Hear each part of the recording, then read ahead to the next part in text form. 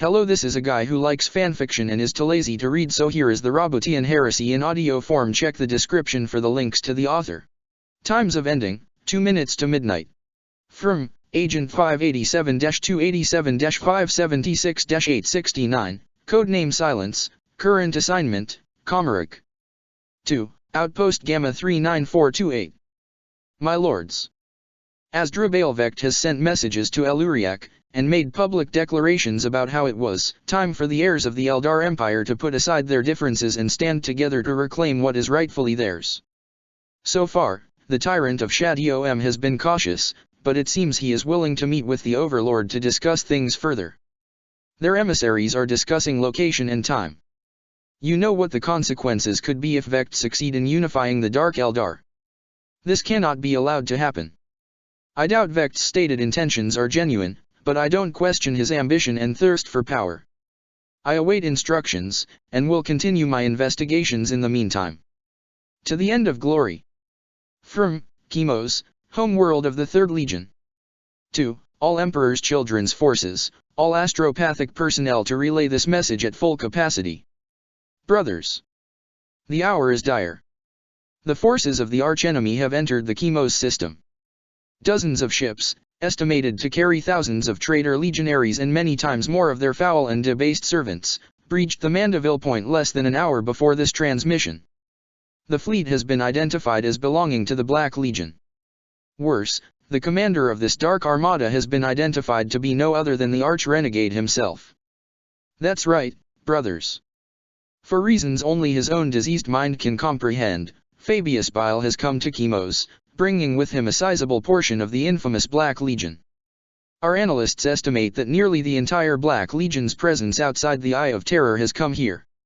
We cannot let this opportunity to finally bring the traitor to justice and end our Legion's old shame pass. As per my authority as steward of the Legion until the Phoenicians return, I am recalling all Emperor's children to Chemos. Bring any Imperial forces willing to fight at your side with you, for we shall need them. I know not why the arch-renegade has come, but I will lead my warriors in defense of Chemos. Our home world shall not be tainted with his foul designs until every son of Fulgrim on this planet is dead, and the traitors will pay a blood price for each of us, but as things stand, I fear that we will be unable to take them all to the grave with us. Come back quickly, brothers, or Fulgrim's world may be lost to the dark forces we have fought for 10,000 years. I shall see you on the fields of our home world, or at the Emperor's side. Legion Master Diridolin, Guardian of Chemos. From Inquisitor Pontius Glaw, Ordo Hereticus. 2. Plus redacted plus. Priority, Black. My lord. I have finally been able to locate the rogue Eisenhorn. He is on Sankur, a minor and nearly forgotten world that has long since entered the terminal phase of economical collapse, but hasn't died quite yet. Me and my acolytes have come to the world itself and begun to hunt for Eisenhorn and his allies, but we aren't the only ones on his trail. It seems like every heretical faction in the Segmentum, and several from beyond, has sent agents to this world to find him, and the world is slowly falling to anarchy as they battle each other in the streets. I have identified elements from the 1st, 7th, 9th, and 19th traitor legions, as well as cults from every known aspect of the ruinous powers. So far, Eisenhorn has proved that he hasn't lost any of the skills he displayed when he was still a trusted member of the Ordos, and none of his pursuers have succeeded in killing him, though the battles he has fought have left their mark on the planet's cities and population. The cult of the Divine Fratery is especially present in great numbers.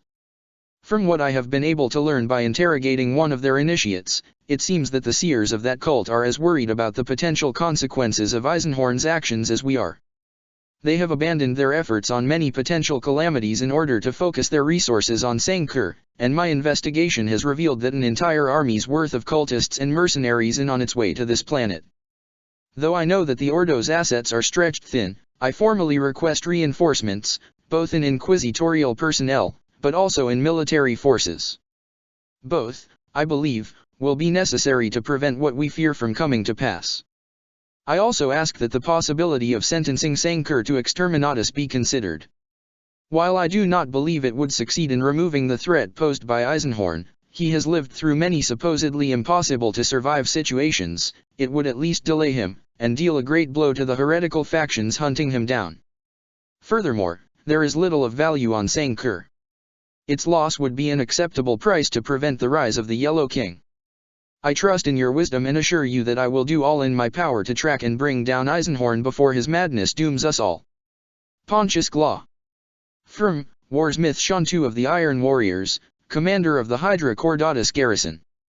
2. High Command of the Kadayan Iron Cage. Priority, Omega. Note, much of the context of the message was lost, as a dozen astropaths went mad when it was received, shrieking about the coming of the Shadowed One. Once the message was cleansed of corrupting influence, only its core meaning remained. New development in Raven Guard Siege of the Fortress revising previous estimations that current forces could hold, I request reinforcements 4th Legion forces and allies will hold as long as possible, but defeat likely inevitable bring Daemon Hunters, Ordo Malleus Militant Chamber likely best and only option The Raven Lord has come, Corax is here Corax is here blood bone flesh. Aborting reading, corrupted data. Firm, Imperial World Tartarus. 2. All Imperial Forces. Priority, Alpha. This is a call for assistance to all Imperial forces who receive it. Tartarus is under attack by Chaos forces, led by Chaos Marines. The orbital defenses in our in-system flotilla have been destroyed, allowing the traitors to make planetfall unhindered. The capital has fallen, the governor is dead, and I have assumed command of the planetary government. I am aware that this is an outstepping of my role. I shall willingly submit myself to investigation for this usurpation as soon as this crisis is over. Intelligence on the enemy is scarce, but they appear to be led by a traitor Asteroutes called Gabriel Angelos, though his forces call him the Blood Raven. While the enemy forces count in the tens of thousands, there are only a handful of Asteroutes in leadership position among those attacking us. The Blood Raven himself hasn't led the assault on the remaining cities, instead, he and his followers are active in the plains, but I do not know what they are doing. It is taking all that we have left to hold on to the last cities of Tartarus, which are packed with refugees from those which fell in the early stages of the invasion. The enemy's bloodthirst is immense, and they care nothing for losses. I have also received reports of another force at work on Tartarus, and while these reports contain little evidence, what evidence they do include point at involvement from the Eldar. Why the Xenos might have come to Tartarus is unknown to me, but it cannot mean anything good for us. The PDF of Tartarus will hold as long as they can, but without reinforcements, I fear our planet is doomed to whatever fell destiny the Blood Raven or the Eldar have in mind for us. The Emperor protects. Colonel Karis Brahm, Acting Governor of Tartarus. Firm, Acolyte Elidzurek. 2. Ordo Vigilis Headquarters, South Pole, Holy Terra. Priority, Vermilion. Masters. As per your orders, I have spent the last 2 weeks examining and cross-referencing records, and I am afraid that the numbers do not lie, the echoes of blood are growing louder. In the last century, accounts of individuals being corrupted by the baleful influence of the Blood Angel have increased tenfold. The priests of Horus Memorial doubled the amount of exorcisms and ritual purifications more than 50 years ago, but at least 100 of their personnel have been revealed to be corrupted as well. As you know, some of them performed their blasphemies within the memorial itself 20 years ago, and the numbers indicate that things went even worse after that. I suspect that, even if the heretics were stopped by the custodes before they could complete their dreadful ritual, they still made some progress toward freeing the ancient evil that this holy ground contains. More disquieting are the cults that have begun to sprout in the workers' districts, worshipping an entity they call the True Angel. It is said to promise deliverance from the misery and unfairness of the Dreg's existence, and grant them eternal life and joy. Cells of the cult are responsible for several hideous murders, followed by the ritualistic mutilation of the victim, which sole purpose seems to be to spill as much blood as possible on Terra, in violation of the holy prohibitions. I believe these cultists have been touched by the echoes of blood, their souls warped by sanguineous evil. The details of my findings are attached to this transmission. I implore you not to underestimate the danger at play here. We all know the source of the echoes of blood, but in my investigations I have begun to wonder if we truly understand the power that lies even in the Blood Angel's dreams. Astropathic Transmission 2865048-3595828 FVE. Identified Origin Location, 86.689% Probability Calixis Sector, 56.112% Capital World Scintilla. Warning, transmission heavily damaged. Recovered content estimated at 12.8422197002%. Begin decoding transmission. UVath ships coming out of the Jericho Reach, an armada unlike anything. Black Star, burning the soul and twisting the flesh, unleashed its. The blood of the Raven has awakened. The worms have launched a massive offensive, billions dead, their brains consumed. White-clad giant with a pair of axes leading the fight against the invaders. Unverified reports that the Traveler has returned and is fighting every other abomination. The stars are going dark. My lords, the stars are. End of transmission. The machine knows all, the machine sees all. From Inquisitor Hisril Morian. 2. Ordo Zeno's Council. Priority, Black. My esteemed colleagues. The Octarian War is over, and Crypt Man's gambit failed, as we all suspected it would in the end. The Orcs and Tyranids did not destroy each other, the latter emerged the victors, stronger than ever. The Great Devourer triumphed when it spawned a new kind of organism, one we have never encountered before, seemingly designed specifically to fight the Greenskins. Unfortunately, I have been unable to procure a specimen for study, and what little information I have was recovered from a long distance by my agents in the system. Most of them did not survive for extraction. This new genetic abomination seems to be able to disrupt the mysterious Yaic connections that exist between all Greenskins, preventing them access to this well of psychic energy. Without it, their will to fight is broken, and their psychers are unable to wield the full scope of their destructive powers.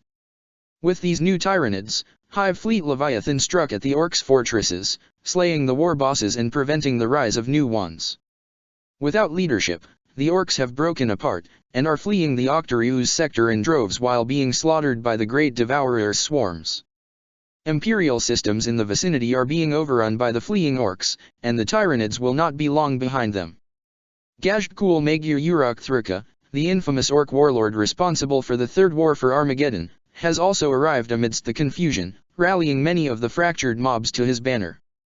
I do not know what his intentions are. He might seek to fight back against the swarm, or he might want to bring his new horde back with him to Armageddon. Should that be his goal, then I fear that the planet would soon fall under the onslaught of so many reinforcements. Yet the beast of Armageddon isn't our greatest concern, the Tyranid swarm is. It will take some time for the Hive fleet to finish consuming all the biomass the Orcs have left behind, but when it does, I fear it will be unstoppable. Considering the reports of their existing numbers and the increasing number of conflicts throughout the galaxy, I have been forced to an unwelcome conclusion. I believe the Bestium Domitors might hold our only chance to stop Hive Fleet Leviathan now. From Mugos Urianov Carrion. 2. Fabricator General Abristus Tesla V. Priority, Omega. Venerated hand and eyes of the Omnis Saya, blessed be his work. Despite the best efforts of my team and myself, I fear that what the servants of the Machine God have always known and dreaded to be inevitable will soon happen. The glorious Golden Throne is failing, sacred component after sacred component breaking down under the strain of 10,000 years of continuous use, and we lowly servants of the Omniscia's glory cannot repair or replace them. Mercifully, the psychic amplifiers remain intact, though our instruments indicate that the divine power coursing through them has diminished slowly but steadily over the last 10 millennia. Please see my previous report and suggestion for increasing the tithe of sacrificed psychers.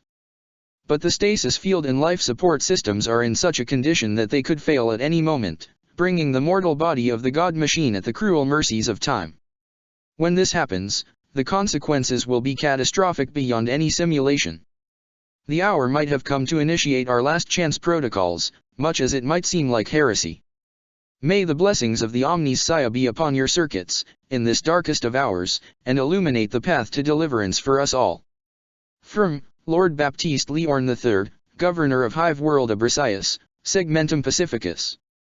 2. Adeptus Terra Sector Council. Priority, Crimson. My lords. It is with deep shame that I must tell you that the world you have entrusted into my stewardship has come under attack from an unknown but powerful foe. 3 months ago, every station tasked with monitoring the border between the Segmentium Pacificus and the Halo Zone went dark, with not even an astropathic distress call being sent. We reacted by marshalling our forces and preparing for an hostile incursion, but we did not foresee the true scope of the threat. Horrors have poured forth from the Halo stars, Xenos tainted humans fighting alongside traitor Asteroutes wearing the mark of the Wolf King but displaying none of the savagery and bestiality this breed of heretic is known for. 3 of Abrasius' 7 major cities have already fallen to the invader, and the reports from the units that remain trapped behind enemy lines paint a grim picture of inhuman experiments and atrocities being visited upon the population. The leaders of the foe call themselves the Wolf Brothers, and while they outwardly appear to be traitor Asteroutes, the dissection of one of their fallen has revealed a great divergence from the Emperor's holy design for the legions, something that my savants tell me isn't related to the touch of the ruinous powers. Though the PDF troops fight with all the courage that could be expected from them, I fear that the only reason the remaining cities stand still is because the enemy is still busy processing the civilians in the captured hives. Intercepted communications indicate that the commander of this force is a being called Heralder, but he hasn't been sighted on the battlefield, though he appears responsible for many of the atrocities being visited upon my people. I call for assistance in liberating Abrasius from this dreadful threat, before the only deliverance that can be granted to both world and population is the fire of Exterminatus. The Emperor protects. From Agent 320-839-601-666, Codename Martyr, Current Assignment, Ocularis Terribus. 2. Outpost Omega 46789. I fear that I don't have much time left, brothers. The voices grow worse, laughing and mocking at the edge of my mind, while the shadows grow ever closer, waiting for me to show a moment's weakness so that they might pounce and consume all that I have left to sacrifice. Duty. Duty is all I have left. Duty is all I ever had. I will not fail you, my lords. Otherwise, what was the point of everything I lost, everything I did? I will not fail. I must not fail. But the betrayer's mask grows strong, and I grow weak. There is not much time left, so listen well. Despite our best efforts, Bile's influence in the Eye of Terror has increased dramatically. It seems like this black-hearted traitor is everywhere at once, forging alliances with all manners of horrors and binding others to his will through sheer strength and cunning. He has raised the banner of a black crusade again, his mouthpieces spouting rhetoric about the destruction of Kadaya and the shattering of the Iron Cage once and for all. New recruits flock to the Black Legion, and warbands from the other traitor legions are also rallying to its black and gold banner. I have seen the staging grounds of this armada with my own eyes, mighty fleets and vast armies, followed by infernal hosts packed to the service of the Source Rouse covens who have joined the primogenitor's cause. Rumors abound about what other abominations the Clone Lord might have added to his cause, but even if his forces are limited to those I can confirm myself, then when the signal is given Kadaya will face an onslaught such as it has never seen before. I beg you, take heed of my warning, for if Kadaya falls, then this horde of the lost and the damned will pour on the galaxy unchecked, and then nothing will stop them. Nothing will stop us. From Mining World Damnos. 2. Ultima Segmentum High Command. Priority, Crimson. Esteemed Lords of the Imperium. Damnos is under attack. 3 weeks ago, an hostile fleet entered the system. Considering its numbers, our system defenses chose not to pointlessly sacrifice themselves in an attempt to deny them orbital superiority. Mondos Prime, our primary mining complex, fell within hours. So far, the enemy has focused its attention on that city. Our scouts have detected signs that the mining machinery has been reactivated, as if whatever the foe is seeking lies deep beneath the surface. The nature of the enemy is especially troubling. There are traitor marines among them, bearing the mark of a great wolf upon their armor and led by a corrupted dreadnought. But a broad variety of hideous Xenos has also been sighted among the invasion force. These creatures are those against which Damnos defenders fight the most, since they, unlike the renegade Asteroutes, do not remain within Mondos Prime's borders.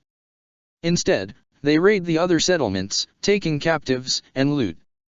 Several hive cities have fallen, despite the brave efforts and sacrifice of the regiments under my command. Kellenport, the planetary capital, still holds, and it is from within its walls that I and my council prosecute the war against the traitors and alien scum that despoil our world. But that war is going poorly, for the enemy both outnumbers and outguns us. Worse, another kind of foe seems to have appeared on Damnos, cold, metallic creatures that fight without a sound and wield weaponry unlike anything my military advisors have ever seen before. These nightmarish horrors have attacked both the people of Damnos and the invaders, showing no mercy or interest for the capture of imperial installations. They simply destroy everything in their way. In our sporadic contacts with the system defense fleet, we have learned of no new spacecraft through which these beings could have arrived to Damnos. Furthermore, unlike the wolf-marked invaders and their Xenos allies, we have neither intercepted nor received any transmission from the metallic warriors, save for a single message that was broadcast soon before they raised the entire hive of Argolis. We are the Necrons. We are death. Surrender and die. Damnos cannot stand alone against such foes, and I beg you for aid. Without prompt assistance, this world shall surely fall to one or the other of the dark forces that do battle upon its soil. In the Emperor's name. Hieronymus Sirinth, Governor of Damnos. Report 16828/3183520/Omicron. They are all dead. Do you hear me? The Governor, the General, the Mugos and all the others, they are dead. That thing, it ate them all, one by one, picked them up from the ground and put them into that gaping, horrible maw, and it chewed them and it ate them and, oh, blessed Emperor, preserve your humble servant from the machinations of the dark powers. And there are more like it. I ran out of the palace's ruins, calling in for an orbital bombardment, hoping that it could be killed by the ships in orbit, and then I saw that it wasn't alone. There were at least 5 more I could see from the palace's entrance, rampaging across the hive, all spindly limbs and fanged mouths, picking up people and devouring them. And there were people screaming everywhere, running in blind panic, trying to get away from the great beasts. Others were on their knees, nothing but bloody wounds where their eyes should be, or rolling on the ground screaming. But they weren't the worst, oh no. The worst was those who were laughing amidst the chaos, laughing and killing everyone they could reach, and then eating the dead, never stopping laughing and wailing while they did. I don't know if it's the same in the other cities. I haven't been able to reach any of them. The satellites in orbit are beyond reach, hidden away behind that hideous tear in the sky through which the horrible monsters came tumbling down, and which shows only darkness and madness to those foolish enough to look up. It's been days? Weeks? Months? I don't know. I found a hiding place in the rubble of an old clockwork shop, but I have eaten through all my provisions, and I am getting hungry, so hungry. I need to go out, find some food. Emperor protect me. Emperor protect us all. From Hive World Juno, capital of the Ascalon sector. 2, plus redacted plus. Priority, black. Master. The Ascalon sector is lost to the Imperium. For hundreds of years, this region of space has teetered on the brink of the abyss, and in the last days, it has finally all fallen apart. The noble bloodlines of Juno have succumbed to the lies of Fukin, and the disciples of the dragon now rule openly across the entire sector. Shrine worlds have been defaced, their treasures plundered as offerings to the cult's dread patron. The sins of the sector have finally reached a boiling point, and the efforts of many members of the Ordos have been insufficient, in the end. The Lord Sector is dead, a member of the disciples now ruling in his stead. Across the sector, there are still those who resist the disciples and their corrupted armies, but they are distressingly few, and will soon be wiped out. The disciples have successfully united all manner of heretical factions under their banner, though several have refused to submit and continue to fight even now. The population of the sector, crushed as it has been under the boot of the aristocracy for millennia, sees little reason to revolt against this change of master. All faith in the God Emperor has been bled out of them by uncounted generations of oppression and cruelty, and many have willingly embraced the heresies that now flourish unopposed across the worlds of the Ascalon sector. Desolium, once known for the piety and obedience of its population, had the latter attribute turned against itself when a powerful witch of the disciples perverted the complex structure of oaths that binds Desolium's society together. Now this dark queen, known as the Oath Taker, holds the souls of all Desolium in her corrupted grasp, more than 300 billions men and women enslaved to her will. And the pandemonium, the great warp storm that looms over the sector, has spat out tides of daemons that have swarmed several worlds, which are now lost beyond all hope of salvation. Nothing short of a full crusade can hope to cleanse Ascalon and bring it back into the Imperium now. But until such a time arrives, Ascalon, and all its dark secrets and terrible treasures, belongs to the Black Dragon. May the Emperor have mercy on our souls, for surely neither Fukin nor his human puppets shall. I will attempt to flee Juno soon, but I do not know whether or not I will succeed. Should I fail, this will likely be my final message. Unless you hear from me in person, do not trust any further communication claiming to hail from me. For while we have all heard about the dreadful necromancies of the disciples, I have witnessed them with my own eyes, and I fear such a fate for myself should I be captured by the cultists of Fukin. The Emperor protects. Acolyte Haho Nervus, Ordo Hereticus. Mission Briefing 30835. Firm, Ethereal Council, Tau Empire. 2. Commander Oshava. Commander Oshava. After decades of planning, the hour has finally come. The forces of the Tau Empire will break the quarantine laid by the Gula's Imperium around the region of space they call the Ruin Storm, and that is known to us as the Kingdom of Ultramar. Many diplomatic contacts have been made with the Gula leaders of this kingdom, trapped within their own borders by the Imperium for these last 10,000 years. They have agreed to join the Tau Empire if we can free them of the Imperium's imprisonment, and it is the decision of the Ethereal Council that we come to their aid. To ensure success in this most critical of endeavors, it has been decided that both disciples of Pure Tide shall be sent to lead the armada we are deploying to the Iron Cage, the greatest ever seen in the glorious history of our people. Both you, Oshava, known among our kind as Farza'ite, and your comrade Commander O'Shea Sarah, who received the title of Shadow soon for her exploits in service to the greater good, will be deployed against the oppressive forces of the Imperium. Like you, she has been awakened from her stasis slumber. Doubtlessly you will meet her during the journey to the Iron Cage. The Ethereal Council expects the two of you to put any past differences you might have had aside, and work together to bring freedom to the people of Ultramar. For the greater good. Envier, Master of the Undying Spirit, Speaker of Great Truths, Father of his people, the Great Leader, the Shining Light. Firm, Imperial Seer 052-780-361-053, Codename Oedipus. 2. Outpost Sigma 8080, Ruin Storm Iron Cage. Black blood flows on the world of lies. The filth of the depths is rising to the surface.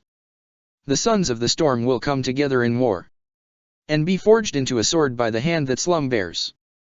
The traitor son will seek his father's doom, and be brought low by the judgment eluded for so long. The twisted hero and the triumphant warlord will come, drawn to the promises of bloodshed and power, while the prophet of the ancient maze rises for reasons known only to him.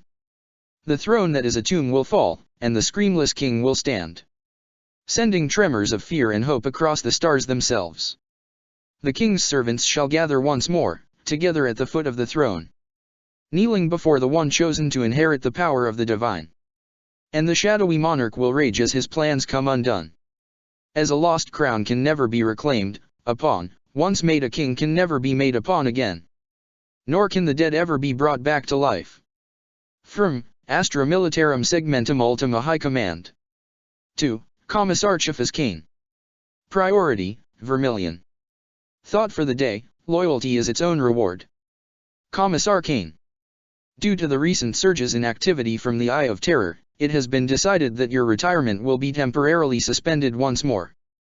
The ship Harbinger of Virtue will soon arrive to Perla to carry you, along with several new tithed regiments, to Kadaya, where you will be assigned to one of the regiments defending the planet alongside the Iron Warriors. You are expected to make all necessary preparations for your departure.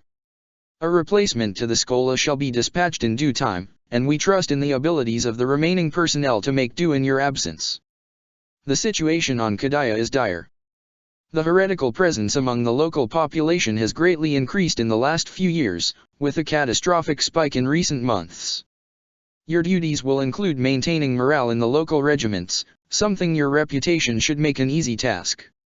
You will also be tasked with liaising between the Astra Militarum Command, the 4th Legion, and the inquisitorial presence on Kadaya. Your past actions have proved your capability in that regard, and it is vital that Kadaya's defenders work together rather than each alone. In the name of the Emperor, death to his foes. P.S. I shall see you on Kadaya, AV. PPS, for the Emperor. Firm, Observation Outpost Delta 42. 2. Terathalian Legion Command. Priority, Code Prospero. Plus Terminus Message, Outpost lost to hostile force plus. Plus Chaos Fleet located on approach to the Terathalian system plus. Plus estimated time of arrival, within 2 to 4 weeks of reception of this message plus. Plus estimated strength, at least 200 ships of various categories plus. Plus prognosticated forces on board, several thousand traitor asteroids, unknown number of mortal troops, lower end estimation, 10 million cultists and other degenerate forces plus. Plus ship identifiers show 6th Legion allegiance on 40% of all enemy vessels plus. Plus vessels registering in the databases as belonging to the 1st Legion also detected plus. Plus warning, the Daemon ship Invisible Hand has been identified among the Chaos Fleet plus. Plus Sarthoriel is coming, vengeance for the Primarch plus. Times of ending, at the gates of hell. The Hunter stalked the corridors of the space station, sliding from shadow to shadow, unseen and unheard by the black-clad transhuman warriors who patrolled the station. Like them, the Hunter was taller than any unaugmented human, and he too wore power armor over his transhuman body, but there ended the similarities. Though its colors were faded, the Hunter's warplate was a deep-sea green, and devoid of chaotic markings. The emblem of a slitted eye could still be seen on his shoulder pauldron, which combined with the armor's color marked him as a warrior of the 16th Legion, but any other signs of his identity had long since been eroded away. The Hunter wore no helmet, his face hidden in the darkness, while the guards wore horned, warped helmets which, along with their suits of armor and weapons, had been mass-produced on one of the Dark Mechanicum worlds that paid tribute to the Black Legion. A bolt pistol was mag-locked to his thigh, and he held in his right hand an old power sword, its markings faded away save for its aquila-shaped pommel. A pair of the twisted parodies of legionaries passed by the tight corridor in the shadows of which the Hunter was hiding, their bolters held loosely in their hands. They expected no danger whatsoever. This place was located deep within the Eye of Terror, its very existence a secret known only to a select few of the Black Legion. These precautions had not been enough to stop the Hunter, of course. He had tracked his prey through the tides of the Empyrean itself, drawn to its sins by the bounds of the oaths that held him. The Eye of Terror was a realm where the laws of physics held no sway but that which the minds of mortals imposed around them, and a soul possessing enough will could travel between its shores without the need for a spaceship. The Hunter had emerged from the very shadows of the station, deep within, beyond the reach of any surveillance array. It had taken him 3 days to find his way through the machinery of metal and flesh that kept the station running without raising any alarm. Now he was close to his quarry, but first, he had to remove the guards. Once the 2 Chaos Marines had passed, the Hunter leapt from cover, his muscles uncoiling with relief and delight after so long spent crouching in the shadows. He drew his power sword and, thumping the activation rune, threw it directly through the neck of the heretic on the right. The blade pierced through the shoddy armor without slowing and severed the spinal column of the renegade before bursting from his gorget. No blood was spilled, the wound being instantly cauterized by the power field, and the traitor was dead before his brain could even register what had happened to him, its cells fried by the heat of the ancient weapon. As the corpse began to topple forward, the Hunter grabbed the remaining Black Legionary. His right arm tightened around the throat of his foe, and, with a quick twist, he shattered the traitor's neck. Proper power armor would have prevented that attack, but the Hunter had watched the false legionaries carefully as they passed him by, and noted the weaknesses in their armor. The one he had killed with the blade had had better equipment, which was why he had been dispatched in such a manner. The Hunter tore his sword free from the corpse of his enemy and, after listening for a few seconds to ensure that no one had heard anything, he pulled the 2 bodies into the shadows he had left. They would be found in time, when their disappearance was noticed, but by that time, the Hunter would already be long gone, his mission accomplished. With the corpses concealed, he moved forward once more, his bonds tugging him in the direction of his prey. The 2 guards he had slain had been the last line of defense of his quarry, though the Hunter knew better than to assume it would be entirely defenseless. At the end of the corridor they had been patrolling was an archway from which leaked the smell of blood and other, less pleasant odors.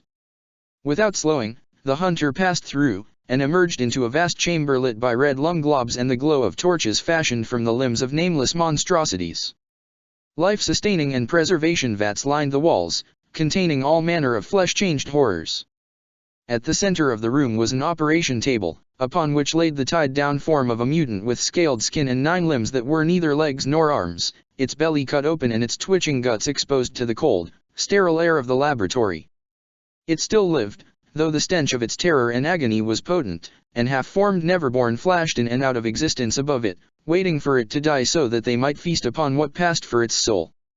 And there he was, standing before the autopsy table, a madman in a house of horrors. The hunter knew the look of his quarry well, after 100 centuries on the hunt. He recognized the blood-soaked cloak made of human skin, the mane of filthy white hair, the cybernetic construction bound on the transhuman's back, its mechanical limbs spreading like a grotesque spider, never stopping to move in ways that seemed to indicate they were possessed of their own malign intelligence. The hunter was more familiar with his prey's appearance than he was with his own. There were some variations from time to time, some minor details that changed, a few scars, a specific tool hanging from the belt, the intensity of the smell of lingering corruption, but he always knew his quarry when he laid eyes upon him. The foulness festering within him could not possibly be mistaken. "Is that you, Borkis?" asked the decadent apothecary in a raspy voice, his back still turned to the hunter. "Where is that fool Nar? Ah, never mind. Bring me the RAC-GOL sample, will you? I want to try something on this one before its life fades entirely." Without a word, the hunter walked across the laboratory toward his prey, drawing his power sword out of its scabbard in one smooth motion, his thumb hovering above the activation rune. Bile stopped his inspection of the body and cocked his head. For a fraction of a second, the entire room seemed to freeze in the hunter's perception as threads of possibilities unwound in his mind. The moment he hit the rune, Bile would realize what was happening. No Asteroots could ever mistake the sound of an activating power field. But the chirurgeon on the primogenitor's back was already whirring and turning, the malign intelligence of the device picking up on the threat its master hadn't yet noticed. A dozen possible options flashed in the hunter's mind, and, with an ease born of long practice, he picked the one that yielded the best chance of success. He thumped the rune. "On this blade and by my honor, I pledge myself to this oath of moment, to hunt down the arch-renegade, Fabius Bile, and slay him in retribution for his crimes against the 16th Legion, the Imperium and mankind. By my hand shall the defiler, the maker of the Black Legion, die, his blasphemous work undone. Until this deed is done, I shall neither rest nor waver. This I swear." Fabius whirled the moment the sound of the power field reached his ears, his hands already dropping his tools and drawing his needle pistol. Before he could pull the trigger, however, the hunter was on him, his power sword coming down in a down strike. Bile dodged, moving far more quickly than his gaunt physique suggested he ever could, and the blade cleaved through the mutant body, ending its miserable life before cutting through the operation table in a shower of sparks. Bile aimed his needle pistol at the hunter's head, but he did not pull the trigger. Instead, his eyes widened in surprise as he got his first good look at his would-be killer. "You," breathed the primogenitor in shock as he recognized the face of the hunter. "Garviel Loken. Still alive after all that time, I see. So it's you who has been hunting me across the eye. That is no longer my name. You and your kind killed the man who bore it. Now, I am Cerberus. I am the wolfhound at the gates of hell, the hunter in the dark places. I am your death, traitor." The hunter, Cerberus, moved, ripping his blade free of the table's wreck and aiming at the throat of Bile in a wide sweep. The primogenitor took a single step back, and the blade passed mere millimeters from his exposed skin, the power field inflicting slight burns upon it that he did not seem to notice. In response, Bile pulled the trigger, and a flurry of toxin-covered needles flew toward Cerberus, each handcrafted by some of the best Heretechs in the Eye of Terror and reinforced to the point that they could easily pierce ceramite. Cerberus' armor would not protect him, but it did not need to. He had other means to protect himself. The hunter shifted, and the needles passed right through his suddenly etheric form. He took another step forward, struggling against the pressure of madness and demonic influence surrounding him, and shifted back, reassuming a physical presence. He felt something crack in his chest and something burst in his right leg, and a flow of pain nearly overwhelmed him. This strange ability he had one day found he possessed came at a price in damage and suffering, but it was one Cerberus was all too happy to pay, for he had seen the hidden costs of the free gifts bestowed upon those who dwelled within the Eye of Terror. Before him, Bile smiled, exposing yellow teeth and a black tongue that seemed more at place in a corpse's mouth than that of a living being. "What have you become?" mocked the renegade, moving backward and loosing another volley from his needle pistol that Cerberus avoided by turning immaterial again, the strain on his body and mind even worse than the previous time. "Where has your pathetic quest for revenge led you? Look at you. You are more wraith than flesh, more daemon than man. It will be interesting to cut you apart once you are dead. There is much I could learn from you, oh yes. I am not blind to the changes I have gone through. This place, this infernal realm of insanity and corruption, is changing me. My flesh is twisting on a genetic level, altered into a shape reflecting the nature of my soul. For now, the changes have remained inward. I have caught glimpses of my reflection, and know it to be unchanged. Even if the dark gods don't have a hold on my soul, the energies of this place are still affecting me. I feel the warp seething in my bones and blood. But I am not tainted. Duty protects me from the touch of the evil that dwells within the Empyrean. A silent one, are you? Not going to curse me for my many crimes against your bloodline? Not going to threaten me with the inevitable justice I will face for the atrocities I have committed? You are not like the rest of your brothers, noted the arch-renegade, his voice conveying his amusement. That is, surprisingly refreshing, in fact. Such things get downright tedious after the 100 or so time they happen. Every time I get out of the eye, your old legion is always there, screaming for my head. And when it's not an imperial assassin, it's a slave of the powers put on my trail because these bloated transdimensional abominations got bored that particular day or for any other reason. It's not like they are especially rational about such things, as I am sure you know. Surely you have encountered their agents over the course of your little hunt. Cerberus did not reply, and instead moved in for another strike. Again, Bile avoided the blow by a hair's breadth and fired back, but this time the hunter was able to dodge without needing to call upon his esoteric abilities. It was only when he heard the hissing sound coming from behind him, where the needles had pierced through one of the pods, that he realized the only reason he had been able to dodge the shot was because he hadn't been the target in the first place. Foul-smelling smog filled the room, and Cerberus felt his lungs start to burn as he breathed in a minute amount of the poisoned gas. Without pausing his advance, he blocked his respiration and reached out for his old Mark IV helmet, which hung at his belt. In one fluid motion, he lifted it and clasped it over his head. Bile had no helmet, yet he appeared unaffected by the toxins he had released, which was hardly surprising. The primogenitor reeked of the cocktail of chemicals that coursed through his veins, speeding his wasted frame and making him immune to all but the most virulent of poisons and diseases. Though his body did not bear any obvious cybernetic augmentation, in truth the clone lord was more machine than man, but he was a machine of biological component, each handcrafted by his dark genius to serve precise purposes. Corruption might be eating him from the inside, but he was still strong, still mighty. By contrast, most of the mechanisms of Cerberus' helmet no longer functioned, but its rebreather still did, and its pale eye lenses were still clear enough to see through. The most advanced prey sight options had long since stopped working, the microcogitators processing them melted to slag when Cerberus had looked upon a creation of bile that was more than 9/10 daemon, hundreds of years ago. Perhaps that had been for the best. Machine spirits were more susceptible to deceit than the enhanced senses of a transhuman warrior.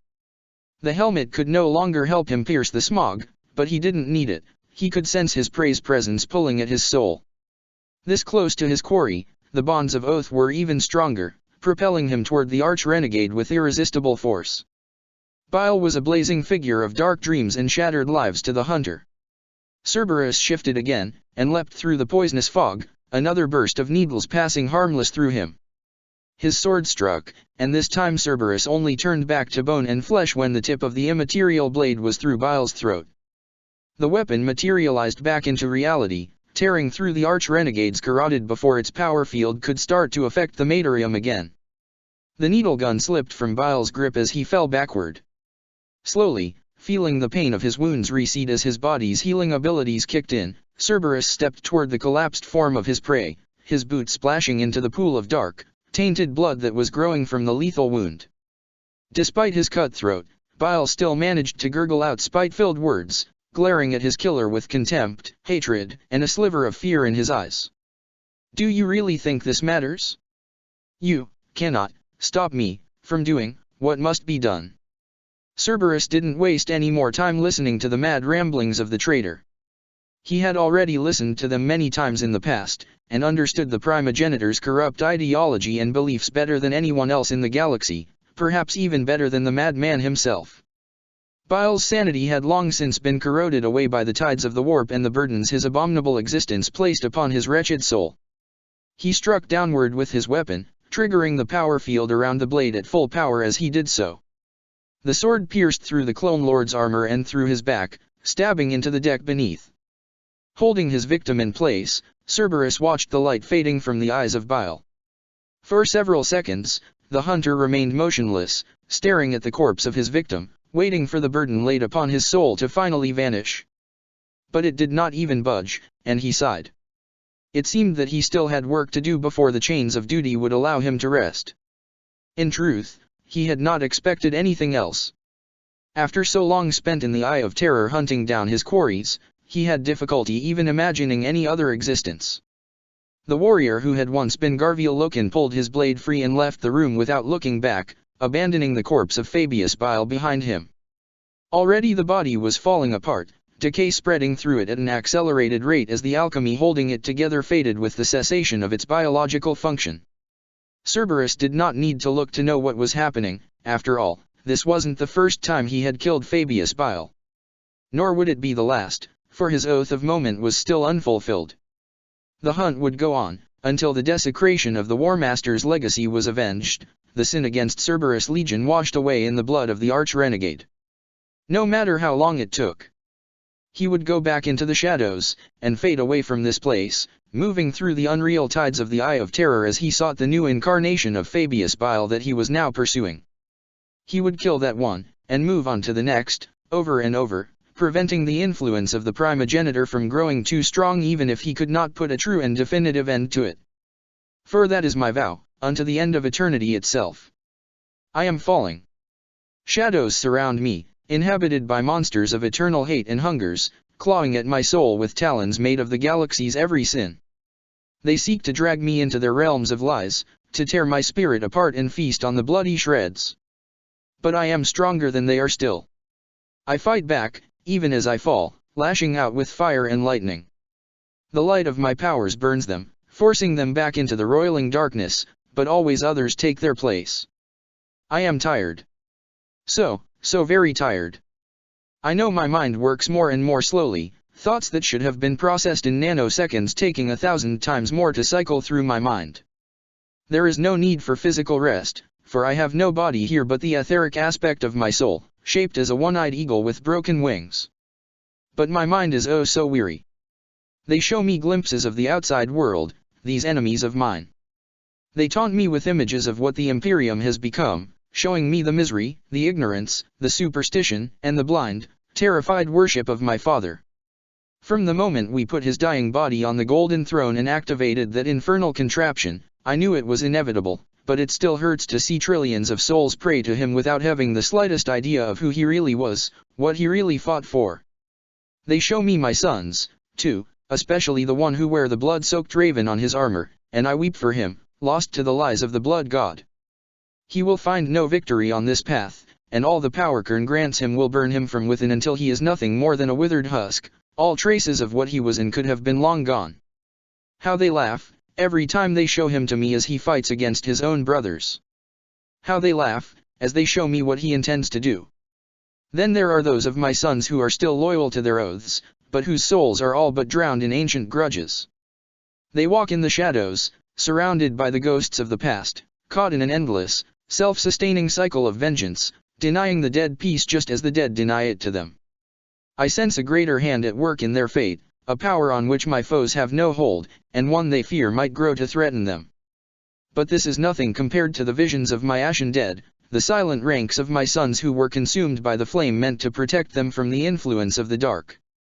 Every time one of them falls to its destructive touch, they show him to me, show me all that he was and all that he could have been, while the god of lies laughs in the background.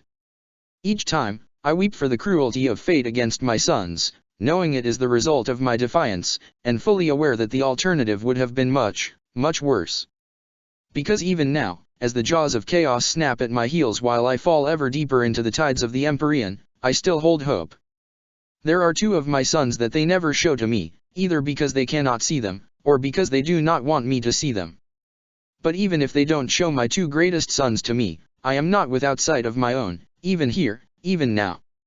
The visionary and the avenger, walking their own paths, seeking their own ends. One driven by the search for salvation, the other burning with the pure flame of vendetta. Their destiny is shrouded to the dark gods, though for very different reasons. And so I fall, and so I fight. I will not stop until the end. I will never give up, never give in. For I am Magnus the Red. I am a son of the Emperor. I am the Crimson King. I will never be your slave. The Siege of Terathelion. Part 1, The Coming of Chaos. For 10 millennia, the Thousand Sons have acted as the defenders of mankind in the game of fate. Under the direction of their seers, they have fought to preserve the Imperium from the depredations of the alien, the madness of the mutant, and the ravenous, eternal hunger of the dark gods. While their Primarch slumbears, struck down by a terrible curse, they labor to keep the flame of hope alive in an ever darker galaxy. In the Prosperan Dominion, they have kept the secrets of the past safe, preserved from the rabid mania of those who would destroy all traces of ancient failures and sins. Yet within their most hallowed sanctuary is also the proof of their greatest shame, the true cost of the rubric that shields their souls and bodies from corruption. In Magnus' mausoleum, ranks upon ranks of silent brothers stand, their minds and bodies destroyed by the power of Ahriman's rubric, keeping an eternal vigil upon the unmoving body of their Primarch. And as the times of ending finally descend upon the galaxy, the sons of Magnus shall be tested like never before. The Invisible Hand had once been a proud vessel, fighting at the forefront of a fleet that had conquered dozens of worlds. It had been created by a Xenos species whose name was no longer remembered by any mortal soul, for their rise to the stars had drawn the gaze of the Changer of Ways. Tzeentch had deemed the aliens unfit for his grand design, and dispatched one of his minions to remove them from the board. Sarthoriel the Ever-Watcher, one of the mightiest lords of change, had cast down this forgotten race, turning its members against each other until they had destroyed themselves in a terrible but short-lived civil war that had left an entire region of space a haunted graveyard. During the 27 years this had taken, Sarthoriel had remained in hiding, his presence undetected by his victims until the very end. Only the Invisible Hand remained of the dead race's accomplishments, stolen away by the Greater Daemon at the climax of the war, the fate of its remaining crew too horrible to contemplate. Remade in the depths of the warp, the ship was now an extension of Sarthoriel's own being and power, a demonic vessel like few others plaguing the galaxy. 9 kilometers long, it was ever-changing, its corridors shifting without warning or pattern, while its surface bristled with all manner of weaponry that only remained for the blink of an eye before vanishing as if it had never been there. With it came other daemon ships, as well as a fleet of the lost and the damned, cultists from all over the galaxy which had been cultivated by the Ever-Watcher for centuries and had finally been called upon to serve their feathered god. Sarthoriel, the Ever-Watcher. Among all the daemons that serve the Changer of Ways, there are few as dangerous as the one responsible for the downfall of Magnus, and who now leads the attack on Terathelion. As a greater daemon of Tzeentch, Sarthoriel wields considerable source-rouse power, and merely looking upon his incarnated form is enough to drive most unprepared mortals to madness. But like most daemons of Tzeentch, it is his cunning and long-term planning that make him truly dangerous. The Ever-Watcher has brought entire civilizations to ruin without ever revealing himself, whispering in the dreams of those susceptible to contact from beyond the veil and manipulating the course of history over centuries. When Magnus drew the wrath of Tzeentch by refusing the Dark God's deceitful offer of salvation, long before the heresy began, the architect of fate tasked Kairos the Oracle to corrupt the First Legion instead, but it was Sarthoriel who was commanded to punish the Crimson King. This punishment was a long time in coming, the entire heresy passed by while the Ever-Watcher made his preparations. When the Thousand Suns laid waste to Fenris and scattered the space wolves across the stars, Sartorial was there, helping Commander Vir Greylock escape from the Emperor's retribution. When the Dark Angels were trapped in exile within the Eye of Terror, it was Sartorial that first approached the Sons of the Lion with knowledge of hidden paths out of the storm and beyond the Iron Cage. Finally, more than 1,000 years after the heresy, the Greater Daemon called on these two debts, and orchestrated the first Black Crusade aimed at Terathelion. For several months, the Prosperan Dominion was caught in war as the 15th Legion did battle against its ancient enemies, Magnus himself directing the Imperial forces. Though Greylock had appeared to be in command of the Black Crusade, the Thousand Sons had suspected another's influence from the start, for it was supremely unlikely a Wolf Lord had managed to obtain the assistance of the First Legion. Their suspicions were confirmed when Sartorial led the raid on the Fatep, the flagship of the Thousand Sons. While Ahriman was fighting and slaying Greylock, the Everwatcher put a terrible curse on Magnus and destroyed the Gloriana-class vessel, striking a blow against the 15th Legion from which they still haven't recovered. Sartorial vanished afterwards, his God-given task accomplished centuries after it had been issued. Ever since that day, the Thousand Sons have hunted him, bending their farsight toward uncovering his plans. They have succeeded in ruining many of those, but the Lord of Change himself has always remained one step ahead, evading righteous banishment at the hands of the Sons of Magnus. It was during this hunt that the Thousand Sons learned of the Invisible Hand, the daemonship Sartorial uses when the time has come to reap the harvest of deceit through violence. In the years leading to the times of ending, Sartorial was once more summoned by Tzeentch, and tasked with finishing what he had begun 10,000 years before, the complete destruction of the Thousand Sons, and the execution of their slumbering Primarch. Second in size and power to the Great Daemonship was the flagship of the Dark Angels' presence among the Chaos Fleet. The battle barge Implacable Will had fought against the forces of the Emperor for 10,000 years.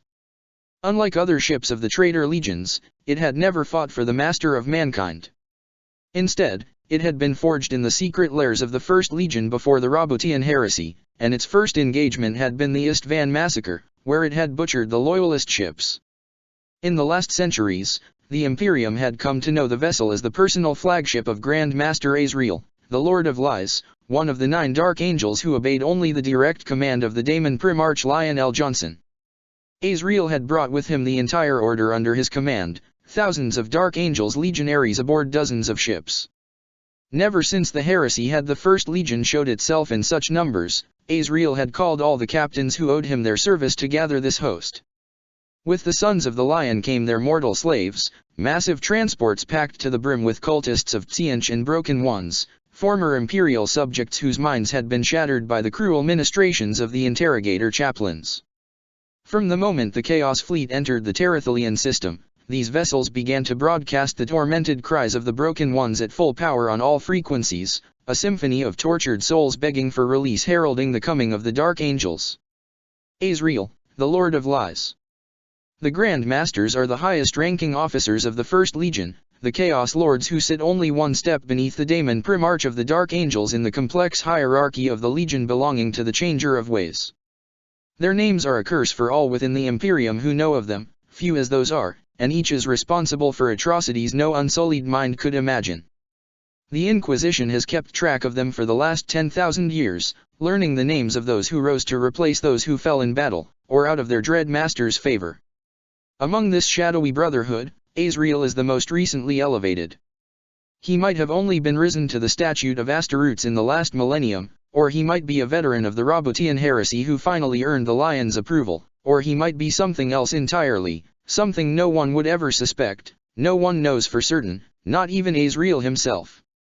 For, unknown to everyone in the galaxy save Tzeentch himself, and perhaps the Lion, Azrael's title of Lord of Lies is more than imperial propaganda or self-aggrandizing.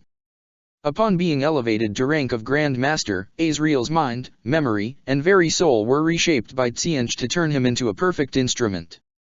At every moment of Azrael's life, his memory of the past changes. 1 hour he remembers fighting at his Primarch's side to breach the Imperial Palace, the next, his first memory is that of First Legion vessels descending upon his home world, the emblem of Tzeentch on their hulls burning itself in his mind. It is not just his distant past that he cannot clearly remember, more recent memories are no more stable. This shifting memory allows Azrael to speak what he truly thinks is the truth to someone's face, and no amount of instinct or telepathic ability will reveal any deception. Azrael himself is unaware of what has been done to him, that knowledge is the one thing that never lingers in his mind, his memories always reshaping themselves to erase all contradictions that might lead him to the truth of his condition. Through this manipulation, Tzeentch himself controls Azrael like a puppet, guiding the Grand Master's great intellect and power toward the Dark God's own, unfathomable desires. To the outside eye, Azrael appears to be a master manipulator and deceiver, but in truth, he is the greatest pawn in the universe, forever blinded to his chains. In battle, Azrael fights with a long, double-handed blade inscribed with Sorcerous runes channeling the power of Tzeentch, the Sword of Secrets, a sacred relic of the First Legion which was forged from the shards of the Lion-own blade, shattered by Luther during the final battle of Caliban. Because his memories of training change endlessly, his style with a blade is never the same, and he will often appear to change schools in the middle of a duel, taking his opponent by surprise. While his surface thoughts can be perceived by telepaths, even the strongest of them cannot pierce the depths of his mind, as they interpret the shifting memories as a mental defense against such intrusion, unable to conceive of the terrible truth. The last element of the attacking fleet was made up of the Space Wolves and their allies. Logan Grimner, the Wolf Lord responsible for the summoning of Rogaldorn upon the world of Armageddon more than a millennium ago, was the leader of the 6th Legion forces from his battle barge Jilfarheim. It had been Sarthoriel who had convinced Grimner of joining the attack, playing on the Space Wolf's hatred of the Thousand Suns to overcome his inner distrust of the Dark Angels. Across the Eye of Terror and beyond, Grimner had reached out to all warbands of the 6th Legion that he knew of, spreading the word that, at long last, they would bring about the end of the Thousand Suns by destroying the heart of their Prosperan dominion. Even so, many of the thousands of sons of Rus among the fleet disliked having to fight on the same side as the Lions Get, whose father had led their own to his doom 10,000 years ago. Tensions between the two traitor legions were high, and Sarthoriel used this to keep his hold over the assembled force. None of the two legionary leaders could hope to seize control from him without the armada turning against itself. The Wolves had brought with them their usual complement of Xenos technology and allies, Rakghoul mercenaries, ancient weapons whose initial function no one was really sure of, and a plethora of other aliens bound to the 6th Legion by incomprehensible pacts. Logan Grimner, the Old Wolf. The Bane of Armageddon. The Lord of the Silent Callers. The Wielder of Morkai. All these titles and more have been heaped upon Logan Grimner, but to those who fight alongside him in the Long War, he is simply known as the Old Wolf. The title is something of a private jest among the sons of Rus, for Logan Grimner is young by the standards of the traitor legions. He has never fought under the command of the Wolf King, and has only plagued the Imperium for the last 2,000 years. Yet any who look upon him cannot doubt his age. His face is ravaged by time, his long beard and mane of hair white as the snows of his ancestors' home world. This is because Logan Grimner has never set foot within the Eye, where the timelessness of the warp seeps into the bones of the traitor legionaries who seek refuge there, making them all but immune to aging even as it ravages their flesh and soul. Apart from his journeys through the Sea of Souls, Grimner has lived through each of the 20 centuries of his life, prolonging his transhuman existence through Xenos techno-sorcery and the dark rites of his cabals of sorcerers. Born among the slave crews of the 6th Legion, he was selected for transformation into a space marine, and rose through the ranks by displaying great tactical acumen and prowess in battle. He finally seized control of his warband when he slew his former master in single combat after a disastrous battle against the Imperium had left them on the brink of total destruction due to his lord's mistakes.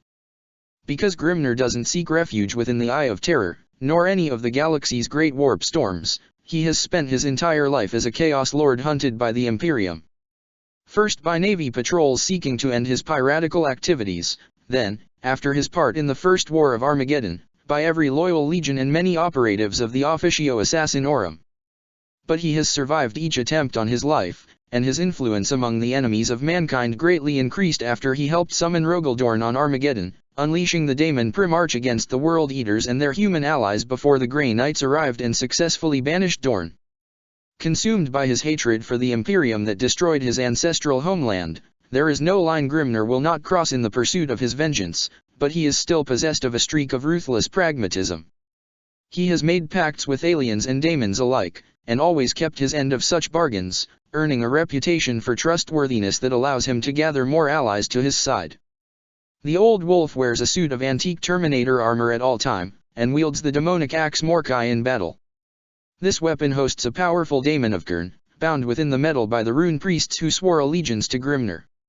The Neverborn whispers endlessly to Grimnir, even when the weapon is kept in warded stasis fields between battles, trying to push him into servitude to the god of war, promising ever greater power in return for loyal service.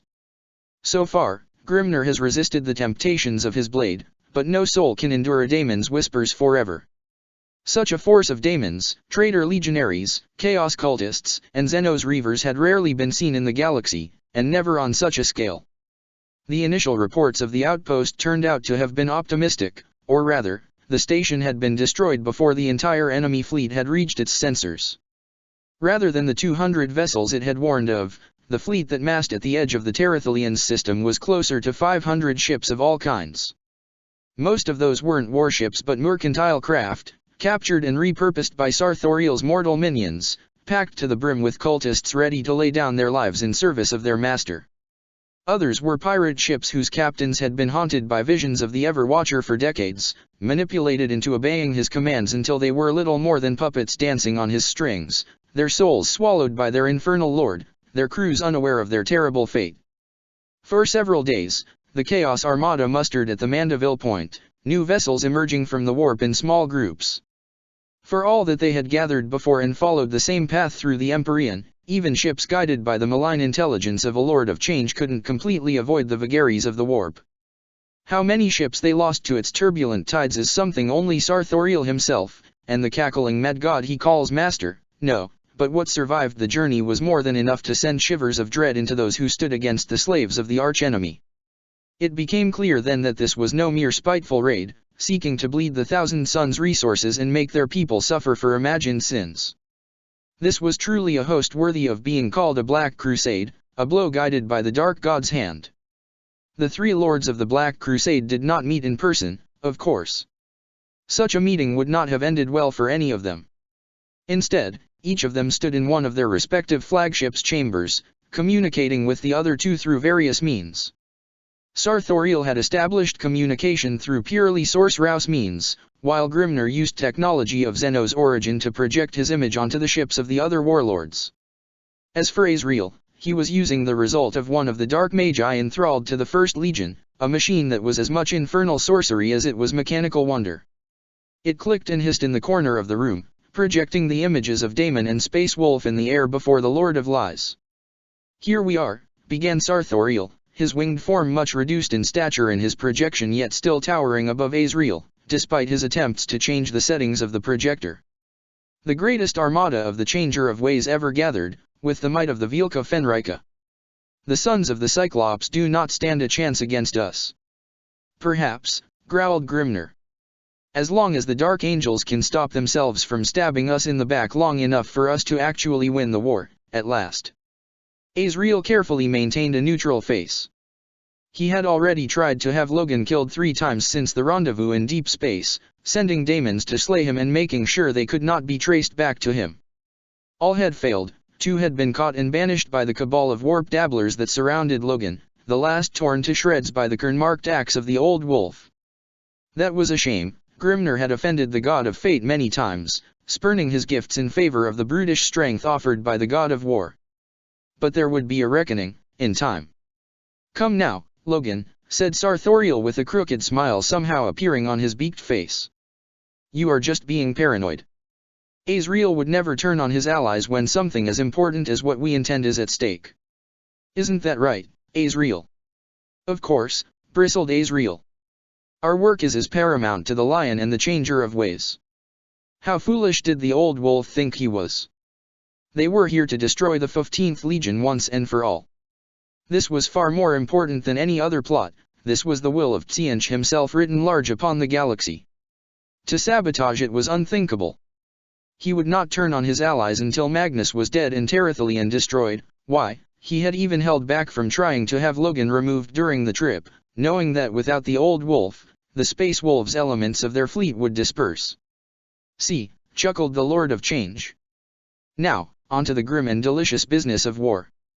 On Terathelion, the Thousand Sons had no idea how such a massive force could have bypassed the iron cage trapping the traitor legions, other than the Ultramarines, within the Eye of Terror. While the ships of the Lost and the Damned could be explained by Sarthorials collecting them from all across the sector and beyond, and the Space Wolves had ever wandered the galaxy's dark paths, the presence of the Dark Angels in such numbers was disquieting in the extreme. In the past, the sorcerers of the First Legions had only been able to slip single ships or small flotillas out of the Eye of Terror, and always at great cost, yet now an entire fleet had made the journey. The ability of the God of Change to seemingly manifest such an armada out of nowhere and with barely any warning was seen by many seers as another sign of the growing influence of chaos over the galaxy. While the Sons of Magnus dreaded the long-term implications of the attack, they had little time to spend on such considerations. The preparations of war were in full swing on the 15th Legion's second home world, and there was much to do. Raids from the 6th Legion throughout the Imperium's history had kept the population of Terathelion sharp, and the billions of inhabitants reacted to the news of the imminent attack with calm. Those who were part of the defense forces prepared, while the civilians went to their assigned places in the vast, warded underground shelters beneath each of Terathelion's cities, designed by the architects of the Iron Warriors to withstand even the strongest orbital bombardment. Thousand Sons legionaries checked these shelters, reinforcing the wards against demonic intrusions. But they were few, and there were dozens of shelters for each of Terathelion's 15 great cities, and so, inevitably, many went unverified, a failing which would come back to haunt the Sons of Magnus in a most terrible manner. The first battle would be waged in orbit, as the spatial defenses of Terathelion engaged the Chaos Armada. Driven by memories of the burning of Prospero, the Thousand Sons had fortified the heart of the Prosperan Dominion like few other systems in the entire Imperium. Terathelion was the system's only planet, but the void was filled with the defenses the Iron Warriors had installed there after the Roboutian Heresy. 4 Ramles-class space forts orbited around Terathelion, spread out above the planet's equator, enough firepower to raise entire worlds, and an investment in resources and manpower that had enraged many high admirals of the Ultima Segmentum over the millennia. Dockyards and Mechanicu's orbital facilities linked the forts, forming a ring of sorts surrounding the planet. These defenses alone had been more than enough to fend off piratical and chaos raids in the past, but they were far from the only defenses in the skies of the Thousand Sons' home world. Ships of the Thousand Sons and the Spire Guard had assembled above Terathelion. Thanks to the warning from one of the Dominion's observation outposts, the 15th Legion had been able to call back some of its members in time for the attack. Still, few Sons of Magnus had been able to reach Terathelion before Sarthoriel's fleet, while others had no doubt been beyond reach, fighting other wars, not knowing their home world was threatened. Combined with those who had been present on the planet when the warning had come, either as part of the small Asteroot's garrison or to bring new recruits to the apothecaries, less than 100,000 Sons were there to fight for Terathelion's defense. But at their side were millions of Spire Guards, who had flocked to the defense of the planet from all the Prosperan Dominion. The numbers of attackers and defenders were roughly equal, thanks to the orbital defenses and the call for aid that had been heard through the entire Prosperan Dominion. Still, there was no doubt in the minds of the crew that once battle was joined, many among them would die. Boarding actions from the Asteroot's element of the Chaos Fleet were the greatest threat, as the defenders simply did not have enough Space Marines to guard all ships. Yet they did not give in to fear, though many took precautions to make sure they would not be taken alive, the screams of the Broken Ones a dire warning of what awaited those who were captured by the First Legion. That strong resolve was due to the presence of their leader, Lady Admiral Sarkoth, whose adamantium will and calm spread across the entire fleet. As soon as the enemy arrived, she spoke to all those under her command, though her words were also broadcast across the entire planet. Lady Admiral Kia Sarkoth, the Shield of Terathelion. While most of the members of the Spire Guard are trained for deployment on the ground, in support of the Thousand Sons, the Prosperan Dominion also has its own branch of the Imperial Navy, the Battle Fleet Prospero, named after the sector of space that makes up the Dominion and the surrounding subsectors. It recruits from all the Dominion, but its greatest officers have always hailed from the old families of captains and admirals who guided the ships of the Thousand Sons during the Great Crusade, men and women whose ancestors had once been sailors on Prospero's own seas. It was from one such illustrious bloodline that Kia Sarkoth was born, and she soon proved to be the greatest Void mistress in generations. She combines an instinctive mastery of Void warfare with a talent for getting people to respect and obey her, and years at the Naval Academy have sharpened these skills to a razor's edge. She became a captain at the very young age of 32, and an admiral a mere 20 years later, after an engagement against a flotilla of Dark Eldar raiders where she managed to outwit the enemy leader, a withered, evil thing that had fought Void battles for longer than Kia's family had commanded spaceships. Though she blew the Archon's flagship apart, he had arrangements made with the homunculi of Comeric, and returned a few years later, promising that he would wear the dark skin of the Monkey bitch as a cloak, and weave her black hair as gloves to wear as he strangles her kin while she watches.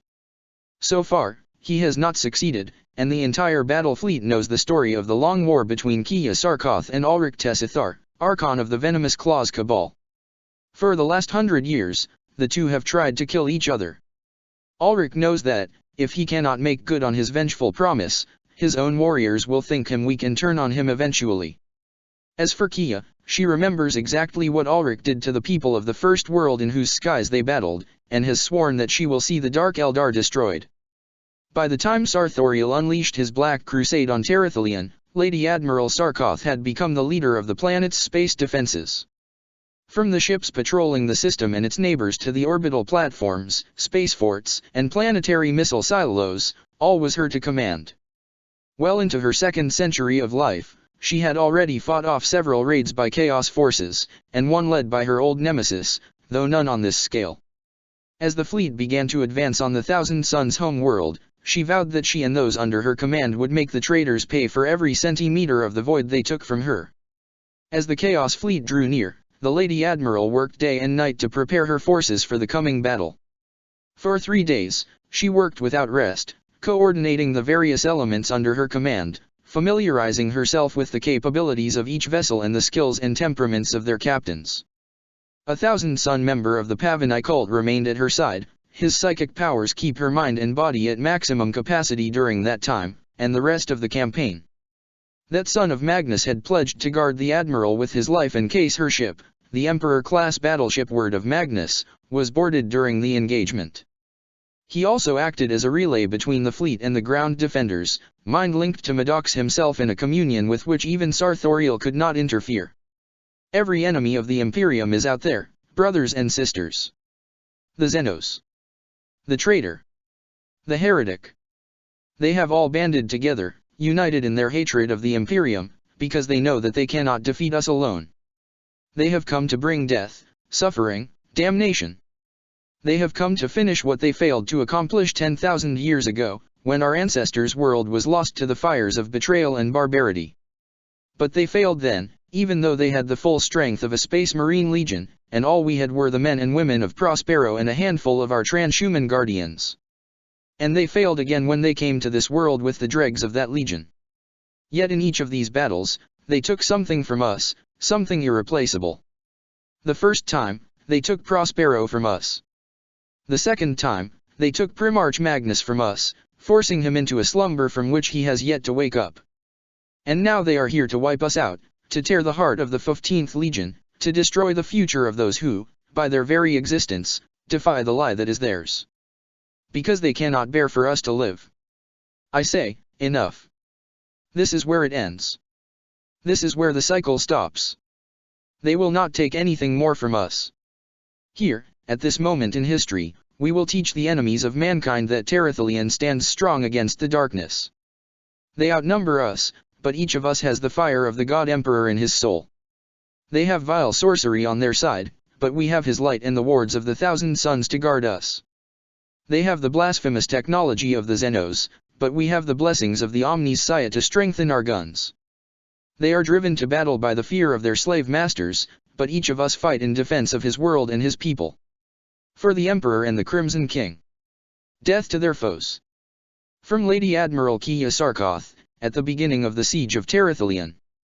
Despite the preparations of Terathelion's defenders, the first blow was struck before the Chaos Armada reached the first lines of defense, coming from an unexpected direction. The arrival of so many ships had torn a massive rift through the warp as they re-emerged into reality, and it had not closed after the passage of the last vessels. A hideous wound opened in space at the system's Mandeville point, bleeding the insanity of the Sea of Souls. It was so large that it was visible from Terrathelian's surface, a pulsating, maddening light that shone like a twisted parody of a true star in the planet's sky. Preachers and scholars alike took to the streets, and worldwide announcements warned against the dangers of staring at this baleful light.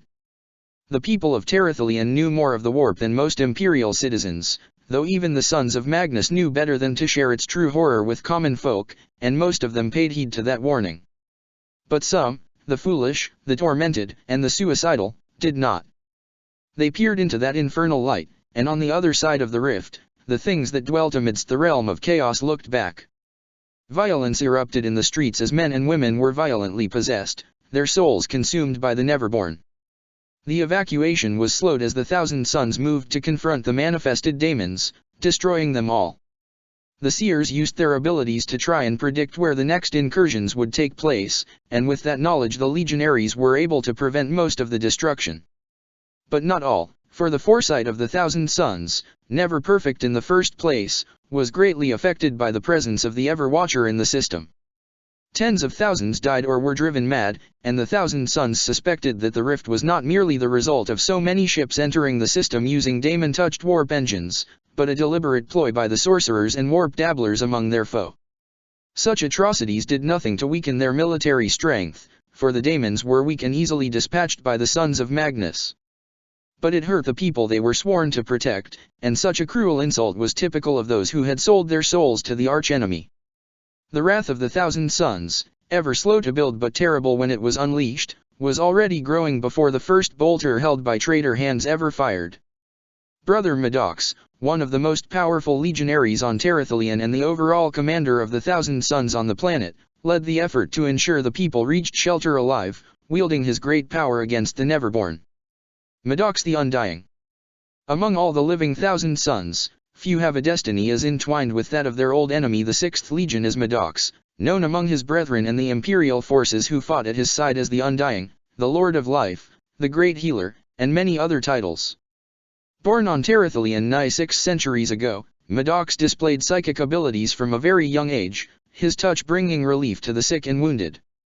He was immediately noticed by the Thousand Sons and inducted into their ranks, surviving the rubric and taking his place among one of the Legion's wandering circles of brothers. Through no effort on his part, he has faced the Sons of Rust dozens of times, seemingly random coincidences bringing him to worlds about to suffer their raids. 3 times, the Wolves have thought they had killed Maddox in such engagements, but every time, he has proven them wrong. He even takes care to remove all of the scars above his neck, knowing the sight of his smooth face enrages the Sons of Rust to no end with the knowledge they cannot truly harm him. Such is his mastery of the Pavani arts, the discipline of physiokinesis, or the manipulation of the flesh through psychic power, that he can recover from even the most terrible injuries, even regenerating lost limbs and organs. His healing ability extends to others. There is no injury he cannot mend, no natural disease he cannot cure.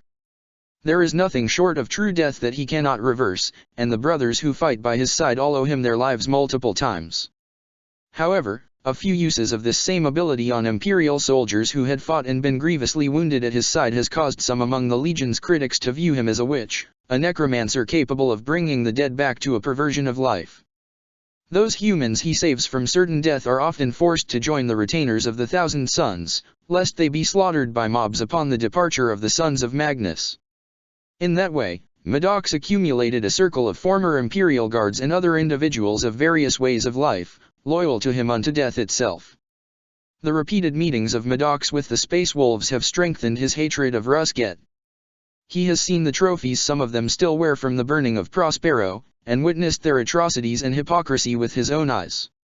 While his talents lie in healing, the Pavani arts can also be used to deadly effect, and he has slain dozens of Space Wolves with his powers, turning their own corrupted flesh against them, and showing perhaps too much relish at their agonized screams. Many of his brothers fear that Maddox's destiny lies within the ranks of the Heralds of Prospero, these Sons of Magnus consumed by the screams of the dead world, who go to war with the ghosts of the slain at their side. Whether Maddox already hears the call of the dead world is unknown. When Sarthoriel's Black Crusade came to Terrathelian, Maddox was already on the planet, having come back to lay 3 of his brothers to rest in the Legion's mausoleums and bring their gene seed to the Legion's apothecaries. As the strongest and most esteemed Thousand Son present, as well as the one with the most experience facing the Vielka Fenrika, he took command of his gathered brothers. When he learned that Logan Grimner was leading the Space Wolves among the invaders, he made a personal vow to kill the old wolf himself, payment for brothers lost 3 centuries ago. I have looked death in the eyes many times, and taken from his hands those I did not believe should fall yet. And I have learned something in all those meetings: death does not hate us, nor does he crave our end. We are all equal before him, and he simply carries us from one place to another, from one realm to the next. Dying is nothing to fear, but what comes right before and immediately after is another story. For death may not belong to the dark gods, but hell does. From the private writings of Maddox of the Thousand Sons. Then, as the fleets were about to enter each other's range, Sarthoriel struck his second blow at Terathelion, and it was just as vile and treacherous as the first. Aboard the Invisible Hand, with the help of a circle of dark angel sorcerers and daemons of Tsiench, he performed a foul ritual that reached into the minds of Terathelion's defenders.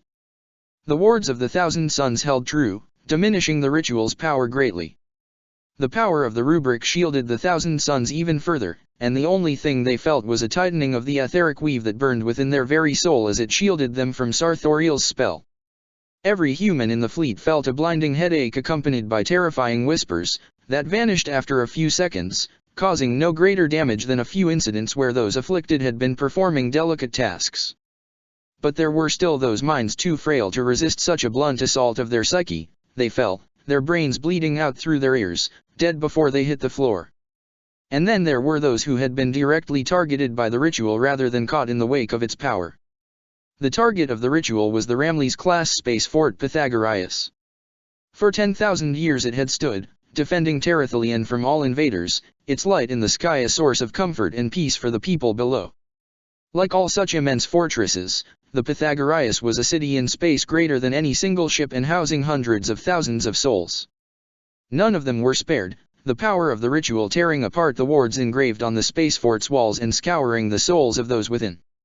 As the Thousand Sons recovered from the rubric's sudden pressure on their minds, they stumbled, their psychic senses nearly overwhelmed by the cries of anguish and horror that rose from Pythagoras, while mortal psychers wept bloody tears, unable to understand why.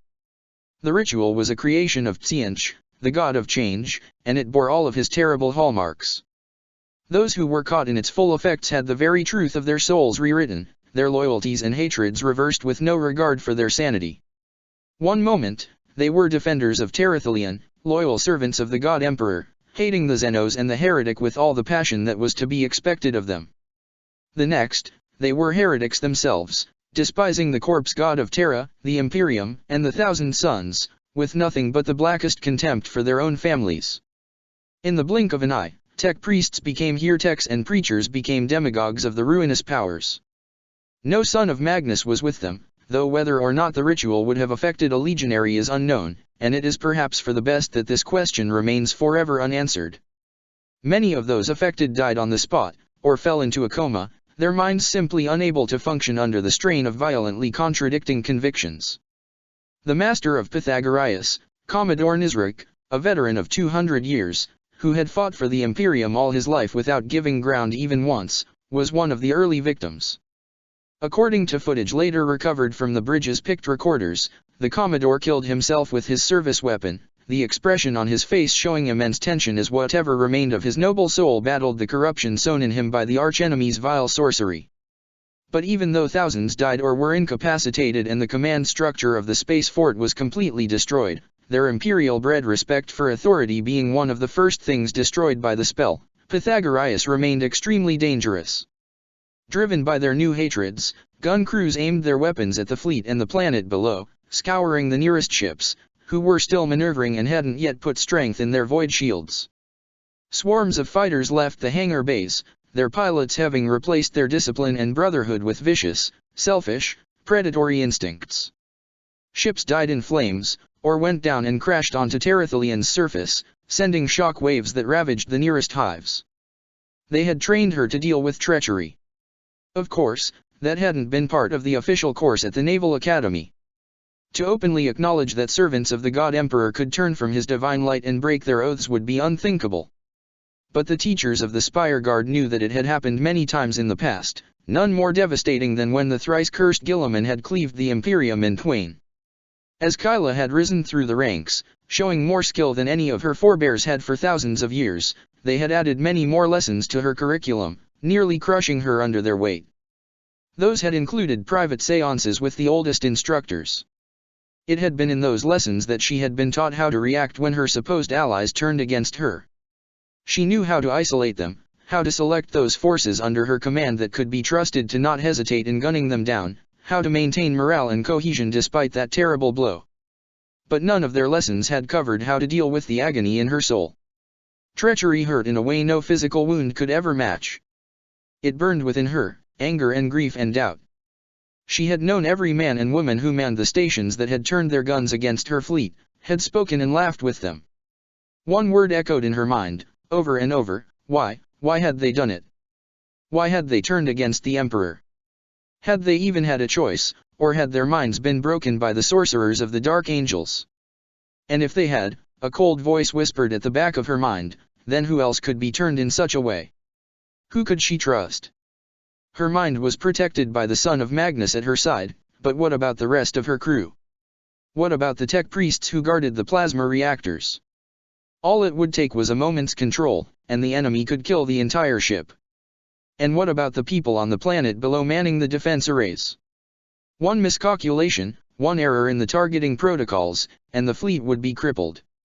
She could not trust anyone but herself, she could not. "Admiral," said a strong, calming voice, directly into her mind. "Admiral, come back to me." Her eyes snapped open, she hadn't realized she had closed them, and she saw Asim standing before her. His face, shadowed by his psychic hood, was difficult to read, but she thought she saw concern and a touch of shame on his features. She took a deep breath, feeling the paranoid panic that had nearly seized her fade away. A glance at the hololithic projection told her that whatever had happened to her had lasted less than a second. "My apologies, Admiral," said Asim. "The enemy struck at you, using the greater spell as cover for their Source weaves. I should have seen and blocked that attack, no matter how subtle it was. I swear to you on my life that it will not happen again." Kia blinked. Her fears were gone, no, not gone, but under control again, and it seemed incredible that she had been about to lose her mind over them but moments ago. Then the words of the son of Magnus registered, and a cold fury seized her. "It's all right, Lord Asim," she replied, before turning to her Vox officers and beginning to speak the orders that would destroy the traitors in their midst. Even as she spoke, she silently vowed that the slaves of ruin would pay for this atrocity. Pythagoras was lost. Even if the space fort could be reclaimed from the traitors that currently occupied it, a tall order, considering there were still hundreds of thousands of them, the Imperials did not have the resource or time to crew it again. Therefore, Lady Admiral Sarkoth took the only decision available to her: she ordered the priceless Void Fortress destroyed. The Lady Admiral reacted quickly, and at her command a portion of the fleet turned against Pythagoras, while the two other closest Ramles-class space forts trained their own weapons against their corrupted brethren. Soon Pythagoras' main guns were crippled, the immediate threat to the fleet removed, but Pythagoras couldn't be allowed to remain in Terathalian's skies. Kia asked for the help of the Thousand Suns. A boarding party would be sent, to sabotage the main reactors of the space fort and grant the Emperor's mercy to the unfortunate souls within. She left some ships to quarantine the space fort while on the surface. Brother Maddox gathered his brothers around him and prepared to lead the boarding party himself. Maddox took 4 of his brothers with him, 1 from each of the cults. The 5 of them went to Pythagoras aboard a venerable Stormbird, the second principal, shrouding it from detection by the Starfort's auspexes with their powers. They landed in one of the abandoned hangar bays and fought their way through the throngs of rabid cultists that now populated the space fort. Already, confusion and infighting were raging within Pythagoras as people who had once been the closest companions raised warbands to fight another, consumed by unspeakable hatreds. The Thousand Suns tore through battlefield after battlefield, laying waste to both sides on their way to Pythagoras' depths. Speed was their ally, but eventually word of their presence spread, and their shared hatred of the Imperium and the Sons of Magnus drew the twisted crew of the space fort in vast hordes. By the thousands they came, their poisoned thoughts nearly bringing the 1,000 suns to a stop where all guns and blades had failed. But Maddox shielded his brothers from the corruption surrounding them, purifying their brains of the source-rouse taint that still echoed in the space fort's corridors. On and on they advanced, moving faster than the human tide that was closing in on them from all directions. Then they reached the reactors, at the heart of the immense structure. There the fighting was the fiercest, with corrupt magi leading hundreds of tech thralls under defiled icons of the machine god. 2 of Maddox's brothers fell before they reached their goal, but eventually the remaining 3 reached Pythagoras' beating heart. A light in his helmet's display flashed green, and he knew that the second principal had gotten clear of Pythagoras. It had been a risk to bring the gunship here. Without the 1,000 suns aboard, it could not hide from the enemy sensors. But it seemed the party had inflicted enough damage and caused enough disorder among the foe that even the servitor pilot that had been left to crew the gunship had managed to bring it to safety. That was good. Maddox suspected that they would soon need all the gunships they could find. Howls coming from the entrance of the reactor chamber warned him that the foe had arrived at last. But it was too late. They had completed their task, the machine spirits had been driven into a frenzy, all of their restraints removed. Nothing could stop the explosion now. As warp lightning surrounded Maddox and his remaining 2 brothers and they were carried away from the doomed space fort and back to Terathalian's surface, Maddox found no joy in this success. They were destroying a fortress that had stood vigil over Terathalian for 10,000 years. How much history would be destroyed along with it? How many lives, even if they were already lost to the cruelties of the dark gods? His heart burned with an anger that threatened to overwhelm him. Anger at the daemon that had cursed his primarch all those centuries ago, anger at the foul gods it served, anger at himself for failing to protect the crew of the Pythagoras from their vile sorcery. That anger fanned the flames of an older wrath, one that had been born in his soul when he had been but a child learning the story of Prospero for the first time. Ancient voices and screams rose from his soul, as if from a great distance, the cries of the martyred dead of the 1,000 Suns' first home world. So much had been taken from the 15th Legion over the years. But the Lady Admiral was right. This would end now, with this battle, one way or another. No more. As his flesh faded from reality, Maddox swore that there would be an end to it all. The Pythagoras exploded in a sphere of starfire that scrambled the auspexes of the entire defense fleet and obliterated the nearest vessels, despite their void shields being raised at maximum capacity and their captains having moved as far away from the space fort as they could. On her bridge, Lady Admiral Kia breathed a prayer for the unfortunate souls that were lost along with the venerable void fortress. At least now the threat lurking among her fleet was gone, painful as the removal might have been. But despite the Imperial's swift reaction, Sartorial's vile spell had fulfilled its purpose. 1/4 of Terathalian's orbital defenses were now without the support of a Ramles-class space fort, their fleet still reeling from the blow it had inflicted upon its betrayal and with its death, and formations had been thrown into disarray. Now the Chaos Fleet was advancing at full speed, the 3 flagships leading the onslaught. Aboard the Invisible Hand, Sartorial cackled, preparing to reap the results of all his plots. The Lady Admiral had known exactly what the Daemon Lord would do from the moment Pythagoras had been turned. The formation of her fleet was as well arranged as it could be under the circumstances, and her greatest advantage remained: the forces of chaos lacked the true discipline of the Imperial Navy. She had also given orders for the 2 Ramles-class space forts that had fired upon Pythagoras, Tiska's Light and Fatep's Fury, to move from their geosynchronous orbits above Terathalian. It was a bold move, for it left the regions they were supposed to protect without their immense strength. Furthermore, it would be many hours before they reached the battle and could bring their full firepower to bear. But Kia believed, based upon the 1,000 Suns' divinations and her own instincts, that Sartorial would not attempt to break orbit and reach the planet's surface anywhere else. And once the 2 space forts arrived, the tide would definitively turn in favor of the Imperium.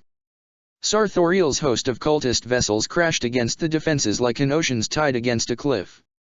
The poorly equipped ships were slaughtered by the dozen in the first moments of the engagement, but they had never been intended as anything but a distraction. While the Imperial fleet's guns were busy tearing the chaff apart, the Traitor Legion's ships sent boarding parties, taking full advantage of their greater number of Astaroth's warriors. Through torpedoes, gunships, teleportation and other, fouler means, the Space Wolves and Dark Angels attacked the defenders, silencing batteries, and wreaking havoc within engineerioms. From their posts within the planetary fortresses, Terathalian's defenders saw the skies of their world filled with the light of weapon discharges, destroyed ships, and burning orbital installations. For several hours, the two fleets did battle, Lady Admiral Sarkoth directing the Imperial efforts with all the skill that was to be expected of her.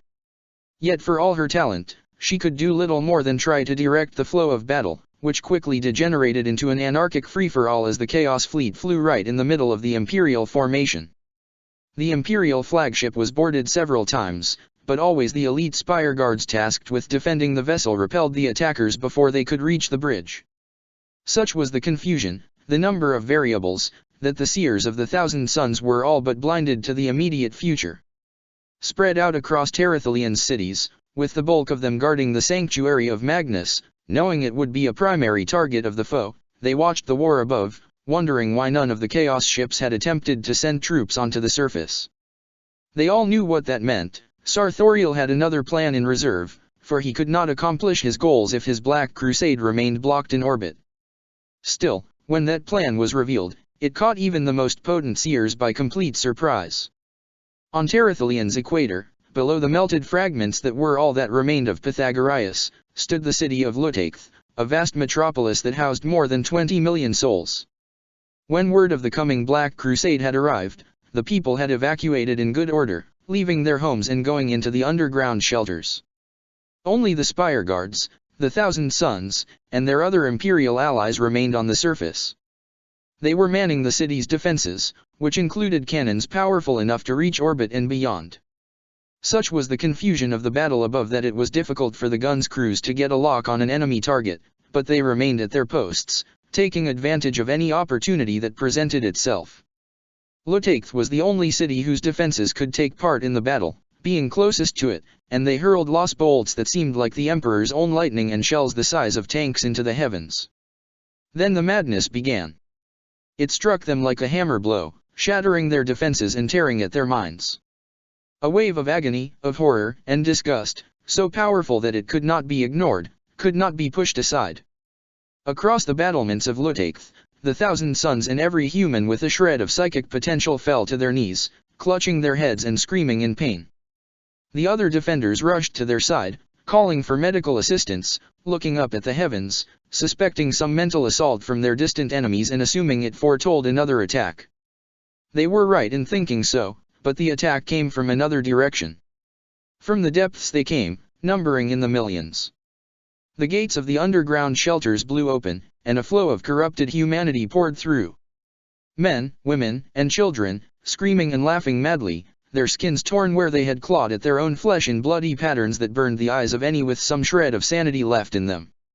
They ran through the streets of Lutaith, directed by cultists in dark robes held aloft on infernal discs and wielding great staves of bronze inscribed with source rouse symbols. These were the betrayers who had brought the poison of chaos within the shelters, the vile renegades who had forced damnation upon the city's population. When the tide of madness reached the walls, it took several minutes for the defenders to find within themselves the resolve to open fire on those they had sworn to protect. During these moments, the madmen launched themselves at the walls, breaking their bodies and forming a grotesque mountain of flesh upon which the rest of the horde could climb. Then, when at last their training overcame their horror and they began to fire, more treachery struck, as soldiers of the Spire Guard turned against their comrades, their faces blank, utterly expressionless masks. The Thousand Suns, still shaken from the psychic onslaught caused by whatever fell ritual had taken place in the shelters, were murdered by the Imperial Guard medics who had rushed to their aid. Lutaith was lost. Lutaith, a city that had stood for nigh 10,000 years, fell in what seemed to be mere moments, and its guns turned against the Imperial forces in orbit. They blasted through Loyalist ships and stations, opening a path for the Chaos Fleet. At once, what had seemed like a disorganized mess was revealed to have been a cunning plan, and the armies of the Black Crusade rained upon Terathalian. Gunships, drop pods, transports, and mass carriers descended, bringing with them the host of the lost and the damned. Like a tide of locusts, they came to ruin Lutaith, to seize the city and use it as their base of operation in their war for Terrathelion. In orbit, the Chaos Fleet formed a ring above the lost city, suddenly displaying discipline and cooperation previously unseen. The Lady Admiral was forced to withdraw her fleet from above Lutaith, surrendering the region of space once defended by Pythagoras to the foe. With the casualties the fleet had sustained when Lutaith's guns had turned, she could no longer hope to match the Black Crusade's ships in open battle. All she could do was regroup near the other Ramles-class space forts and wait for the monolithic stations to reach a position where they could open fire on the Chaos warships. But that would take days, rather than the hours they had expected, for as Lutaith fell, saboteurs had unveiled themselves among the crew, touched by the same delusions as the cultists of the Lost City. The engines of the two space forts had been damaged, and while they could be repaired, great care must be taken in doing so. And until Tiska's light and Fatep's fury could cross the distance, the forces of the archenemy were free to land on Terrathelion unopposed. Across the planet, the defenders of the remaining cities made their final preparations. Asteroutes spoke their oaths of moment, spire guards recited their prayers to the God Emperor, and tech priests consecrated their weapons for the final time. And atop the battlements of Magnus' sanctuary, Maddox looked at the horizon, and knew that Sarthoriel had come down as well, leading his unholy alliance of daemons and traitors. Twice now had the Ever-Watcher come to Terrathelion, twice now had he twisted the minds of Magnus' own people against their own. To many of Maddox's brothers, these crimes would have been as nothing compared to the atrocities 15th Legion had suffered in the past, the burning of Prospero, the fall of the Crimson King. But in the eyes of the Undying, this corruption was even worse. The descendants of Prospero's sons and daughters had been made to kill their own, to embrace the falsehoods of the great deceiver. Those aboard Pythagoras had been soul-broken by the greater daemon's foul ritual, but the cultists who had seized Lutaith were another story. Somehow, someway, the slaves of Tsianch had wormed their way onto Terrathelion, spread their blasphemies among the population. He did not know the details of Lutaith's fall, all he had heard were panicked reports from the human defenders and horrified sendings from his brothers there, all quickly silenced. But he could guess. Off-world cultists had made contact, or one latent psyker had been touched in his dreams. From that seed evil had grown, hidden deep into the fabric of society to avoid being detected by the sons of Magnus. He could only guess how many generations it had taken for the renegades to spread and gain as much power as they had held, how many centuries, millennia perhaps, had Sarthoriel been planning this? How many other plots did the Ever-Watcher still have, how many pawns hidden in the darkness, ready to strike at their master's command? All Asteroutes are engineered to be immune to the failings of doubt, but even they can be troubled by it when ruin looms large. Yet Maddox's own misgivings soon faded in the face of his wrath. His burning hatred had grown cold now, cold as the snows that had fallen on the Space Wolves' accursed home world before it had been destroyed. Shadows moved around him, distant screams echoed in his mind. He knew what this meant, and had known for years. Some fates required great effort to be divined, while others were ever shrouded and changing, but his own had always been clear, even if the seers had been reluctant to speak of it. His brothers sensed what was happening to him, he could feel their gaze on him, feel their sorrow at what awaited him. They were calling to him, the dead and the betrayed, the fallen and the lost. They called from beyond the grave, from beyond the ages, and he must listen. Yet he felt not the impulse the scrolls spoke of, the need to journey to Prospero and walk through the burned cities of his ancestors. His war, his duty, were here, now, fighting against enemies old and new. As the invasion of Terrathelion began, Maddox of the 15th vowed that it would not change anything. No matter how many more spies Sarthoriel had hiding behind Imperial lines, no matter how many more spells the daemon held in reserve, his duty remained the same. Terrathelion would stand. Aboard the Julfarheim, Logan Grimner prepared for war. His massive Terminator warplate shook the floor as he marched through the dark corridors of his ship, toward the teleporterium. His elite guard marched behind him, each of its members a warrior or sorcerer of such might he could have led his own warband in the Eye of Terror. He held the axe of Morkai in his hand. He would not take the risk of letting it hang from his belt when there were so many souls nearby the daemon within could tempt into trying to seize it for themselves. The daemon's screams of rage were diminished somewhat as it sensed the incoming bloodshed, the significance of the moment. The teleportorium was filled with dozens of heretics, dark magi, and other scholars of dark and xenotech. The battle barge's old teleportorium had been destroyed centuries ago, along with 20 Terminator warriors who had been transiting through it at the moment of its catastrophic failure. Now it had been rebuilt, using a combination of human genius, plundered alien technology, and the mad inspiration brought by the whispers of the Neverborn.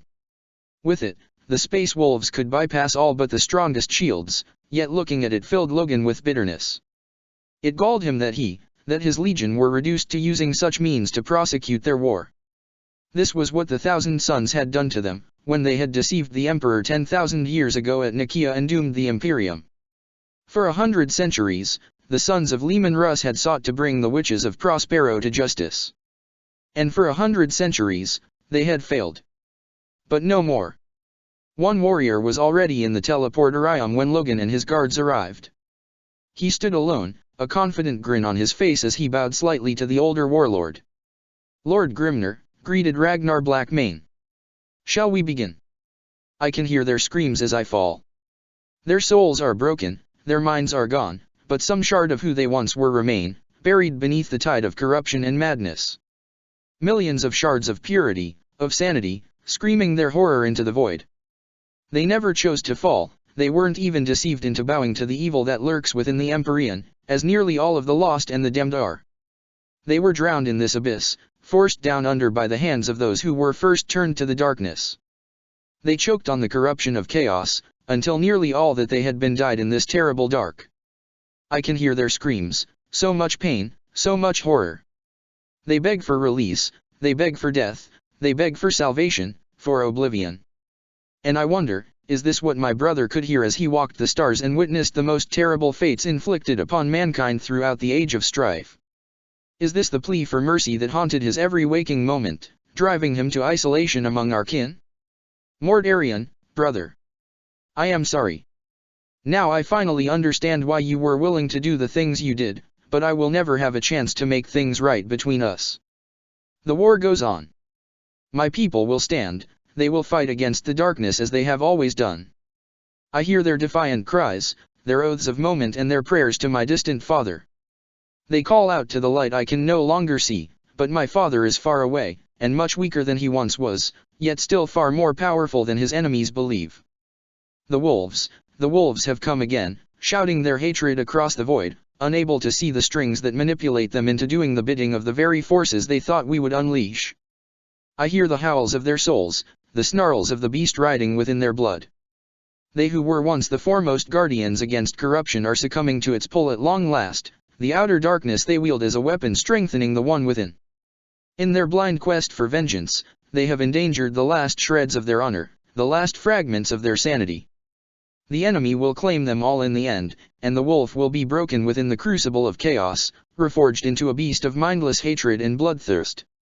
The knights of my deceived brother have come too, led by one who knows nothing of truth. Pawns and slaves one and all, the puppets of the one who orchestrated the doom of my sons. They dance to a meaningless tune, speaking the lies that are whispered into their minds. I hear them too, these falsehoods spoken by the great deceiver. I hear the hollow promises, the threats of a future where mankind is extinct, annihilated for refusing to kneel. I hear the cries of broken heroes facing the horror of their fate and submitting to their tormentor in order to justify their past sins by making them part of some grand, illusory design. So many souls lost to the dark, driven by their masters to bring ruin to my world. So many lives whose light was extinguished and replaced by hatred and madness. Stolen, not through any fault of their own, but because of the legacy of an evil older than our entire species. There is no justice in it, because you and your kind murdered justice long before my father was even born amidst the grasslands of old Earth, shattered the balance of the universe and claimed dominion over all. Is it what you want me to think? Is this how you think to break me, after so long? You will fail, in this as in all your other attempts. You will not break me.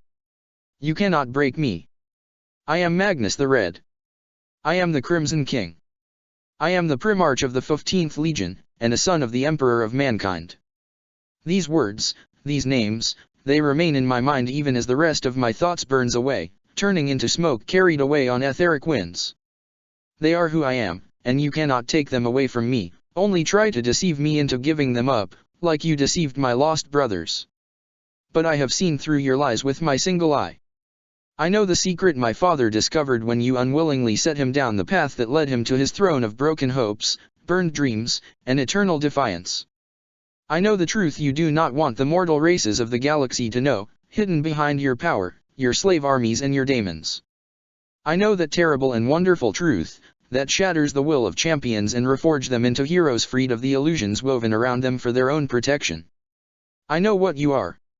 Oh yes, I know what you hide behind your masks and your echoing laughter. I know the truth. You have no power over me. The Siege of Terathelion. Part 2, The Tides of Damnation. With the orbital defenses of Terathelion breached by sorcery and treachery, the forces of the Black Crusade were able to land on the 15th Legion's home world by the million. Daemons, Dark Angels, Space Wolves, Xenos, and Cultists, all came to the lost city of Lutaith, driven by the will of the Crusade's master, Sarthoriel the Ever-Watcher. Never before had so numerous a host despoiled the surface of Terathelion, never before had one of the great cities of the Thousand Suns fallen to the slaves of ruin. Still, courage yet burned within the hearts of the mortal defenders of Terathelion, whilst the sons of Magnus were inhabited by a great fury at the sight of the desecration of their home world, ancestral memories of Prospero's doom rising in their minds. Though Lutaith had fallen, 14 great cities still stood, and the greatest of them was Ahaiakbai, built around the Thousand Suns fortress, where their Primarch's body rested. For all their dark magics and cowardly tools, the forces of chaos would not find the conquest of Terathelion an easy one.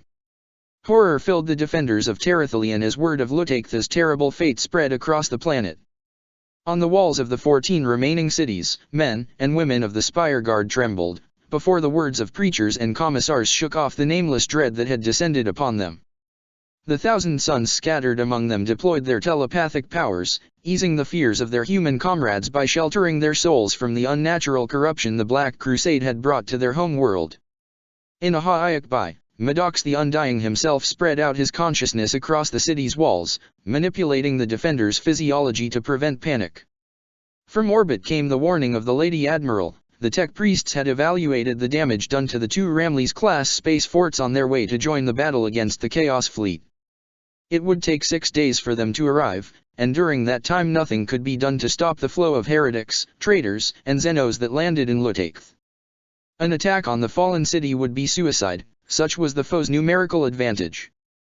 The Imperials must trust in the defenses of the remaining cities, built in concert with the Iron Warriors in ages past. Yet these defenses hadn't been enough to resist treachery, and a wave of suspicion, mistrust, and paranoia swept across Terathelion as soldiers began to doubt the loyalty of their comrades in arms. For 10,000 years, the Thousand Suns had believed their telepathic abilities allowed them to uproot all infiltrators and traitors in their midst, but Sarthoriel's corruption of Lutaith had proven that the greater daemon had found a way around this. The exact circumstances of Lutaith's fall remained shrouded in mystery, for none of the city's defenders had managed to escape the catastrophe, something that was quite unlikely given their number. To the Imperial analysts, this indicated that the Ever-Watcher had made great efforts to prevent any survivors from revealing the details of his victory to the rest of the Thousand Suns. That in turn made them doubt there was any risk of a repeat performance. The greater daemon must have invested a lot of resources into infiltrating the cultists who had driven Lutaith's population to madness. However, nothing was certain where the daemons of Tsiench were concerned, and the guard around the other shelters was reinforced just in case, taking precious soldiers away from the walls, which was likely what Sarthoriel had intended in the first place. But they couldn't take the risk not to do so. Less than a day after the disaster at Lutaith, the flow of troops from orbit ceased. Aboard the Word of Magnus, Lady Admiral Sarkoth looked upon the combined auspexes of her fleet, and frowned. Sensors aimed at the fallen city were failing one after the other, until only direct observation through reinforced domes showed any result. A dark cloud had risen above Lutaith, an unnatural storm that blinded all instruments. By sorcery or dark technology, the forces of the Black Crusade had shrouded themselves from orbital scrutiny. Over the course of the next 3 days, the clouds grew in size, finally stabilizing at more than 200 kilometers of diameters.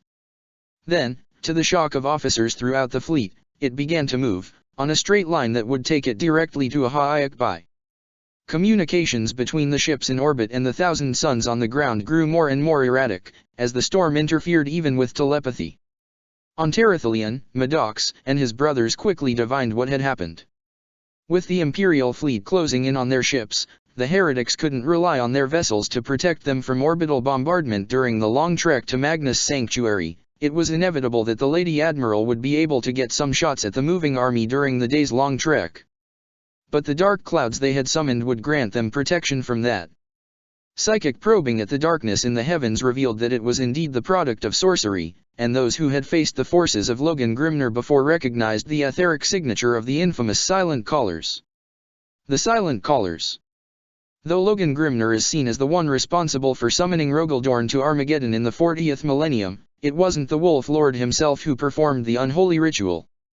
Instead, he had gathered a group of the most powerful rune priests of the 6th Legion, along with sorcerers from other legions and especially powerful mortal wizards, even including a few fallen inquisitors. On the plains of Armageddon, hundreds of them performed the ritual that shattered reality and allowed the daemon Primarch to leave the Eye of Terror. Most of them died, their lives consumed by the ritual's demands, their souls burned to ash by the power they were calling upon. Of those who survived, none did so unscathed. The ritual cost them all their voice, both physical and psychic, and ravaged their mortal frames. After the First War of Armageddon ended, they attached themselves to Grimner, who alone seems to be able to hear them. He is often seen discussing with them, but onlookers can only hear his side of the conversation.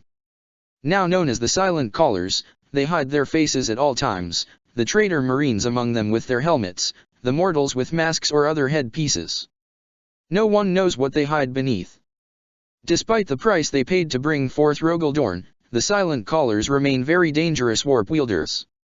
They specialize in daemon summoning and are capable of bringing entire infernal armies into existence if given time to prepare and work their foul magics, and are still dangerous psychers if attacked directly, without time to prepare. At the command of their lord, they have damned whole planets, giving them over to demonic legions simply to deny them to the God Emperor. Over the centuries, the Imperium and rival Chaos forces, combined with the innate dangers of their vile craft, have whittled their number down. By the time Logan brought his forces to Terathelion, only 6 of them remained. All that time they have remained at the side of the Wolf Lord, and there are many who suspect that their relationship with him isn't as simple as it looks. There are also many rumors that the Silent Callers actually died on Armageddon, and that only creatures from the beyond now dwell within their bodies, hiding their changes from sight beneath their armor, masks and hooded cloaks. Should that theory prove true, it would cast a disturbing light on Grimner's recent rise among the Sons of Rus. Inquisitorial spies and analysts have revealed that the Old Wolf is driven by hatred against the Imperium for the destruction of Fenris and the fall from grace of the Space Wolves, conveniently ignoring the sins that led to the route's excommunication. It is this hatred that has led him to gather a warband of traitors and Xenos alike, his burning desire to see the Imperium fall overpowering the disgust for the alien bred within all Asteroids. The purity of this hate has earned him the respect of most 6th Legion warbands, and many see him as the leader. Bjorn the Fell-Handed can never be due to his obsession with bringing Leman Russ back. But if Logan Grimner is in truth nothing but a puppet of daemons masquerading as trusted advisors, then the prospect of the route reuniting under his command is even more distressing than it already was. Soon after the cloud began to move, the amassed Chaos fleet began to move away from orbit, fleeing the approaching wrath of the Imperium deep in the unthinkably huge void of the system, too far for the Ramles-class starforts to pursue them with their engines still damaged. Yet they also remained close enough that the Imperial fleet was forced to remain watchful for another attack, unable to scatter to cover the entire surface of Terathelion. Lady Admiral Kia was forced to establish a blockade to prevent them from interfering with the war on the surface. Though it chafed at her honor and sense of duty, she could do nothing more for the defenders of Terathelion. When the storm's edge reached and then passed over Lutaith, the city once again became visible to orbital auspexes. What had once been a bustling metropolis was now a hollow ruin, nothing living remaining within its broken walls. Corpses were piled in the streets, but no vermin feasted upon their flesh.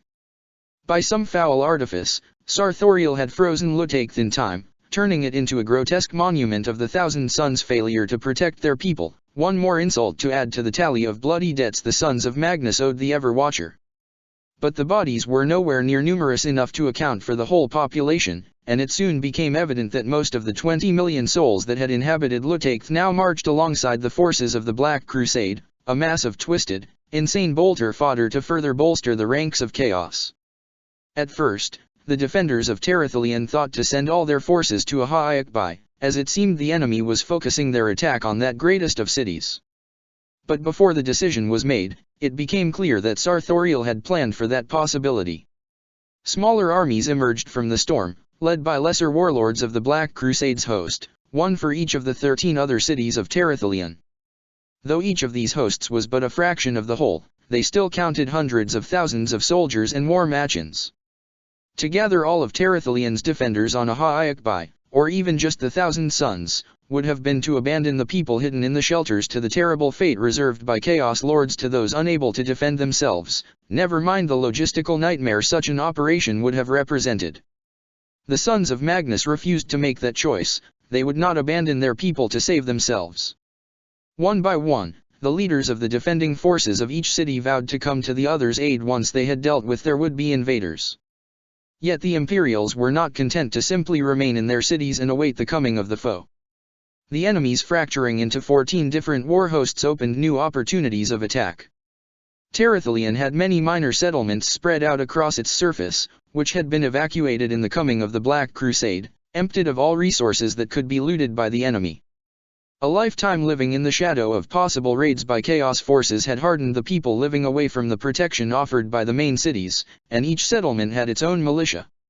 Most of those had added their strength to the defenders of the great cities, but there were those who had remained behind, to scout the enemy army and provide invaluable intel to the 1,000 Suns. Such assignments had been purely voluntary, for they were extremely dangerous. Each man and woman in these groups carried several ways to commit suicide should their situation grow desperate, anything to avoid being taken alive and brought to the Dark Angels.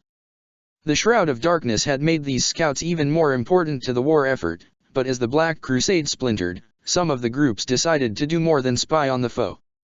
They mounted raiding attacks, striking under the cover of night, killing a handful of enemies before retreating, drawing their pursuers into prepared ambushes.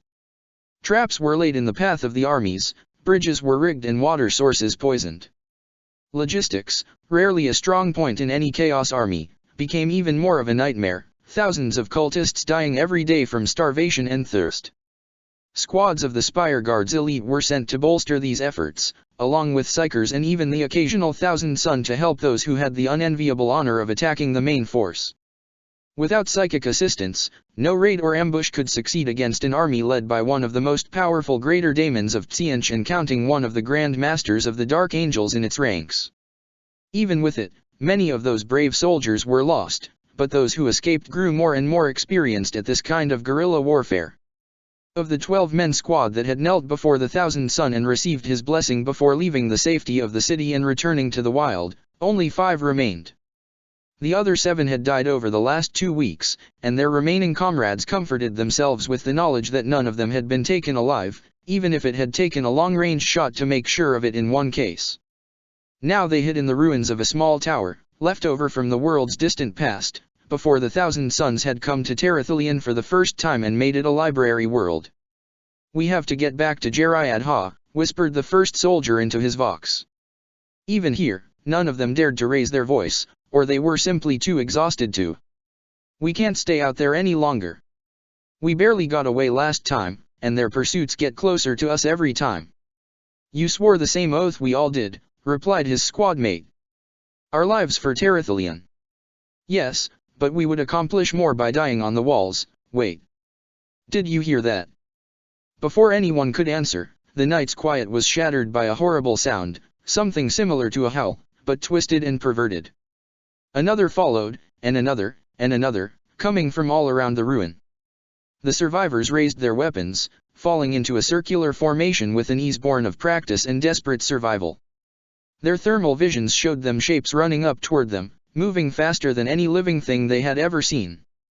They opened fire, and the air was filled with the scent of burned fur and flesh, but not one of the creatures stopped. If anything, their fury seemed to grow as they were hit, and their screams grew even more vicious. The last shot was fired 4 seconds after the hunting pack of Wolfen reached the ruins. but the last member of the squad took 17 minutes and 34 seconds to die. Eventually, these small blows began to accumulate, and Sartorial was forced to take action lest his entire army fall apart as it tried to hunt down the elusive ghosts that tormented it. The Greater Daemon called upon Logan Grimner's circle of sorcerers once more. Together with the Everwatcher's own coterie of Lords of Change, the Silent Callers performed a grand ritual that sacrificed 1 million of Lutakth's insane people and tore through the veil. An immense warp portal opened within the ritual circle, soon followed by other, lesser openings across the surface of Terathelion. Hordes of feral Neverborn belonging to all of the 4 dark gods poured through these gateways, guided by no common tactic but driven by their hunger for souls and suffering. The squads that had been performing the hit-and-run raids were forced to retreat, abandoning the countryside and withdrawing to the cities lest they fall prey of the Neverborn hordes. Only a few actually made it to the relative safety of the walls, however, the rest was caught and devoured by the daemons, fighting to the end against the warp-born abominations. Though the cities were able to withstand any attack from these Disorganist hordes, the countryside of Terathelion was ravaged. The corruption of chaos followed wherever the Neverborn marched, twisting wildlife and tainting the very earth. Beasts of nightmare emerged from the forests, repugnant hybrids of animals and daemons. Graveyards across the planet erupted in etheric storms as corrupt echoes of the dead were brought into existence, born of lingering memories. The earth trembled with tectonic fury as the power of the warp interfered with its natural cycles. Earthquakes and tsunamis scoured the land, but the cities of Terathelion had been built by the best architects in the Imperium, and they endured the upheaval with only minor damage. Ancient wards, inscribed upon the walls by the Thousand Suns millennia ago, flared to life, preventing the corrupting touch of the warp to creep inside the cities and helping keep the daemon hordes at bay. In the underground shelters, priests of the ecclesiarchy led the faithful in prayers to the God Emperor, millions of souls calling upon the light of him on earth as one. Where no single soul could have resisted the pull of madness, together they held firm as their world shook in pain. The forces of the Black Crusade also suffered from what they had unleashed, with demonic warbands attacking their forces and the destruction of the landscape swallowing entire groups of cultists. But the interference of the Imperials had ceased, and fear of the Neverborn kept the army from falling apart, which was all Sartorial cared about. The Everwatcher drew hosts of Tsianchan daemons from the manifested legions to his side, driving them ahead of his army through his indomitable will. Not all could cross the wasteland they left in their wake, and thousands more cultists and crazed civilians were lost, their death rattles birthing new daemons. All the way, the power of Tsianch suffused the survivors, twisting them into new shapes, until it was impossible to tell where the daemon ended and the mutant began. When the Black Crusade finally came within sight of Aha-Ayakbai, nothing human remained in the millions of crazed civilians Sartorial had brought from Lutakth's ruins. The Thousand Suns and the mortal gifted had to shield their minds against the pressure of so much madness from so many hosts, and even then the commissars had to execute a few psychers who failed to retain their sanity in the face of such horror. Aha-Ayakbai, the warriors' mourning. Greatest of all the cities of Terathelion, Aha-Ayakbai was not part of Magnus' initial plans for Terathelion when the planet went from being a library world to the new home world of the Thousand Suns. The city came into existence later, after Sartorial's first attack on the Prosperan Dominion. When Magnus fell to the Greater Daemon's sorcery, his spirit banished from his flesh, the Thousand Suns recovered their father's body and entombed him within a great pyramid, built for that express purpose. In the days following the loss of Magnus, his sons still hoped to find a way to bring him back, and they built a fortress around the pyramid to protect their slumbering father. In time, the fortress became the center of the Legion's activity on Terathelion, and a city was built by the human inhabitants of the planet around the Legion's fortress. Pilgrims came from the entire Dominion and beyond to pray for Magnus' soul, even though the Thousand Suns allow none to lay eyes upon his body, fiercely protective of their gene-sire and the secrets hidden within his mausoleum. Still, the local ecclesiarchy presence has recorded dozens of apparitions of the Primarch's ghost in the dreams and waking visions of the faithful, bestowing advice and commands before vanishing. Many priests believe that, even in his diminished state, the Crimson King still acts as an agent of the God Emperor, imparting his will to his faithful followers. The Thousand Suns are tight-lipped on what they think of these miracles, and no one is brave or foolish enough to insist on the subject. To them, the quasi-worship of their Primarch by the Imperium's common folk is an uneasy subject, especially when that adoration extends to the thousand suns themselves. The legionaries have tried very hard to keep the population of the Prosperan Dominion to the levels of education and morality that were the norm during the Great Crusade, but even they have not been able to completely suppress the slow spread of faith and superstition over knowledge and morality. Nonetheless, the Warriors' Morning, as the city's name loosely translates to in Low Gothic, was built in accordance with the Thousand Suns' ancient principles and the Iron Warriors' fortification techniques. The leaders of the 15th Legion knew from the beginning that their Primarch's body would be a target for the forces of chaos, and the fortress mausoleum is circled by a first ring of defenses. The city itself is surrounded by its own fortified wall, and hosts more than 30 million people. Part of the training for aspirants of the 15th Legion takes place within the city, where they must learn to block out the thoughts of the masses in order to track down specific individuals. It is also within the fortress mausoleum that the final initiation of the aspirants take place, once every organ has been implanted and the training is complete. Very few succeed in this final trial, and the fate of those who fail is not spoken aloud by the sons of Magnus, though there are many rumors circulating in Aha-Iakbai and the rest of Terathalion, and even the wider Imperium. The first wave of attack was made of the daemons Sarthoriel, and the other sorcerers of his host had gathered from the Silent Caller's summoning. As the Ever-Watcher held back the rest of his army, all manners of Tsianchan Neverborn launched themselves at the city's outer wall in a tide of ethereal flesh and fiery sorcery. Many daemons fell to the city's wards, losing their hold over the Materium as their power was sapped by the ancient spells.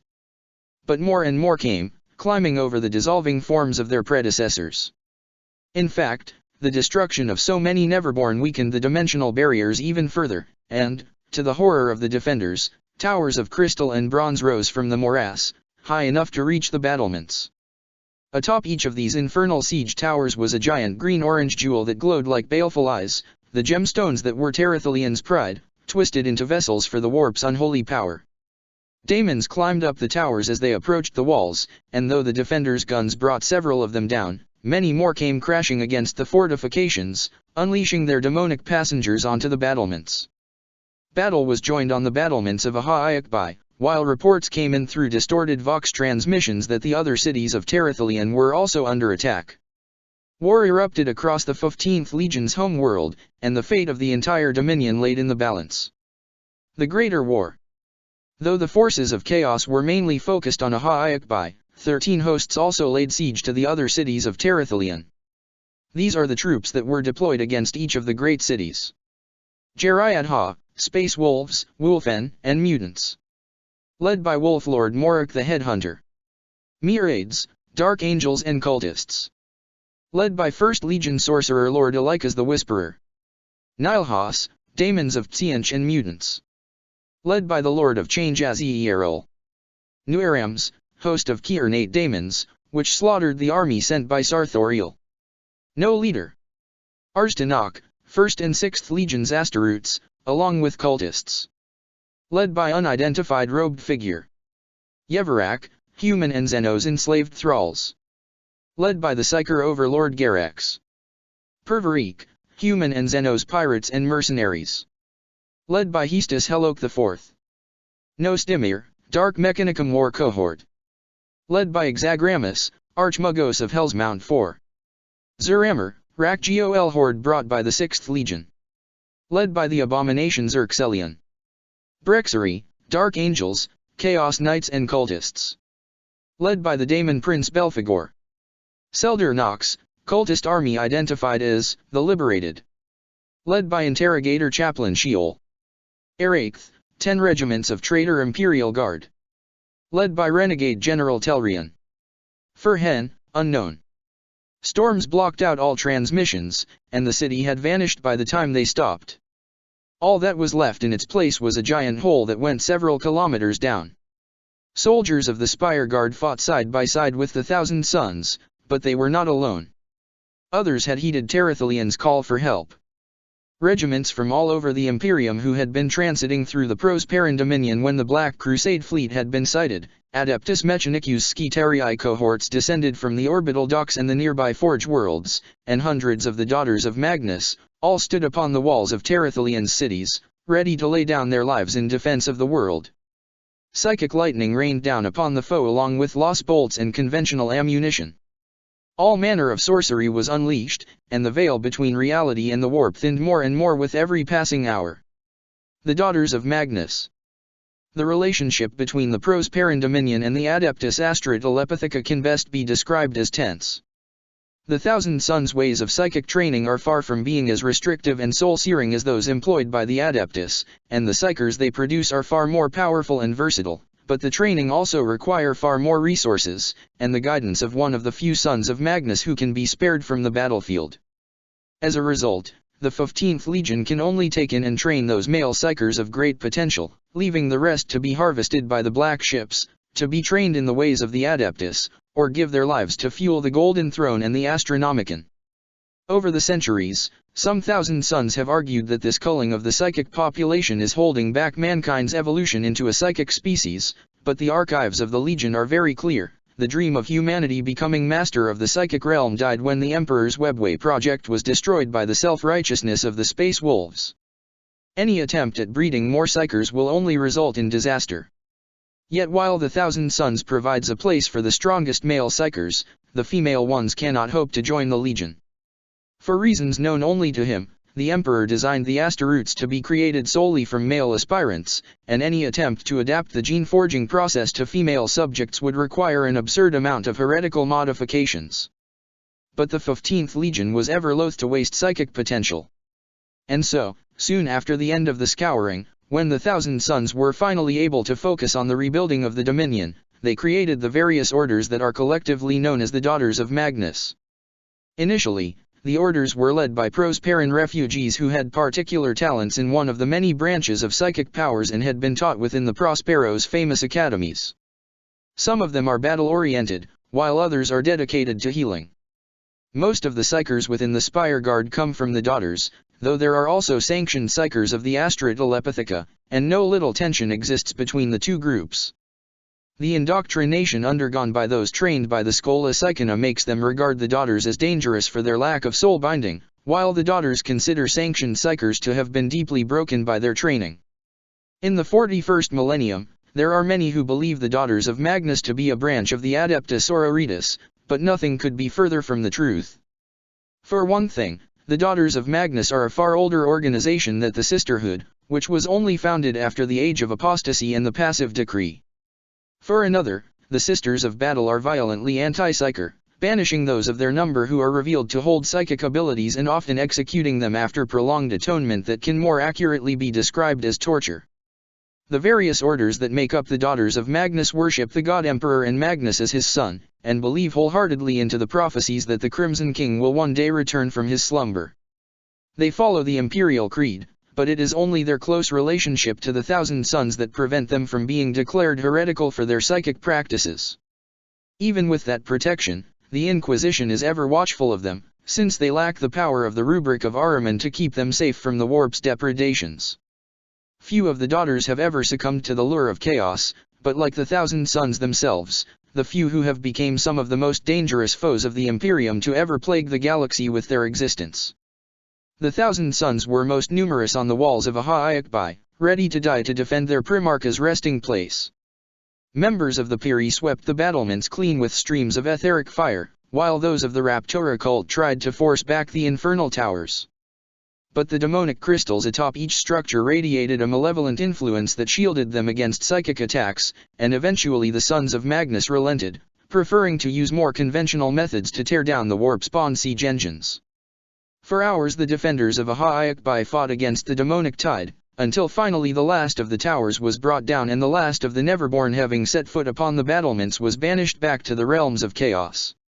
The daemon that landed before Maddox as he ripped his staff free of a thing of blue flesh and betrayed hopes was a twisted hybrid of raven and man. It stood on two legs that ended in talons, its body was covered in black feathers, and its upper limbs were wings that ended in three-fingered hands whose pink skin was entirely too human. But it was its head that disturbed Maddox the most as he rose his power staff in its direction, preparing to strike. Two human eyes looked at the son of Magnus from a beaked head, blue as the skies of Maddox's near-forgotten home world. Doom, croaked the daemon, tendrils of shadow rising from it. Doom comes for you, boy. Maddox charged, but the Neverborn evaded his first strike and struck back with a blow to his side that nearly sent him to the ground. With a grunt, Maddox turned and struck again. The young king comes for you, Maddox the Undying. His blade thirsts for your life as his destiny thirsts for your soul. The old grudges between your lines will be your shared damnation. Maddox ignored the daemon's taunting. There was nothing to be learned from listening to the lies of the Neverborn. This was one of the first lessons ever taught to any aspirant of the 15th Legion. Listen to Takugra, shrieked the daemon, suddenly furious at Maddox's refusal to acknowledge its words. Doom comes for you and all your kind. The blood-soaked raven will come for you all, anointed in the power of the Lord of War. Your father cannot save you. Nothing can save you. The shadows of the daemon's sorcery clung to Maddox, trying to pry his armor as well as his mind open, but he fought them off through the focus brought about by the enumerations. And he wasn't alone in that fight, for other shadows fought against Takugra's spell, drawn to Maddox by the hatred burning in his soul. The wails of the vengeful dead were blocking out the tempting whispers of chaos, and Maddox finally managed to hit the crow daemon. The base of his staff pierced through its chest and pinned it to the ground, writhing and shrieking. Maddox looked down upon the creature, his helmet revealing nothing of the expression hidden behind it. But he knew the daemon could still feel his anger, and his contempt. The creatures of Tzeentch had spent thousands of years trying to corrupt the sons of Magnus, and the 15th Legion knew well how to resist their deceptions. I care not for your false prophecies, spawn of the Lord of Lies, he spat, and channeled his power through the staff, burning the daemon's essence and sending it back to the Sea of Souls. But the demonic assault had only been the first and lesser part of Sarthoriel's forces. Without giving the defenders time to recover, the Everwatcher sent forth the second wave, the grotesquely mutated inhabitants of Lutaith. The Thousand Sons and their allies looked down in horror upon what had become of their own people, but they did not feel fear, for they could not conceive of any way these unfortunate wretches could threaten the walls. Ahaiakbai's outer ring of fortifications had suffered from the daemon's attack, but the 4th Legion-built walls were still holding strong. Many among the Imperial officers thought this new attack to be a mere ploy to force them to waste ammunition and damage their morale by forcing them to slaughter their erstwhile compatriots. Doubtlessly this was part of Sarthoriel's plan, but the greater daemon had another purpose in mind for the corrupted humans he had brought with him from the city he had murdered. Once again, Sarthoriel and his circle of Lords of Change gathered, and wove a ritual that took effect as the mass of twisted flesh reached the base of Ahaiakbai's walls, stepping on the broken, dissolving remnants of the infernal army.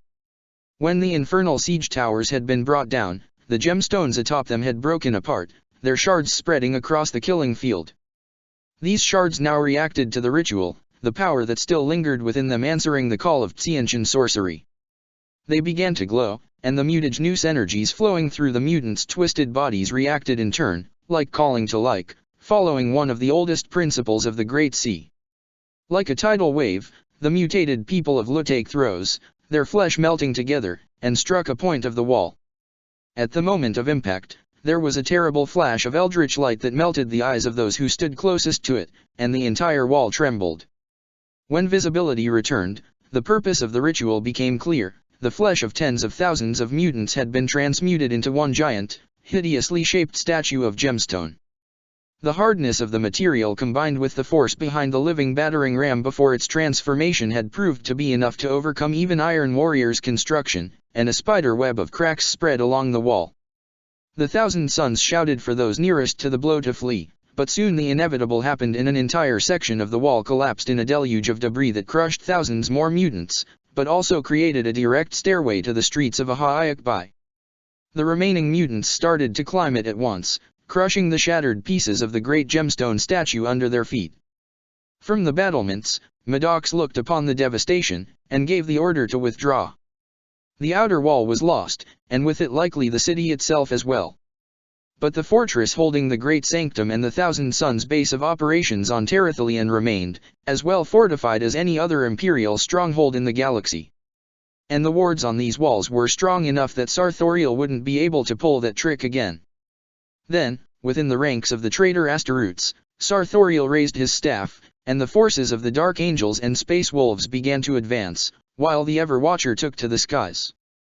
The rest of his circle of Lords of Change joined him, as did a flock of chaos furies, twisted gunships, and held rakes.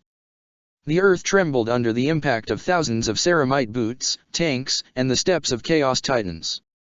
Now that the defenders of Aha-Ikbai had tired themselves fighting the demonic and mutant chaff, and the walls had been breached, it was time for the elite of the Black Crusade to march. Deep below the surface, in their shelters, babies began to wail, their innocent souls sensing the breach of the city's wards and the intrusion of the evil they had kept at bay for so long. Behold, he is coming with the clouds, the slave of the deceiver and lord of the deceived. On white wings does he flies, and doom follows him in a storm to cast down the works of men. With him come the knights and the wolves, their purity of old tainted by his dark will and power, to extinguish the light that was promised, to break the chance which took eons to create. Cry out for the dead, whose vengeance was long delayed. Cry out for the lost sons, who wander into the dark places between the stars. Cry out for the exiled children, trapped in the labyrinth built by those who came before. For only together can they preserve the hope of salvation from the deceiver's cruel talons. Excerpt from the Terra Apocrypha. The Imperials began to abandon the outer wall, retreating in an orderly fashion while a rearguard formed to hold the breach as long as possible. Those who volunteered for this duty knew there would be no coming back. They stood alone against the might of a Black Crusade, and it fell to them to sell their lives dearly. The sons and daughters of Magnus stood alongside the children of Terathelion, 500 in all, and they fought atop the rubble, using the higher ground to their advantage. For 19 minutes, they held the breach, long enough for the Imperial forces to evacuate the walls and finish the preparations for the next phase of the siege. Hundreds of Chaos Marines fell while attempting the climb, but eventually, Sartorial himself descended. He could feel the awful power of the Empyrean, pressing at the rubric coursing through his body and soul, searching for weaknesses and finding none. The warp was never clean, never that, even here on Terathelion, the center of the Thousand Suns' efforts to spread knowledge and morality. But now it was festering with the foulness of chaos, and the entire world was under the gaze of the god of lies. Every spell, every gout of fire that incinerated the mutants and cooked the traitors' flesh within their armor, was more difficult than the last, as the poison accumulated around his soul like a crust. Never had he had such respect for the human psychers who fought at his side, without the protection of the rubric. They were facing the full horror of the great ocean, and they did not falter. There was courage here greater than anything the sons of Magnus, whose fear had been ripped out of during ascension, could ever display. It inspired him. It gave him strength. He would not fall, as long as one of them stood. He owed them as much. And so Brother Azorith fought, unleashing all of his peri-arts against the enemy. Wolves, angels, daemons, corrupt mortals, it did not matter. They all burned in the end. He was the Primarch's wrath made manifest, the fury of Terathelion let loose against those who would defile the world's greatest city. He was levitating now, kept aloft by the energies he was channeling even as they ravaged his body. He could taste blood, and feel it drip from his nose, ears, and eyes. He had already lost all sensations in his limbs, his nerve endings destroyed by the power he was wielding. His consciousness was fading, darkness creeping at the corners of his sight. Still, he continued to fight, even as his mind finally lost the focus of the enumerations and the pain spiked to new and horrible heights. Then a shadow fell upon him, and he rose his face to see the giant figure of Sartorial come down and land right before him. Azorith focused the stream of fire coming from his hands in an unending flow on the daemon, but he had grown too weak. With a cruel chuckle, the greater daemon extinguished the flames, before reaching out and seizing Azorith. The rubric flared at the daemon's touch, protecting the flesh of the son of Magnus even as his armor twisted and bent, its metal corrupted by Sartorial's aura. So much potential, growled the winged Neverborn, its grip tightening on the warrior's torso, ceramite cracking under the strength of the deceptively thin claws. Wasted, just like your fathers, just like your legions. You could have been the chosen servants of the architect of fate, and ruled over the stars in his name. Now, just like your sire and grandsire, all that you have built will fall to the wrath of the true God you denied. Now, as the end finally comes for your grandsire's failed empire, you will all be remembered as great warriors, who died, for nothing. For the Emperor, spat back the son of Magnus, and then the Ever-Watcher closed his fist. There was pain, sharp and immense, and then a flash of light, and then Atop the ruined wall of Ahaiakbai, Sarthoriel screamed in rage as the soul of his victim slipped through his grasp. Even in death, someone was protecting it from him. But not for much longer, he promised, looking toward the fortress of the Thousand Suns. The defenders of the breach fell, slaughtered to the last by the power of the Ever-Watcher, but none of them took a single step back as they died. With the time they had bought, the defenders had been able to turn the entire city of Ahaiakbai into a gigantic trap. Tens of thousands of Spire and Imperial Guard troopers and Skitarii waited in ambush, ready to bleed the Chaos Army every step of the way, while more forces withdrew through the streets toward the Legion fortress at the city's core. Ahaiakbai was a huge city, hosting more than 30 million souls without resorting to the typical architecture of a hive city, and spread out across thousands of square kilometers. Entire districts had been trapped, towers set up to collapse at a moment's signal, and those were only the mundane dangers awaiting the invading army. With any thought of collateral damage thrown out the window, the Thousand Suns had activated 10,000 years' worth of arcane traps, some of which even they did not know the purpose of. But while these measures would help deal with the infantry and heavy vehicles Sarthoriel had gathered to his cause, they would do nothing against the greater threat of the Chaos Titans. With the outer wall abandoned and its guns silenced, the traitor god machines had torn their own way in, blasting huge sections of the fortifications apart with infernal weaponry. One by one, they crossed the rubble and entered the city, crushing buildings underfoot. The being that had once been known as India's Cavalerio, Princeps Senioris of Legio Tempestus, laughed as he killed. His laughter boomed from the massive vox speakers on the shoulders of his warlord, who had once been known as Deus Tempestus but was now called Kirktas Nox by the millions of dark Mechanicum tech thralls who lived on the Titan's home world, deep within the Eye of Terror. To them, the name was that of the chief god of the pantheon they worshipped, the splinter of the Legio that had remained alongside Cavalerio after the shattering at the Siege of Terra. He still remembered that battle, the glory and scale of it along with the pain when his previous Titan had been destroyed and the Ultramarines had dragged his body out of the ruins before implanting him within the nearly ruined Deus Tempestus, forcing both of them to return to the front line with their sorceries. He had never forgiven them, even though they had helped make him the god he was today. His body and mind fused to Kirktas Nox in a way the thralls of the false Omnissiah couldn't possibly hope to understand. One day the 13th Legion would pay for the lies of its sire and the indignities it had visited upon Cavalerio, but for now, there was a battle to enjoy. It had been Azrael who had brought the Chaos Titans to the Black Crusade. The Lord of Lies had appeared in orbit of their daemon world and called upon ancient debts owed to the First Legion, using words of power agreed upon in ages long past. What unnerved Cavalerio was that the Grand Master with whom the pact had been made had died mere days after, slain along with his entire force when a pack of warp-born leviathans had devoured his fleet. For centuries, Cavalerio had believed that the compact had been voided, then Azrael had shown up, and there had been no escaping the mystical bonds he had placed upon himself in return for the First Legion's help. Aboard their transports, the Titans had followed the Dark Angels out of the Eye, sailing paths through the storms that had burned themselves out of the memory of their navigators. And now, here they were, part of a Black Crusade against the home world of the Thousand Suns themselves. Kirktas Nox still bore some of the scarring the Sons of Magnus' power had inflicted upon its hull at the palace's walls. Under the banner of a Daemon Lord, they had come to bring an end to Magnus' legacy, and Cavalerio was going to relish every moment of it. The defenders of this miserable city were as insects before him, and he would slaughter all those who stood in his way. Then he would crack open the Thousand Suns fortress and watch as the Crimson King's body was destroyed. There was nothing that could stop them. A booming horn drew his attention to the city's center. Vast sections of the fortress walls were collapsing, revealing hollow spaces hidden within their structure. And within these spaces were towering forms, each as tall as Kirktas Nox, glowing with the power bound within them. The Wardens, Cavalerio whispered, something very much like fear growing within his withered heart. The Thousand Suns have awakened the Wardens. The Wardens of Ahaiakbai. Crafted in the image of Prospero's ancient gods, the Wardens of Ahaiakbai are a set of warlord-sized titans whose creation was commanded by Magnus the Red in the late days of the Great Crusade, when the technological mastery of the Mechanicum was at its peak. The Wardens were created using a fragmentary STC recovered by the Thousand Suns on a world that had been scoured clean of life by violent solar eruptions.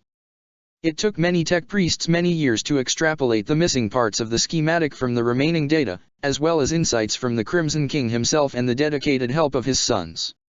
However, their construction was halted by the eruption of the Roboutian Heresy and the need to focus resources on fighting the hordes of the arch-traitor. The Thousand Sons reclaimed the pieces of the project on Forge worlds that had been devastated by Guilliman's armies, and the Wardens were finally completed during the Scouring. Their first battle was the Siege of the Fang, on Fenris, where they fought against the Titans whose services the 6th Legion had managed to retain. The Warhound packs of Legio Fulcrum were torn to shreds thanks to the Wardens' unique ability, their capacity to wield psychic power as a weapon on a titanic scale. Using priceless archaeotech, the Wardens can channel the energies of the warp safely and unleash devastating attacks, capable of annihilating entire companies of warriors no matter how well armored they might be. With purifying fire and kinetic blasts, the Wardens hold power far greater than that of conventional warlords. The tech priests estimate each of them is worth 5 warlords. However, there is a price to pay for the use of the Wardens on the battlefield. The machine spirits of the Titans are even more prideful than those of other god machines, each having taken on traits of the ancient god in whose image it was shaped. As such, no mortal mind, not even one trained by the Collegia Theta Nica, can hope to master them. The only way to awaken the machine spirit of a Warden is for a son of Magnus, or a human psyker of equivalent power and discipline, which is incredibly rare even in the Prosperan Dominion, to sacrifice himself to serve as princeps. The Warden will drain the essence of the sacrifice, ultimately killing his body and reducing him into one more spiritual echo within the Titan's core. There can be no avoiding that fate once the connection has been made and the Titan has been roused from its slumber. Any attempt at severing the connection will result in the immediate death of the princeps. Because of this, the Wardens are only awakened in the direst of situations, and spend the centuries, sometimes millennia, between their awakenings within the walls of a Ha'ayakbai. Only when war comes to the Prosperan Dominion in terrible scale were the Wardens roused. One such occasion had been during the War of the Beast, when the Wardens had fought against the Orc Gargants throughout the Dominion. By the time of the Siege of Terathalion, the Wardens were legacies of a distant age that were still religiously maintained by a dedicated order of tech priests that the rest of the Adeptus Mechanicus regarded as forever walking the line between orthodoxy and techno-heresy. There were rumors of other Psi-Titans in existence, used during the Great Crusade only at the Emperor's own command and against the most terrible of enemies, but those hadn't been seen in 10,000 years, and should they exist the Inquisition would doubtlessly keep any trace of them under utmost secrecy. His heart bleeding, Maddox had ordered the Wardens to be roused from their slumber, knowing full well the price this required. All of the Thousand Sons in Aha'ayakbai volunteered to give their lives to join with the Titans, forcing the Undying to choose the sacrifices from among their ranks. He picked those whose minds would best direct the God Machine's enormous power, and promised to each of the 12 warriors that, should he survive the coming battle, he would use all of his talents in the healing arts to try and save them from the doom awaiting them. They smiled and nodded, but each knew just how unlikely that was. There was more to the Warden's price than anyone understood, the connection between them and their pilots more than merely physical. The Chaos Titans of Legio Tempestus were met by the Wardens of Aha'ayakbai, and the ground of the city trembled under the battle of giants. And in their shadow, the forces of the Black Crusade met the dogged resistance of Terathalion's defenders. 1,000 heroes were born in this battle, laying down their lives in defense of the Imperium and rallying broken units to stand their ground against the darkness. Yet for all their strength and courage, there was no doubt that eventually the traitors would reach the fortress. Sarthoriel's sorcery had brought down the city's outer walls far before the estimated time, and his army was far more powerful than the defenders could hope to defeat on their own. The Silent Callers were tearing more rents into reality, their eldritch might overpowering the ancient wards and bringing armies of daemons into the streets of Aha'ayakbai, weakened by the runes laid down by the Thousand Sons' ancestors, but still dangerous. Packs of Wulfen were let loose by their Space Wolves masters, hunting by a sense of scent keen enough to pierce any illusion. The airspace above the city was filled with explosions as the fortress cannons fired at the swarms of Chaos Flyers. War had come to Aha'ayakbai, total and absolute. Contact with the other cities was still impossible. Maddox could only communicate with the word of Magnus thanks to his special psychic connection with his brother aboard the vessel. Asim, one of the Legion's greatest apothecaries, had been one of Madoc's teachers in years long past, and the bond between tutor and pupil remained as strong as ever. Lady Admiral Sarkoth was forced to listen to the reports of her guard, unable to do anything to influence the course of the battle. Street by street, the forces of the Black Crusade were getting closer to the 15th Legion's greatest stronghold, paying a bloody toll for each step, but, crucially, one their master could afford. Then, from the madness at the system's edge, a new fleet manifested, passing through the wound left by the Black Crusade. The Lost Sons had come back, and the Dark Gods themselves trembled. The fleet came through the same wound in reality that had spat out the Black Crusade fleet, but these were no traitor reinforcements. For one thing, the first Auspex scans indicated no corruption of the vessel's Imperial construction. For another, the Chaos ships were reacting to their arrival with what could only be called complete panic. Intercepted Vox traffic between the various elements of the Black Crusade revealed that witches and WYRDS across the Chaos fleet had started to go mad the moment the first vessels had emerged, screaming about the doom that had come for them all. With the leaders of the Black Crusade all down on the planet, the seconds they had left in command were struggling to maintain control, but already lone ships were fleeing, abandoning their comrades in their desperation to escape what they could sense aboard this new armada.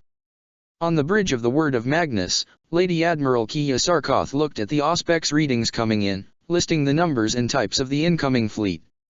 The data didn't make sense. There were merchant vessels, Imperial Navy frigates, rogue traders' ships, and a handful of Legion warships whose last recorded sighting in the archives was centuries, sometimes millennia, ago. Furthermore, there were dozens of ships in the new fleet, but that wasn't nearly enough to justify the panic that had seized the Chaos Armada. Even if Kia took her own ships out of orbit and successfully pulled off a pincer maneuver, the Black Crusade's fleet would still outnumber them. Transmission coming from the lead ship, Admiral, called out one of the Vox officers from his post. "Patch it through," commanded Kia, her hands tightening on the armrests of her command throne. The voice that came from the bridge's Vox speakers was deep, cultivated. This was a voice that was used to making speeches, a voice whose smoothness reminded the Lady Admiral of velvet. Yet the words it spoke were hard as adamantium, and filled with enough rage to ignite a star. She imagined that this was what the angels of retribution spoken of in legends sounded like. The voice spoke only 3 words, slowly, carefully, and Kia somehow knew that these words were coming out of every Vox speaker aboard the entire Chaos fleet, their meaning burning into the minds of the tainted. "We are returned. My sons are here. They have returned from their errands across the stars. They sailed through the tides of the warp, which grow ever more turbulent as the final hours of this age draw near. Just as it seemed your victory was assured, they arrived, and your slaves in the void tremble at their approach. You did not see that coming, did you? They are beyond your sight, those of my blood who embrace the echoes of your terrible crimes and turn them against you. They are beyond your reach, and that proves you to be nothing more than a lie. You do not know everything that happens among the stars. You have broken my city's walls, and spread ruin and suffering across my world. You have made the heavens bleed, and poisoned the earth with the taint of the neverborn. Worst of all, you have taken my people and broken their minds and bodies, drowning their souls in darkness. Everything they were, everything they could have been, you callously destroyed to make them another tool of your designs. Such has ever been your way, ever since you coalesced into existence in the infernal depths of the Great Sea, a canker festering in the soul of the universe. But now, you will be judged. And you will not be forgiven. My sons have come, bearing the wrath I buried for the sake of the Imperium. The thirst for vengeance that nearly consumed me when I learned of Russ' terrible sin has passed on to them, and the work of my greatest son keeps them safe from your corruption. Even now, its great fire burns within the warp, the wrath of a Primarch cast out of his soul and seeking the vessels it requires to express itself. Sometimes, amidst the torment and the visions, I wonder what might have been if I had kept it within myself. How different would things have turned out, I wonder. Would my wrath have made me stronger, or would it have been my undoing? Would I have been able to save my father from his terrible fate, or would have I fallen to the lion, allowing my treacherous brother to help Guilliman in his battle against our sire? So many doubts, so many questions. But I cannot waste what remains of my mind on what could have been, lest it consumes what is left of my will. I cast out my fury to focus on the defense of the throne world, to deny the enemies I fought in the webway this weakness in my armor. And now, it has come back to me. It began as my wrath, but it is changed. It has evolved into a power of its own, through the thoughts and emotions of my sons who embraced it and the echoes of the slain. Others serve it across the Imperium, fueling its flames even as it strengthens them. For 10,000 years it has grown, fed by the will of those who dedicate their lives to the just punishment of the guilty, to the avenging of the dead. Every Imperial Guard who looks upon a burned city and swears to slay its destroyers, every Arbitz who sees a crime scene and vows to bring the criminal to justice, their oaths are unaware offerings to this power. Those who die unjustly, their last thoughts of terror and fury, leave their echoes behind, and it is through these lingering traces that the thing my wrath has become expresses itself, raising the shades of the dead to create wraiths bound to its living agents. A new power has risen, unmarred by ruin, untainted by the dread legacy of the old one's terrible failure.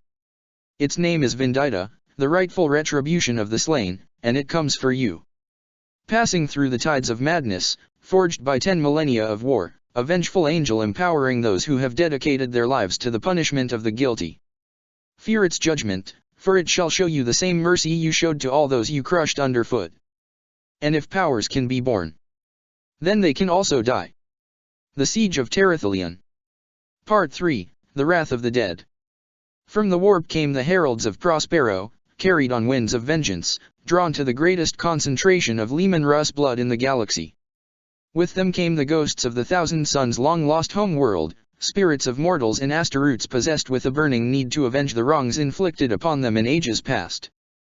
These wraiths had shielded them from even the sight of the Ever-Watcher, and the witches aboard the Chaos Fleet screamed as they sensed judgment come round at last. At their head was Chaon the Black, scourge of the wolves and first of the heralds, who had led the defense of Prospero against the 6th Legion, watching his world burn around him as he fought to save his people.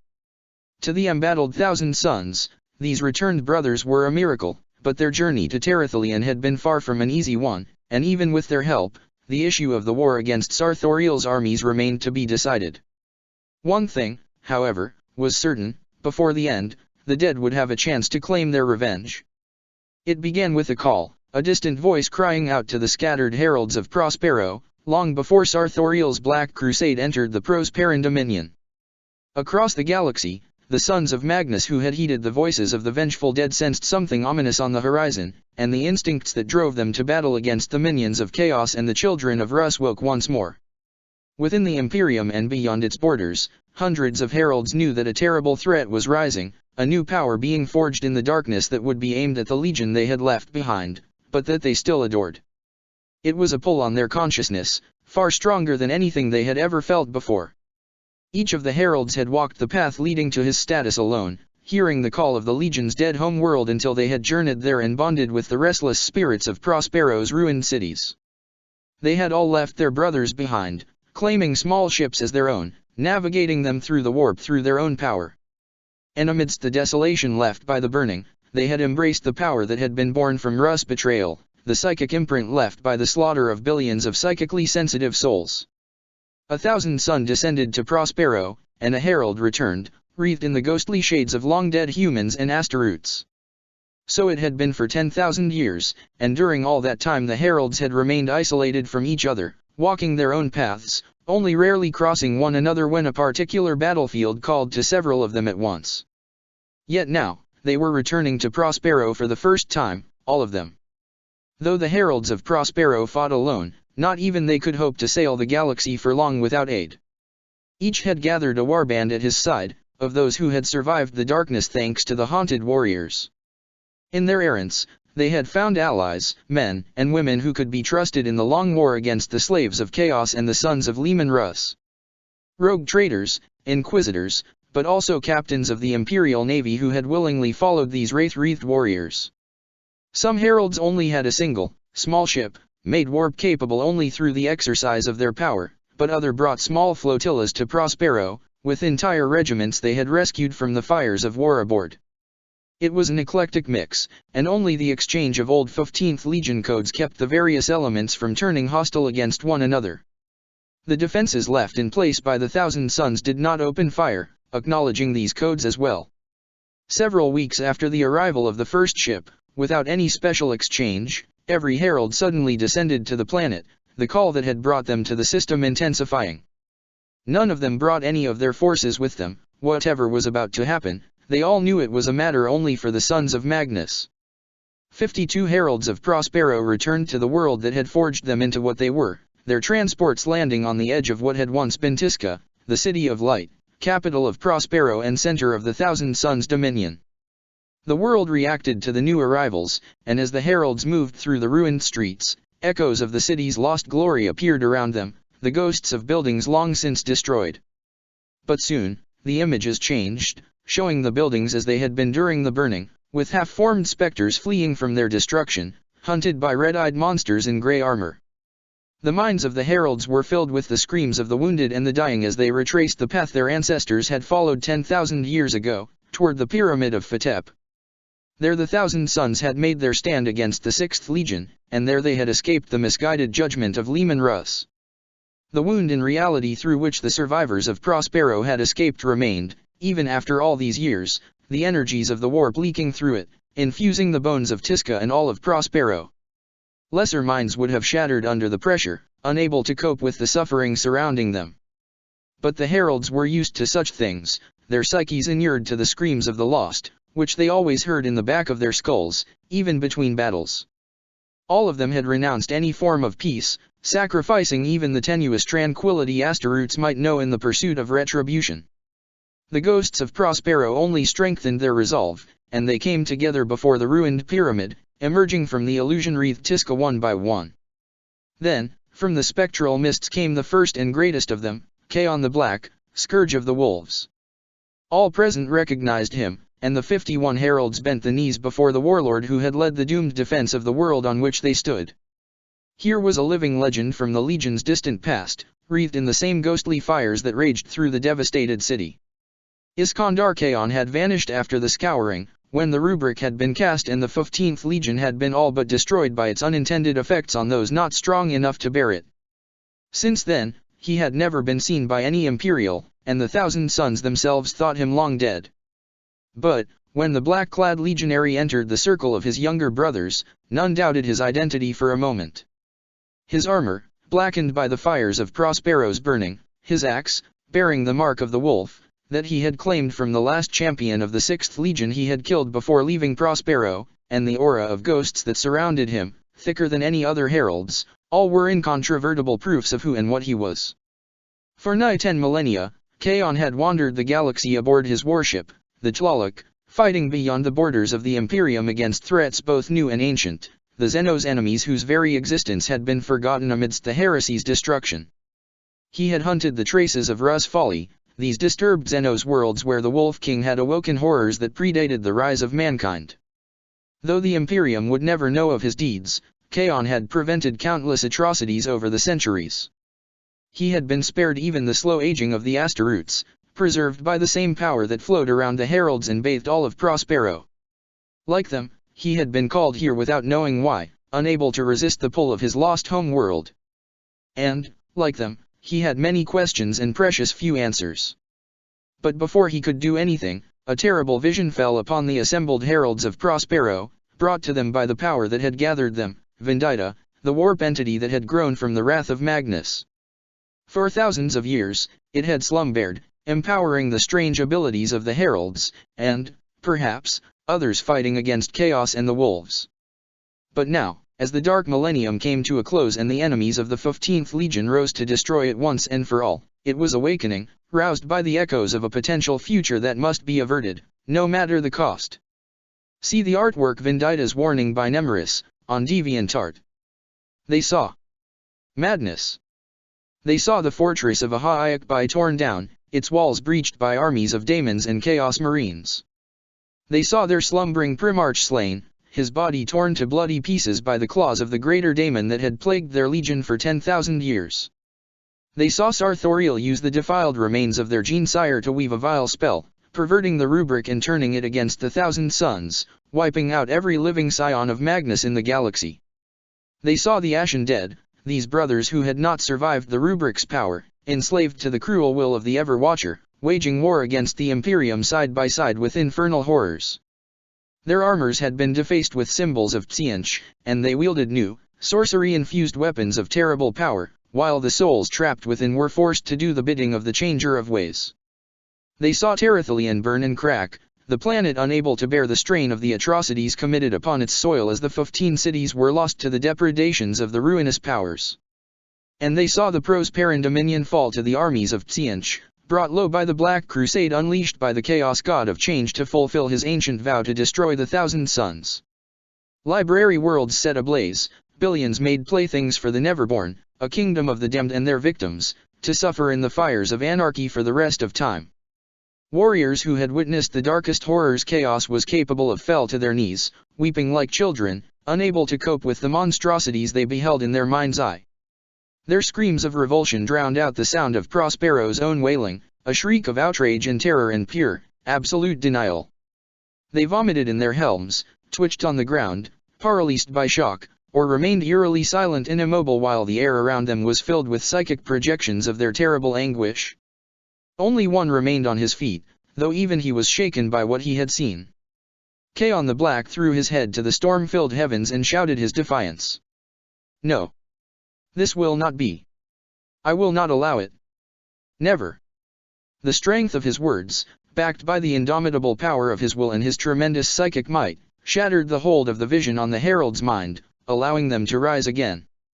But no sooner had the words left his lips that, from all around the sons of Magnus, came a sound that every herald remembered, even if they had never heard it in their lives. The sound of wolves howling as they came to destroy Prospero. Ever since the razing of Prospero's cities by the 6th Legion, at the dawn of the Roboutian Heresy, the world had been haunted by the ghosts of those slain during that fateful conflict. But the defenders of Prospero had taken a toll upon their attackers, and thousands of sons of Rus had paid with their lives for their betrayal of imperial unity. As the world was slowly suffused with the power of the warp, the shades of these warriors had been risen as well, but the overwhelming number of the Prosperan dead had prevented them from manifesting whenever a new herald was called.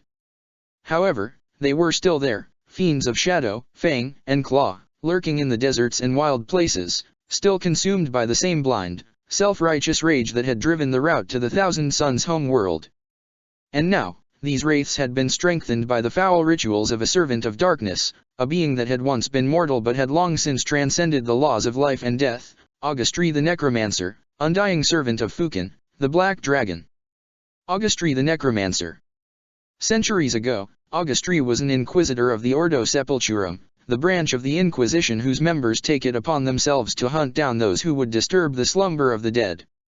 Greatest among the Ordo's enemies are the cults of Fukin and the resurrectionists who seek to break the laws of life and death.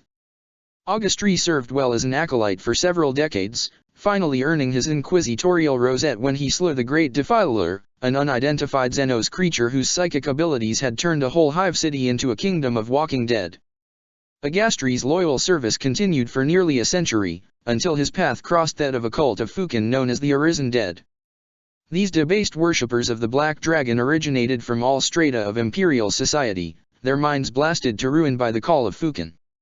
Each of them had undergone an unholy rebirth that transformed them into wights, retaining their faculties and gaining immense strength and resilience, at the cost of their soul. Driven by a splinter of Fukin's immortal mind, the Arisen Dead wandered the galaxy in search of the Black Dragon's legacy, these items of power and significance scattered across the stars and bearing Fukin's taint. Augustri confronted the Arisen Dead on multiple occasions, losing several of trusted acolytes before eventually managing to corner the cult's last members on the forbidden world of Maltiros. This world had been abandoned by the Imperium during the Scouring, declared irredeemable by the then newly founded Inquisition for reasons only mentioned in the most sealed of records. The Arisen Dead had come to Maltiros drawn by hints that one of Fukin's relics was on the planet. Augustri and his remaining allies fought the undead in the streets of the world's greatest city, now hollow and ruined, with no sign remaining that anyone had ever lived there. Eventually, Augustri confronted the leader of the Arisen Dead, a Draconite inquisitor who had succumbed to the empty promises of the Black Dragon more than 2,000 years ago. Agastri's final triumph over this renegade destroyed the remaining Arisen Dead, but his victory had cost him the last of his allies. Then, as he prepared to return to his orbiting ship, Augustri found the relic that had led the Arisen Dead to Maltiros.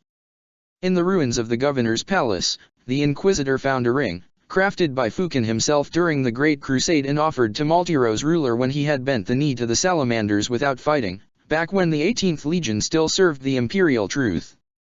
Upon Fukin's fall to chaos and eventual ascension into a daemon primarch, the ring's connection with the Black Dragon had been enough to transform it into a dark relic, possessed by what might possibly be the first of Fukin's own Neverborn. Maltiro's governor had been corrupted by the ring, malevolent influence, though few records remain of the exact process. When the scouring reached the planet, nothing living remained on it except for the creature the governor had become. After the Sons of Horus destroyed it, the ring was lost and the planet quarantined, lest Fukin's evil influence spread once more. But even this was not enough, in the end.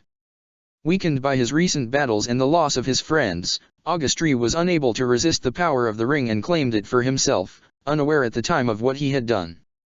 Through the ring, Fukin's influence corrupted him over the course of several years, his body wasting away along with his righteousness. By the time his peers had discovered the truth, it was too late, and Augustri vanished along with several radical tech priests and a handful of the most dangerous prisoners of the Inquisition he had broken out of their cells. When next he appeared, he had become the Necromancer, a dread figure in full heavy spiked black armor decorated with Source-Rouse sigils and marks of his allegiance to Fukin. Through the ring's power and his knowledge of the Arisen Dead's secrets, he had become able to take control of the psychic echoes left by the death of any ensouled being, raising hosts of ghosts and possessed corpses as he waged war against the Imperium. Through means unknown, the Necromancer traveled the galaxy for centuries, seeking to prosecute Fukin's agenda, exposing the relics of the legacy of the dragon, and weakening the wills of the Emperor's subjects to make them more easily dominated by the Black Dragon. Servants of the Fukin throughout the galaxy know of the Necromancer. Augustri has worked alongside salamanders on a handful of occasions, and even the infamously proud Dragon Marines give him a wary respect, seeing him as an agent under the direct control of their daemon primarch. VID logs from the armor of those few champions who managed to engage Augustri in close quarters have revealed that his armor is now hollow, all traces of his body having long since turned to dust while his spirit remains bound to his shell of metal by the ring's power. The ring itself is still worn on his gauntleted hand, proudly displaying the snarling dragon face Fukin sculpted in it 10,000 years ago. All attempts at destroying the ring have failed, as the daemon within protects its host from damage. Augustri himself has been defeated a handful of times, but his slavery to Fukin will not let him rest, and he always returns from such setbacks, seeming none the worse to bear. In the closing hours of the Dark Millennium, Augustri had been sent to Prospero by his dread master, tasked with destroying the heralds of Prospero and prevent the rise of Vendita, for the Black Dragon feared that the newborn power might interfere with his own sinister goals. The nature of Prospero increased the Necromancer's powers dramatically, even if the world itself loathed him and what he represented, the enslavement of even the dead into service to the Lord of the 18th Legion. How long Augustri waited on Prospero before springing his trap, none can tell, but such was the Necromancer's strength that he was able to summon the psychic echo of every fallen space wolf, along with a host of nightmares and long-dead horrors from Prospero's past. Spirits born from the uneasy dreams of tormented young psychers and abominations from the planet's distant past, during Old Night, manifested in the storms of sand, dust, and ash. The sons of Magnus were still shaken by the nightmarish vision they had just experienced, but the cries of the wolves brought their focus back. Sharpened instincts pushed aside the horror they felt, and the battle at hand drew their minds away from dread considerations. They did not know how the route's ghosts had taken form, but they could sense the power that had roused them in the distance, and knew that it must be removed from Prospero's hallowed grounds. With Chaon leading them, they went to war, and their fury was terrible to behold. For the first time in their long and bloody history, the heralds of Prospero stood as one. Even those of these warriors who had gathered armies of followers were used to fighting alone, for few could bear to be in the presence of the wraiths they summoned onto the battlefield. Yet now they were all members of the same shadowy order, all sharing in the esoteric powers the world itself had bestowed upon them. And so, at long last, the heralds fought side by side, their first taste of true brotherhood since they had heeded the call of their lost home world. Strategies and signals that hadn't been used in centuries were employed once more, still as fresh in the memories of the heralds as the day they had been taught in the Legion's halls. Telepathic abilities that had weakened through disuse suddenly blossomed once more, former Athenians becoming nodes in a psychic network binding all the heralds together. And at their side rose the ghosts of Prospero. The shades of millennia dead spire guards, asteroutes, and countless civilians emerged from the shadows and mists of Tisca, drawn out and given form by the psychic power of the heralds and the ambient energies of Prospero. Wraith fought wraith in the streets of Tisca, while the heralds cut a path ahead, toward the source of the wolves' return. Their weapons blazed with psychic power, ripping the etheric forms of their foes to pieces. But the necromancer's army fought back, striking with claws of hate and fangs of old judgment.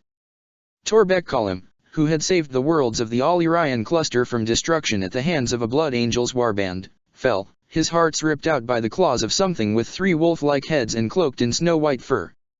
Seth Peros, who was the source of the legend of the Ghost Lord in the Galos sector, died bleeding from 100 different wounds that his enhanced physiology could not close up in time. Alphiros, who had been the last to journey to Prospero and become a herald, took his own life with his bolt pistol when he was possessed by the shade of a particularly vicious wolf lord, whose spite had allowed it to retain much of its individuality through the centuries. These and others fell, but none of them stopped fighting. Their ghosts rose from their broken bodies, and they joined the battle once more, their psychic powers undiminished by their demise. The dead of Prospero and their heralds fought their way toward the city's borders, and there they found Augustri, standing in a ritual circle etched in melted rock upon the sand, dark runes glowing with ember light.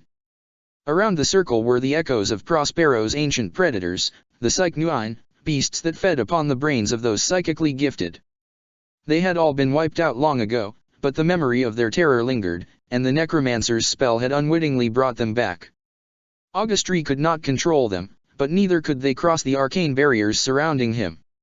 When they detected the herald's approach, they turned upon them.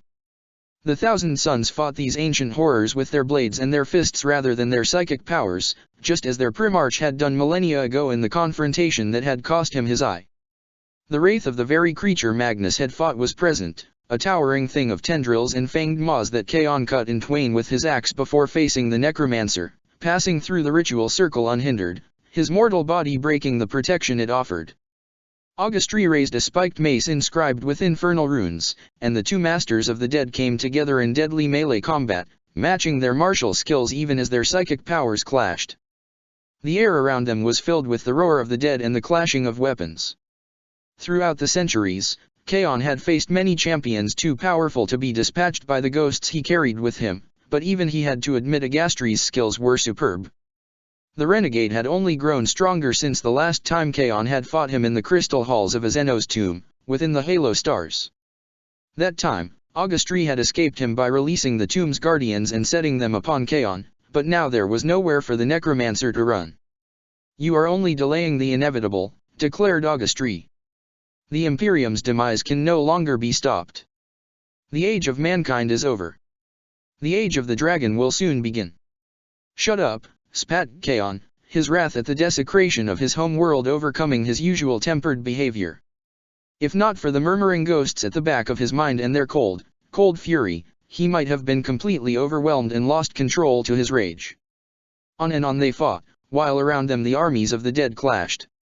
Finally, with a great, exhausted roar, Chaon focused his anger and dismay at the attack, at the vision, at 10,000 years of endless war, into the edge of his blade, and cut his opponent's mace in two. The demonic weapon exploded in a wave of source-rouse energy that threw Augustri to the ground, where Chaon towered above him, axe raised like an executioner of old. "The power of the dragon cannot be defied," whispered the spectral voice of Augustri. "In the end, all will bow to him, even you, Chaon the Black. Even this new power you serve." "Never," growled Chaon, before ramming Saren into the renegade's armored chest. The runes on the blade glowed as their power ate through the vile sorcery, keeping Agastri's soul bound to the material plane, and the ring on his right hand burned with a bright, orange light as the power within sought to keep its slave within its grasp. But Chaon could sense the threads of ether chaining Agastri's shade now, and the power that had been growing within him ever since he had returned to Prospero flared in his consciousness. He channeled it into Saren, and felt something like surprise emanate from Agastri's withered soul, then, gratitude and relief, as the old spell that had kept him trapped in this state of undeath for so long dissolved. The armored suit of the necromancer fell to the ground, its pieces turning to dust in mere moments. The winds of Prospero quickly swept even that away, revealing the last remaining trace of the creature Fukin had sent to the 15th Legion's home world, the golden, dragon-headed ring that had burned so bright on Agastri's hand. Kaon bent and picked it up, before raising it before his eye lenses, glaring at the reptilian visage. He could hear its voice trying to tempt him, but the chorus of Prospero's dead was much louder. "Go back to the dragon," hissed Kaon through clenched teeth as he tightened his grip. He could sense something else, something immensely powerful and distant speak through him, and words not his own left his lips in a terrible shout, and give him this message: "We come for him." The ring shattered in Kaon's grip, and the daemon bound within was cast back into the warp, to return to the dark power that had created it and confess its failure. Tossing the pieces aside, Kaon turned and faced his brothers, who looked upon him in awed respect. In time, he swore, Fukin will be brought to justice for his transgression. But a greater battle lies ahead, brothers. We have all seen what threatens our legion, our father, our imperium. He raised Saren above his head, and the perpetual cloud cover suddenly broke. A pillar of sunlight fell upon the blade, and for a moment it seemed as if Kaon was haloed in pure gold. "We go to Terathelion," he declared. "Now at last, we return to our legion."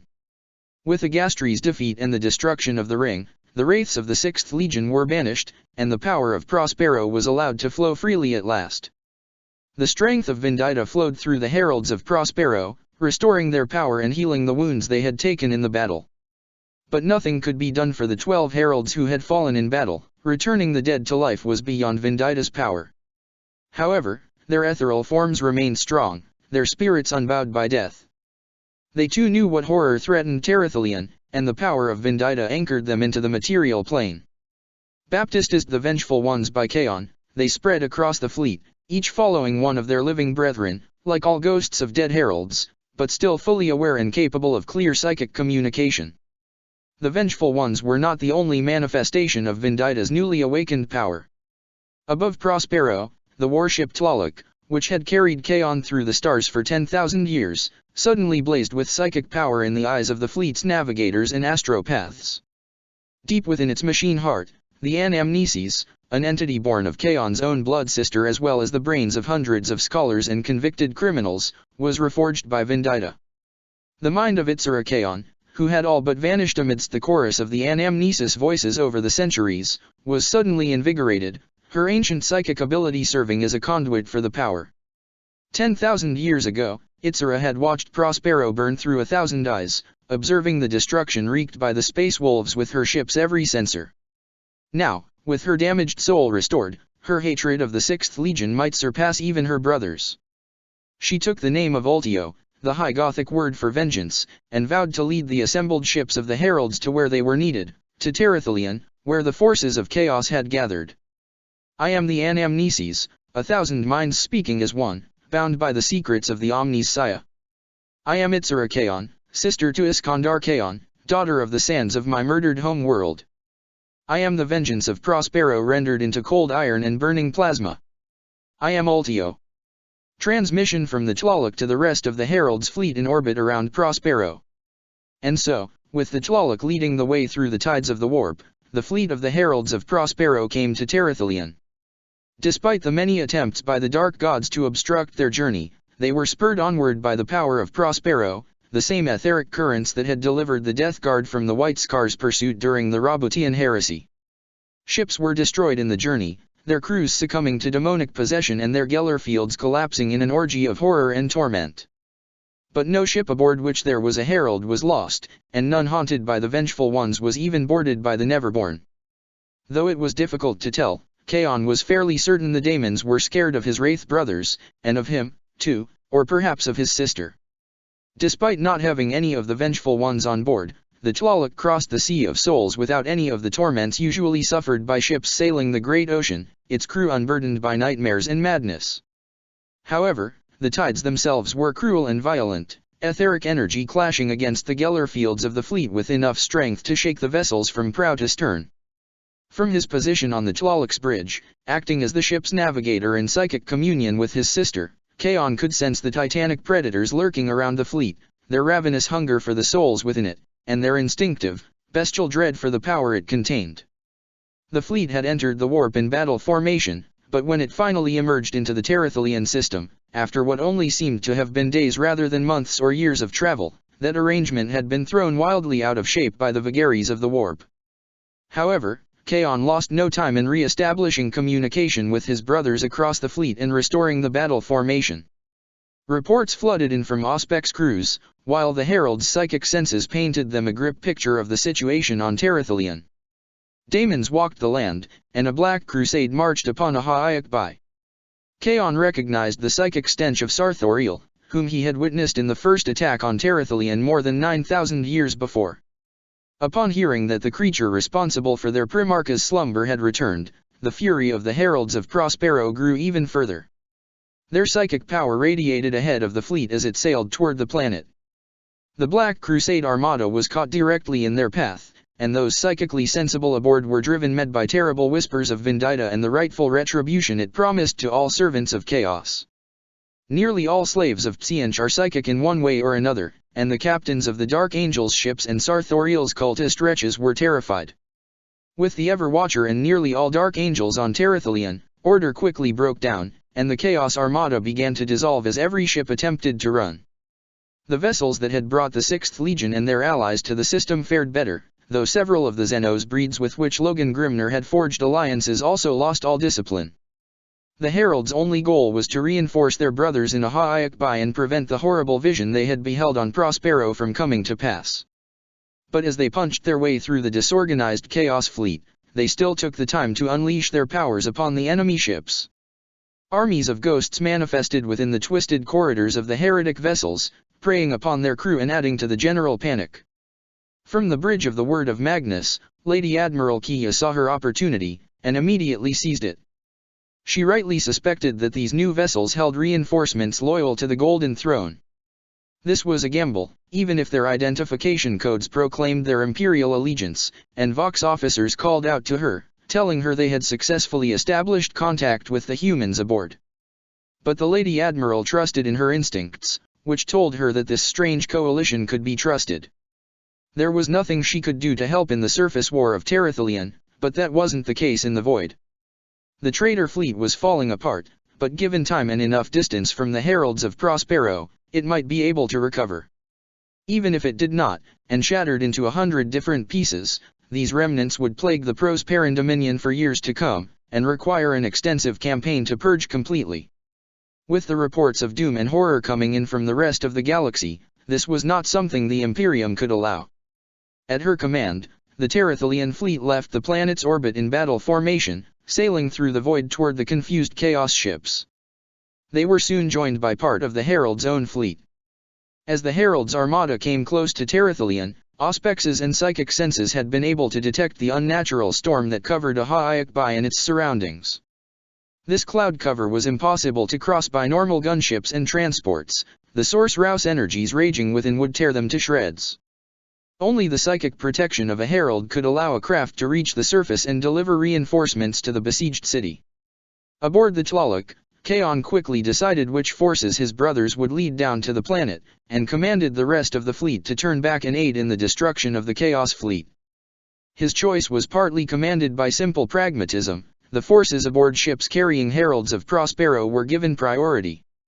But there were only so many transports a son of Magnus was confident he could shield, and so Kaon was forced to select the rest of his army on what little information he could glean from the situation planet side, as well as the best guesses of the anamnesis collective mind.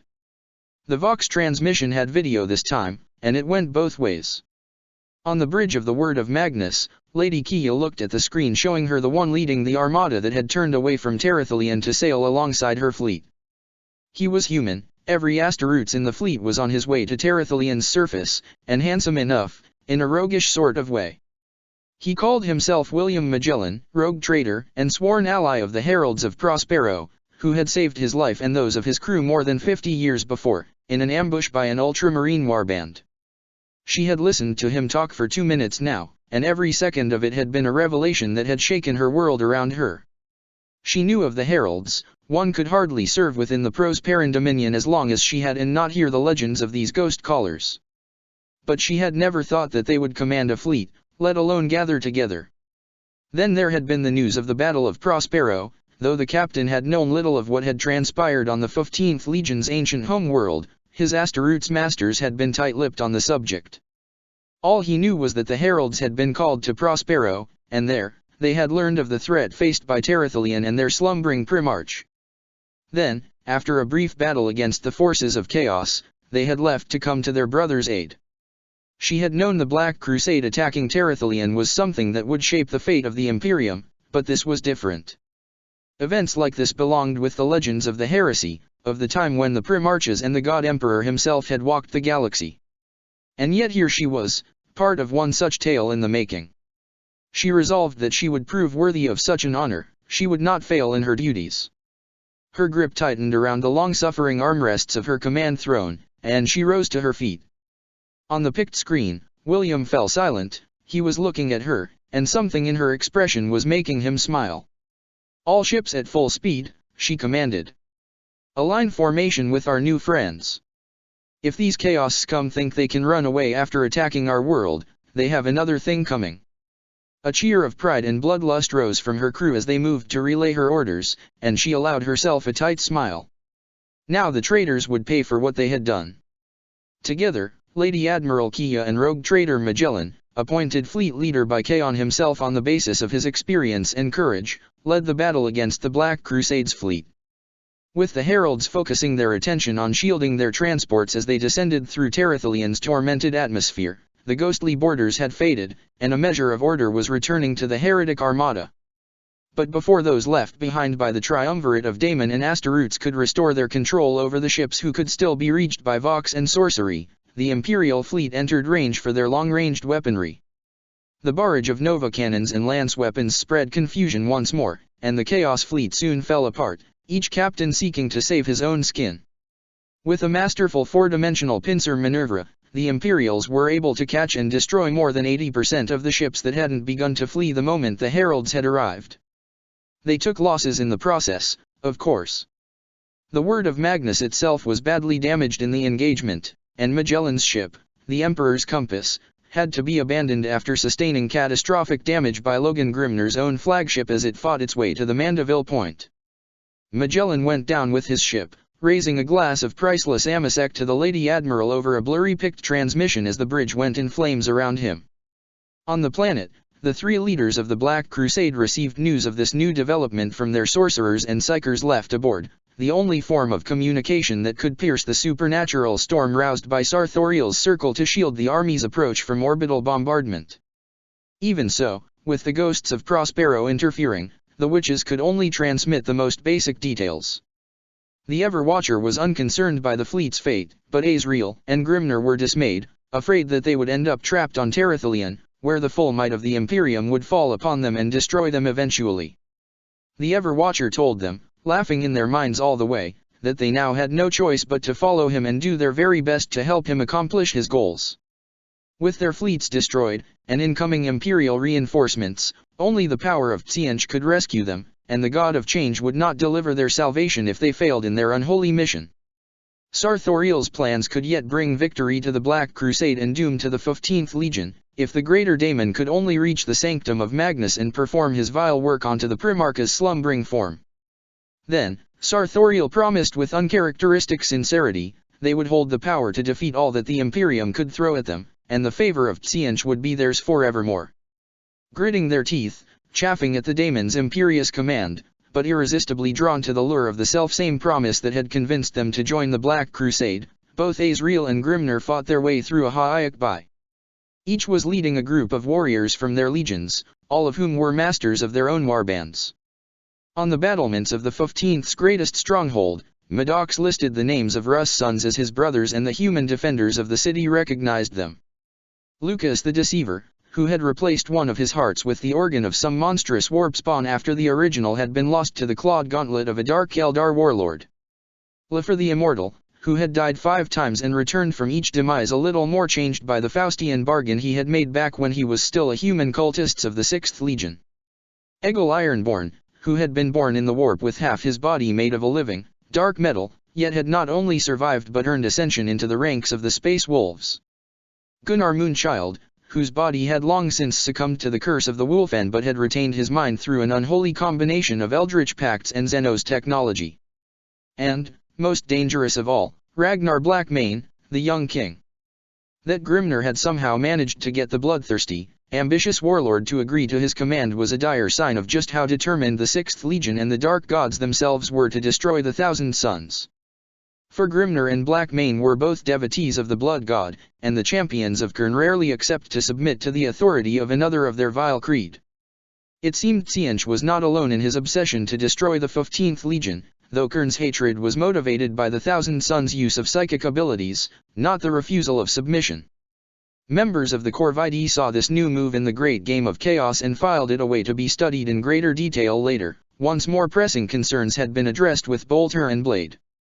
Those of the Thousand Sons who had studied the ways of the First Legion in the course of their long war against Chaos were more concerned by Azrael's entourage, not by those who were present, though each had a long list of atrocities attached to his names, but by the absence of one they had expected since learning the Lord of Lies was part of the Black Crusade.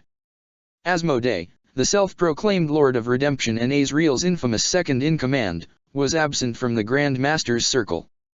Despite the distraction of the war at hand, these sons of Magnus wondered on what mission the Lord of Lies had dispatched his rabid hound, who was rarely seen away from his master's side. Perhaps Asmodee was dead, but they doubted it.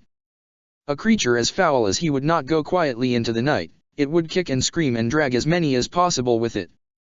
On their way to the Thousand Sons fortress, the two Chaos Lords each slew several of the sons of Magnus, along with thousands of Ahaiakbai's defenders. Azrael's armor was covered in Sorcerous wards that kept the power of the Thousand Sons at bay, while the axe of Morkai, Grimnir's infamous daemon weapon, shielded its wielder from all warp phenomena not directly bestowed upon him by his unholy god of carnage and bloodthirst. Each of them was one of the Imperium's great nemeses, their names whispered as curses across hundreds of worlds. As for Sarthoriel, he had also continued his advance after slaying the rear guard holding the breach in the city's outer wall.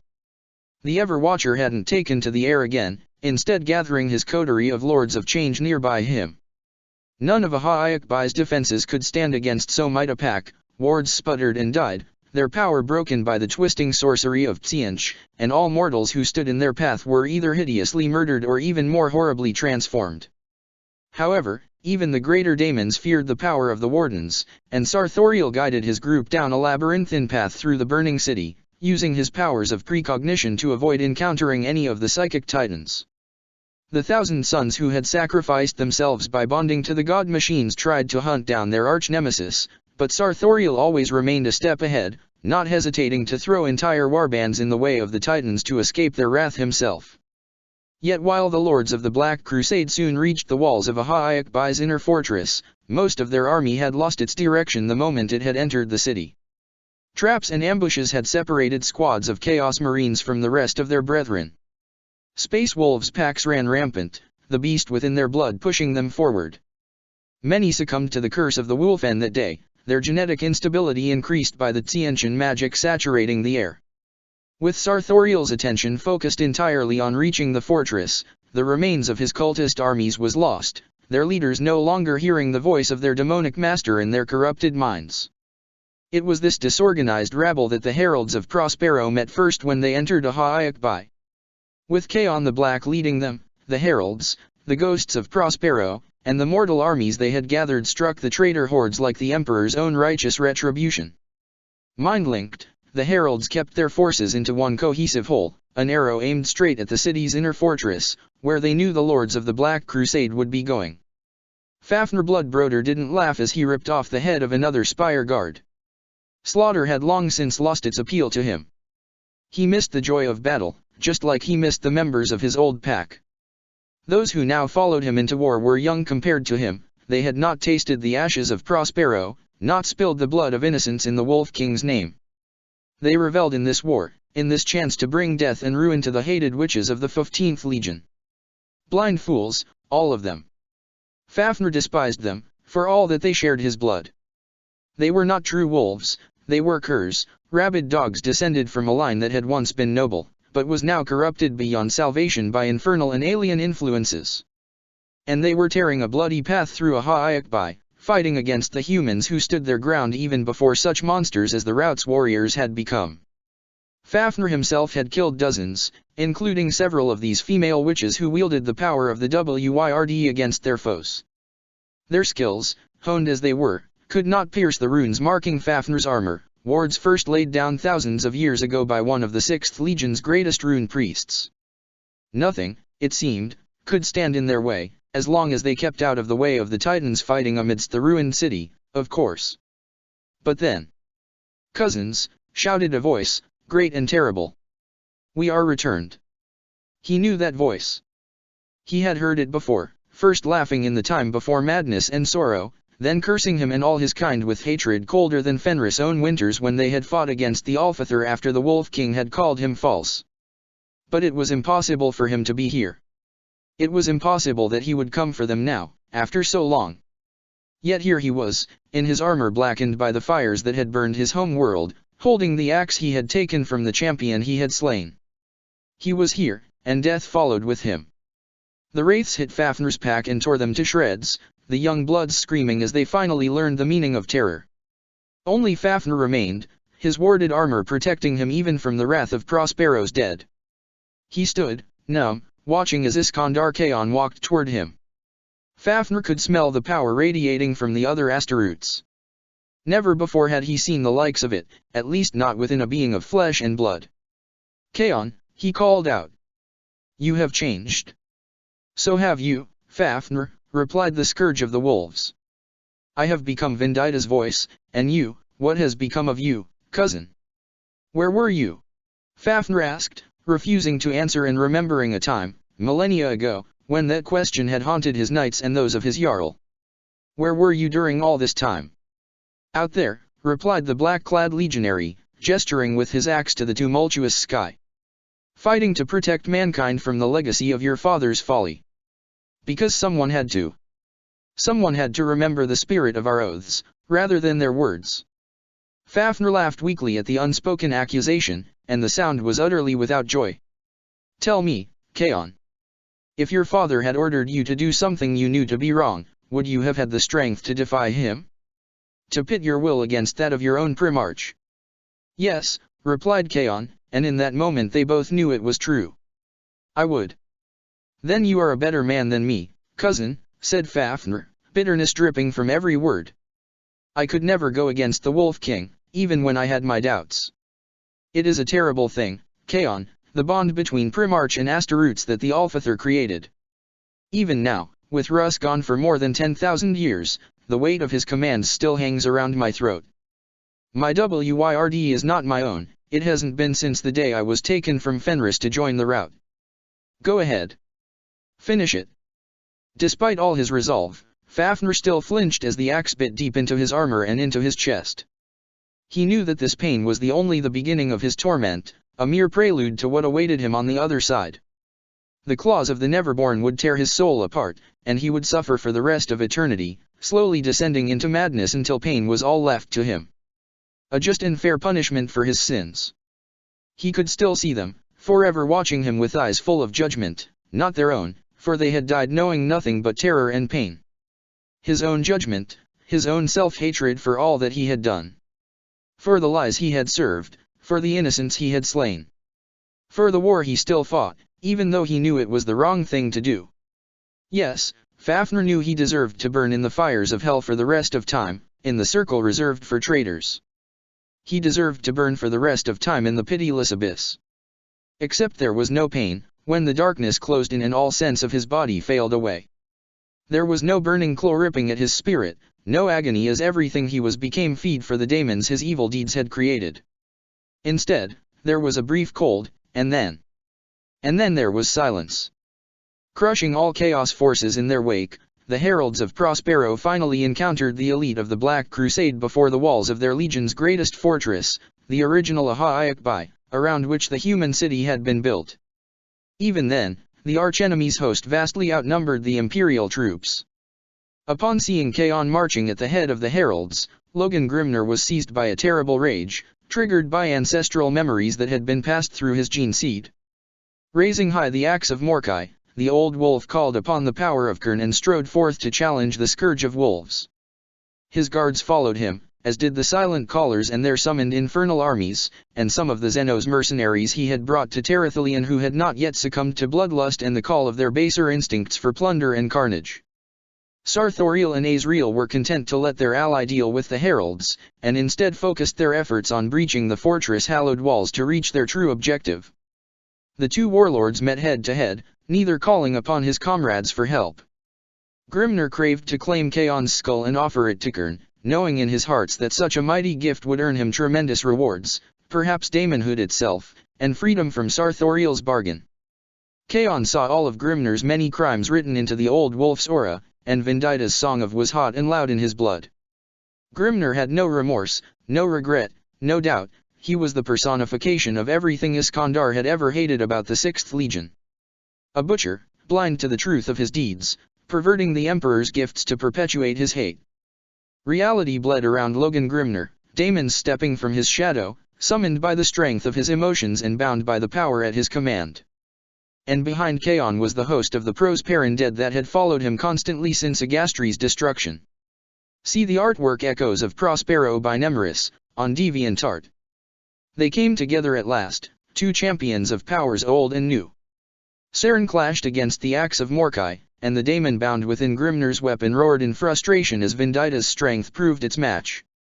From behind their helmets, the two warlords stared at one another, and the air crackled under the strength of their hatred for each other.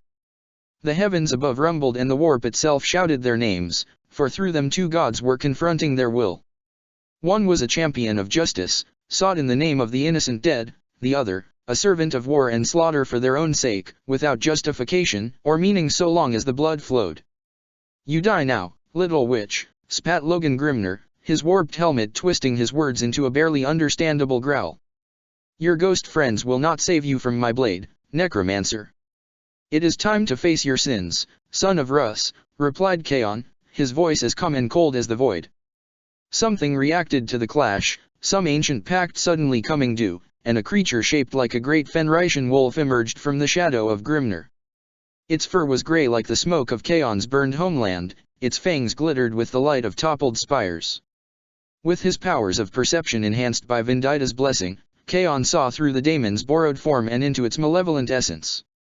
He recognized it. He had encountered the Neverborn long ago, when he was still an aspirant for the 15th Legion. It had been one of the spirits who had tempted him with the warp's false promises of power and knowledge during his ritual training, whispering half-truths in his young mind while his mentors watched. It had failed to destroy him then, it would not succeed now. Through the effort of pushing back against Grimner's terrible strength, Kaon said the daemon's name, filling the word with all the anger and sorrow that burned within him. Gyre. The fake wolf stopped midair, caught in its jump by Kaon's telekinetic grip. Its fur began to burn as Vendita's psychic presence consumed its eldritch essence. Without even looking at the creature, Kaon crushed it in his mental grip, drawing upon the strength of the hundreds of vengeful spirits bound to his soul. It burst apart in a shower of gore and rapidly dissolving soul matter. Its spirit wasn't just banished back to the warp, it was destroyed, obliterated down to the smallest of the emotions it had devoured when Prospero had burned. Logan flinched as the Neverborn's destruction echoed down the Source-Rouse connection, pacting him to the creature. Before he could recover, Kaon pressed his advantage. Saren slipped under the old wolf's guard and severed his right hand. The axe of Morkai fell to the ground, the scream of the daemon within it causing blood to sprout from the earth in gory fountains. Then, his speed increased by the cries of the dead, the scourge of the wolves struck again, and the head of Logan Grimner flew. The death of the old wolf triggered a terrible frenzy in his Space Wolves' allies. Dozens of them were lost to the curse of the Wolfen, while others degenerated into hideous chaos spawns as Kern's displeasure for his champion's fall spilled over to them. The silent callers cast their masked heads toward the heavens and screamed a sound coming directly from the depths of the Empyrean, their bonds to the one they had followed for so long abruptly severed. The heads of their human cultists burst under the strain, hosts of unbound daemons emerging from the gory remains. Lupin abominations, born from the nightmares of Prospero's survivors who had come to Terathelion millennia ago, raven-headed creatures that laughed and cackled, telling of dooms to come, and all manners of foul spirits that had spawned the Fenrisian legends of yore. The heralds and their living and dead allies fought through berserk wolves and Neverborn host alike, the vengeful ones hunting down the callers with relentless determination. The spectral heralds blinked from one point of the battlefield to another, striking their prey down again and again, driven by the countless horrors the silent callers had committed. The callers wielded greater power than the vengeful ones, but there were 12 of Magnus' undead sons and only 6 of the Chaos Abominations. Moving like lightning and working together as if directed by a single mind, the vengeful ones always managed to triumph in the end. Every time a caller fell, their mask shattered and there was a great gust of wind, like the sigh of thousands of souls suddenly released from an age-long torment. Finally, when only one remained, a towering figure that had once been known as Ezrakan, Banebearer of the Eightfold Winds, the silent caller performed one last spell, and vanished in a flash of warp light. The remains of its brethren disappeared along with it, and the heralds could not help but feel that this wasn't the last the galaxy had seen of the masked chaos sorcerers. For all that Grimnir was dead, this did not feel like a complete victory over the forces of evil, more like the vile power that had created the silent callers in the first place had recalled them to its side, to be punished and reforged for their failure. But incomplete as it might be, this victory still took time, and during that delay the forces of chaos pressed their assault. Callously abandoning the 6th Legion's forces for dead, Sarthoriel and the Dark Angels attacked the inner walls of Ahaiakbai. With the Wardens fighting the Chaos Titans of Legio Tempestus, the Everwatcher and the Lord of Lies led the assault. The sorcerers of the 1st Legion called upon discs of Tsiench to carry them to the battlements, while squads of raptors rose, leaving trails of eldritch flames behind them. Many of these warriors had once been assault marines of the Dark Angels, but their years of service to Tsiench had greatly altered them. Their skulls had fused to their avian helmets, as had the rest of their body to their armor. Any trace of their former humanity had vanished, replaced by vicious predators that took a cruel delight in the hunting of lesser prey. It was even rumored, among the ranks of the 1st Legion, that those who pleased the god of change enough in this aspect would end up transformed into Helldrakes, the true masters of chaos-touched skies.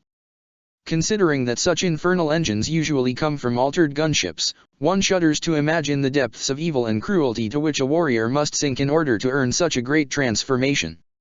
With claws dripping with venom or wreathed in source-rouse lightning, the raptors fought the defenders of Ahaiakbai, reaping a bloody toll. When the sorcerers added their dreadful power to the onslaught, even the disciplined forces of the Spire Guard and the Adeptus Mechanicus began to break down. Even the Skitarii warriors of the Martian Empire could be manipulated by the Dark Angels, their programming overwritten by dark forces and the sacred connection to their priestly masters infected with scrap code and sorcery. And even the Spire Guard, with all their training and experience, were unsettled by the broken ones the lords of the 1st Legion levitated onto the battlements. The daughters of Magnus wept at the sight of the former Imperials, their minds and souls shattered by the interrogator chaplains. They could sense the horror of what had been done to them, and the terrible fact that there was no coming back for them. Whatever made humans human was gone from the hollowed shells that remained. Under the onslaught, entire sections of the walls fell to the enemy. With the situation so dire, Maddox took the decision of releasing one of the fortress' most powerful and dangerous allies. In the days before the Black Crusade's arrival, every Corvidesier on Terathelion had agreed that these were momentous times, and that the hand of destiny was in motion for all of the galaxy. The time had come, they insisted, for the 15th Legion to use every weapon and tool they had accumulated during the long age of the Imperium. Already they had roused the Wardens of Ahaiakbai, despite the terrible cost involved, but more was required if the worst was to be avoided. And so, Maddox decided to fulfill one of the Imperium's own prophecies, despite all his misgivings about the War of Fate. Fighting on the walls to contain the enemy, he sent his brothers to the depths of Ahaiakbai. There, they opened the stasis casket of Khalida, the watchful daughter of Magnus. Khalida the watchful daughter. Few know of the truth of Khalida's origins, even among the order of the daughters of Magnus. In truth, even the Thousand Sons themselves have limited this knowledge to a handful of their own. For more than 4,000 years, her very existence has been nothing more than a legend, whispered by those who pray to Magnus as an avatar of the God Emperor. To them, Khalida is a holy spirit, a living saint, an incarnation of their God's power and will, sent to protect his son until the day of his awakening. The truth is a bit different, but, perhaps, not as much as it seems. At the dawn of the 37th millennium, the giant red star of the Maxil Beta system went supernova. But the stellar event was tainted by the minions of chaos, resulting in the cosmic cataclysm spreading the touch of ruin upon every world touched by its baleful light. This catastrophe, known as the Wrath of the Chaos Sun, affected dozens of imperial worlds, all of which promptly descended into anarchy and madness as mutation and heresy ran wild. The Imperium reacted swiftly, gathering its terrible might to cleanse the afflicted worlds. Due to the scope of the chaos infection, the Grey Knights alone would not be enough for the task, and the Thousand Sons sent many of their number to the decades-long war of purification. World after world burned in the fires of Exterminatus, the only mercy that could be delivered to the unfortunate souls damned by the Chaos Sun. Always, the process would be the same: the Thousand Sons would descend upon the world, eliminate whatever Daemon Lord or other defense prevented orbital annihilation, then they would withdraw and watch from their ships as the planet's population was wiped out. This forced a terrible burden upon the consciences of the Sons of Magnus, and soon they began to pray as fervently as any imperial citizen ever had, not for an end to their duty, but for the chance to save someone, anyone at all, from the worlds. And, in what the ecclesiarchy would undoubtedly call a miracle had the circumstances been slightly different, they found one. The name of the world on which the Thousand Sons found Calida was expunged from all records along with all others touched by the Chaos Sun at the Inquisition's command. But the legends tell it was a hive world, covered in towering spires and sprawling metropolises. By the time the Imperial war machine reached it, it had become another hellish world, filled with twisted, crazed mutants and the daemons that wore their flesh. At first, the Thousand Sons were ready to simply blast it to pieces from orbit. Nothing there, it seemed, had the power to warp reality enough to make the planet immune to Exterminatus. But the seer among the group stopped their hand, for he could feel something else on the world, something that did not belong to chaos, a light in absolute darkness.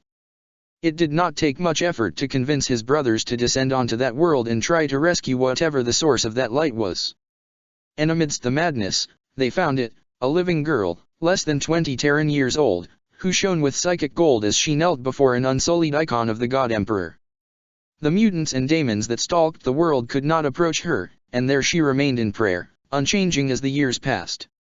It was only when the seer laid his hand upon her shoulder that she reacted, her eyes widening in wonder at the presence of the Space Marines. From the moment they stepped out of the ruined church where she had taken refuge when the Chaos Sun had flared in the heavens, the Thousand Sons were forced to fight against an unceasing tide of enemies. It seemed that the whole planet was trying to kill them, driven by an undying hatred of the light in their midst. Perhaps, the Sons of Magnus would later theorize, they could not bear the light reminding them of all that they had lost. Eventually, the Thousand Sons managed to bring the girl back to their gunship and safely extract. The moment they were out of the atmosphere, the seer gave the order to begin the Exterminatus. Already he could feel the gaze of the dark gods turn toward them, and there was no telling what they would do with a whole planet of servants to call upon. As her home world cracked apart, the young woman, who had fallen unconscious the moment the Thousand Sons had removed her from the church, woke up. Recognizing the significance of her discovery, the Thousand Sons immediately sent her and the seer whose visions had led to her toward Terrathelion, while the others remained to complete the task at hand. During the journey, the seer learned that the young woman had forgotten nearly all of her memories prior to her time in the church. She only remembered the God Emperor, the words of prayer, and the monsters baying for her soul. Not even her own name had made it through the trial her psyche had undergone. She received the name of Calida from the seer, a name from old Prosperan legend about a woman who had refused to let even the most grievous of losses stand in the way of what she saw as the righteous path. The seer also found out that Calida was an Alpha Plus Psyker, one of these exceptionally rare beings who wield the power of the warp with a degree only surpassed by the Primarchs and the Emperor themselves. The horror of the Chaos Sun had caused her latent ability to suddenly blossom, which was still in the realm of the seer's expectations. But that she had survived and remained pure, on a world overrun by the minions of ruin, was something even the secular son of Magnus could only call a miracle. On Terrathelion, Calida joined the daughters of Magnus, and learned how to wield her tremendous power from them. But the daughter's teachings had never been meant to be studied by one as powerful as she. The Thousand Sons who knew of her existence feared that, for all her devotion to their grandsire, she was too powerful to allow to run loose. Eventually, some claimed, the dark gods would find a way to pervert her into their service, and then, with her strength, Terathelion would be doomed. Khalida knew of their concerns, and understood them. In truth, she shared them herself. She did not believe herself to be holy, simply protected by the Emperor, but she could still hear the whispers of the ruinous powers, all desperate to turn her. Even Kern, with his famous hatred of psychers, couldn't pass up such an opportunity. In the end, she volunteered to be placed in stasis, where she would not be able to cause any harm and would be beyond the reach of even the Chaos Gods themselves. With a solemn ceremony, designed to ensure that she entered stasis in the correct state of mind, as during stasis, the mind lingers on its last thought, sometimes to catastrophic effect in the case of long periods, Khalida went to an artificial sleep she hadn't broken for nigh 5,000 years when the Black Crusade reached Terathelion. Yet even in this state, Khalida hasn't been inactive. Somehow, even the Dark Age technology the 15th Legion used for her sanctuary wasn't enough to completely shut off her presence. While visions of the Crimson King are few and subject to suspicion, no one denies that Khalida's specter has appeared to thousands of pilgrims and devotees over the years. These apparitions bring solace to the tormented, praying for spiritual help, delivering advice, and curing sickness and injury.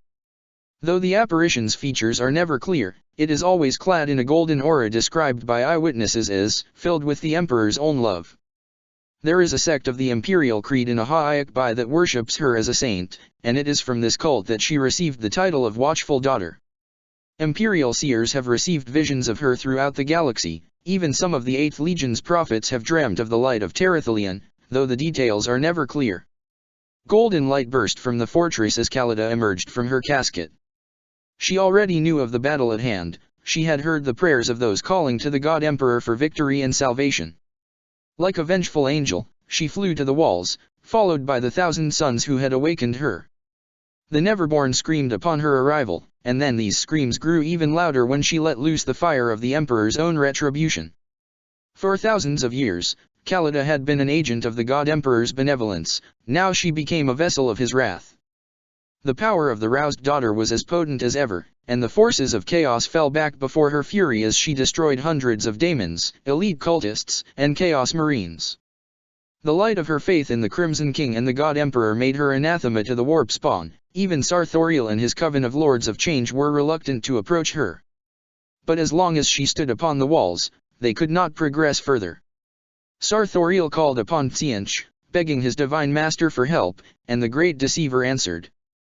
With a cruel smile, Tsiench reached out and moved a pawn that had been sent to Terathelion in anticipation of that exact moment. For centuries she had remained in prayer, her mind at one with the God Emperor's divinity. She had looked deep into the thoughts of the master of mankind in that time. And while none, save perhaps his sons, could truly understand the mind of a true God, she had learned much. She had witnessed the abyss of millennia through which he had lived, guiding humanity away from damnation and toward the salvation only he could conceive. She had seen the many sacrifices he had made in the name of that goal, the lives he had destroyed, the hopes and dreams he had broken. She had seen the oceans of blood he had spilled as he pruned the tree of life itself. But she had also seen the tears he had silently shed. She had felt his love for mankind, his drive to protect the species from which he had been born, no matter how removed from it he became. She would keep the tides of chaos at bay as she had done before. Then, the exiled would return, and the Crimson King would rise. She would share the Emperor's vision with his freed son, and together they would bring a new age of peace and illumination to the galaxy. All would proceed according to the God Emperor's design. His light shone through her, and as long as it did, Ahaiakbai would not fall, for no spawn of ruin could bear its touch. The fragments of the Chaos Gods fled before her, and those touched by their tainting influence recoiled, struck by a horror they could not comprehend at the light's touch, even before it began to burn their impure flesh away. And so she stood, and from the walls of Ahaiakbai the wrath of the God Emperor rained down upon those who dared threaten his son. Then one soul approached her, confused and lost, but untouched by the darkness. She turned toward it, and her eyes widened as she saw a warrior of the legions, clad in the armor of the dark angels. The warrior was stumbling, confusion and shock radiating from his thoughts. He did not know where he was, did not know who she was. Like a lost child, he was reaching out to her, desperately, silently begging for her help. The light did not harm him, instead calling him forward. He fell to his knees before the watchful daughter. The dagger buried itself in her heart, and a blood stain spread over her robe. She looked into the eye lenses of her killer, shocked beyond words, unable to understand what had happened. Where before there had been a lost warrior, now there was a cruel, scheming monster, reveling in the success of his vile sorcery. Then, just before oblivion claimed her, she struck back with one last blow, and the deceiver was cast back, crashing onto the rock, the dagger slipping from his grasp and shattering as it hit the ground. But it was too late for her, and as Khalida fell, she knew that the Emperor's plans for her had been shattered. "And so dies your pawn, anathema," laughed the god of change, "and with it, your pathetic efforts to challenge my reign over the streams of destiny. I alone am the architect of fate." Khalida's death broke the mortal defenders of Ahayakbai. They saw their saint fall, and knew in their souls that all hope was lost. The dark angels, for their part, did not appear troubled by the sudden disappearance of their lord. Their complex, many-layered, utterly insane hierarchy meant that each of them still had his own mission, his own commander to obey. They pressed on, and soon the battlements fell. Maddox led the retreat into Ahayakbai's inner corridors, preparing to fight the forces of chaos every step on the way to Magnus' sanctum. As Sarthoriel entered the fortress, Kaon and the other heralds finally reached the walls. With their power, it was easy for the heralds to levitate, leaving their mortal army to deal with the rabble the Chaos Lords had left behind. Utter anarchy descended as three armies fought within the fortress corridors. Maddox's control on his forces fell apart, each thousand son forced to fight on his own with whatever troops he could marshal, protecting their minds against the pervading despair. But despite all the bravery of Terathalian's defenders, they were still losing ground, and the forces of chaos drew nearer and nearer to the vast cavern where Magnus' body laid in state. Eventually, Maddox led a desperate last stand at the sanctum's gates, gathering as many of his brothers to his side as he could, hoping that the heralds would manage to break through the chaos horde and reinforce his position. He had heard of the return of his lost brothers during the confusion, and while he barely dared believe in such a miracle, he knew it was his legion's only hope. Before the great adamantium gate, the Undying held his ground, with hundreds of men, women, and Astaroths at his side. 1,000 sons, spire guards, daughters of Magnus, Mechanicus Skitarii, all stood together, to defend the Primarch against the legions of darkness. And then, from the hordes of the lost and the damned emerged one warrior, clad in blue-gray armor and radiating the baleful power of Gurn. In his hands, he held a power sword of ancient design, a relic of mankind's distant and glorious past, despoiled and tainted with runes of the blood god. Behind him came other space wolves and Wulfen.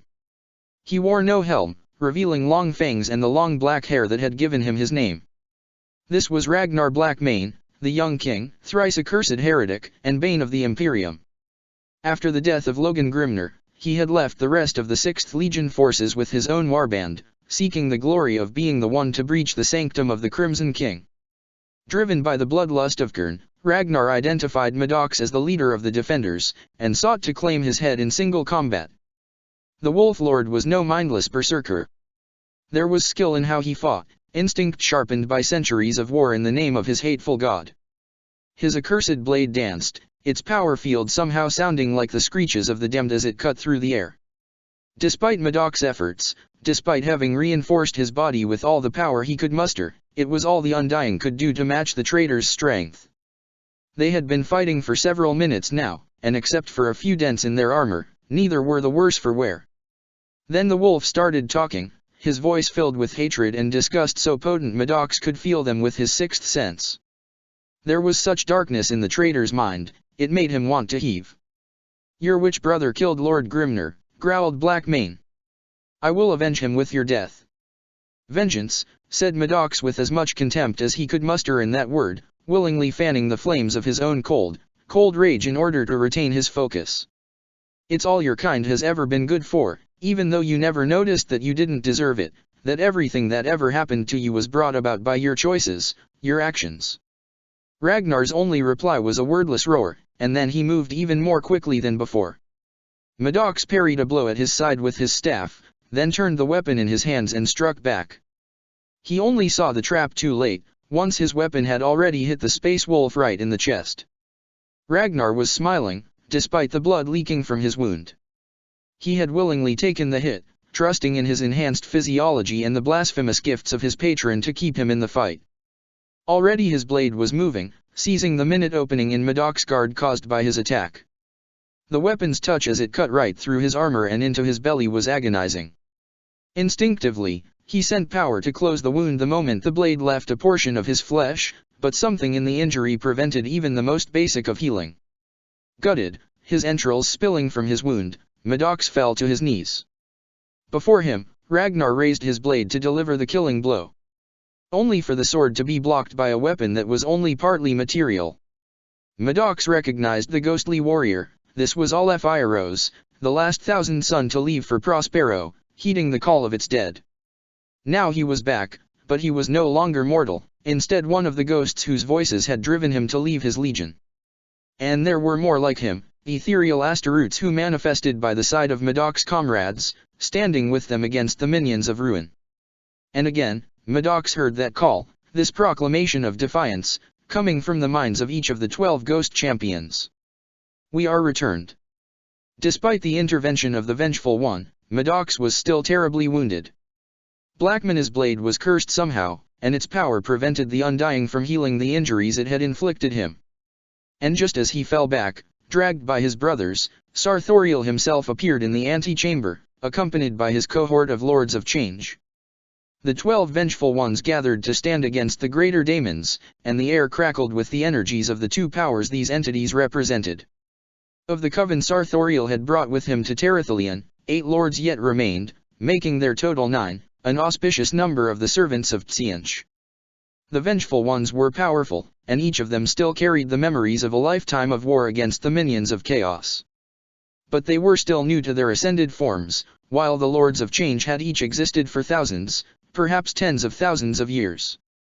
And while Vendita was growing more powerful with every passing day, the Architect of Fate had existed far longer, and was using its hoarded power to reinforce its minions in this most crucial of battle. In time, the Lords of Change would pay for this boon, for Tsianch was ever fickle, but for now, the will of the changing god was focused on achieving victory on Terathelion.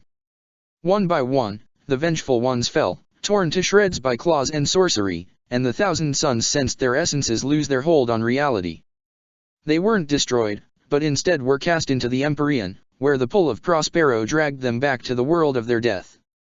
They would return, in time, reaching out to Vendita's living agents across the galaxy, but their part in the siege of Terathelion was over.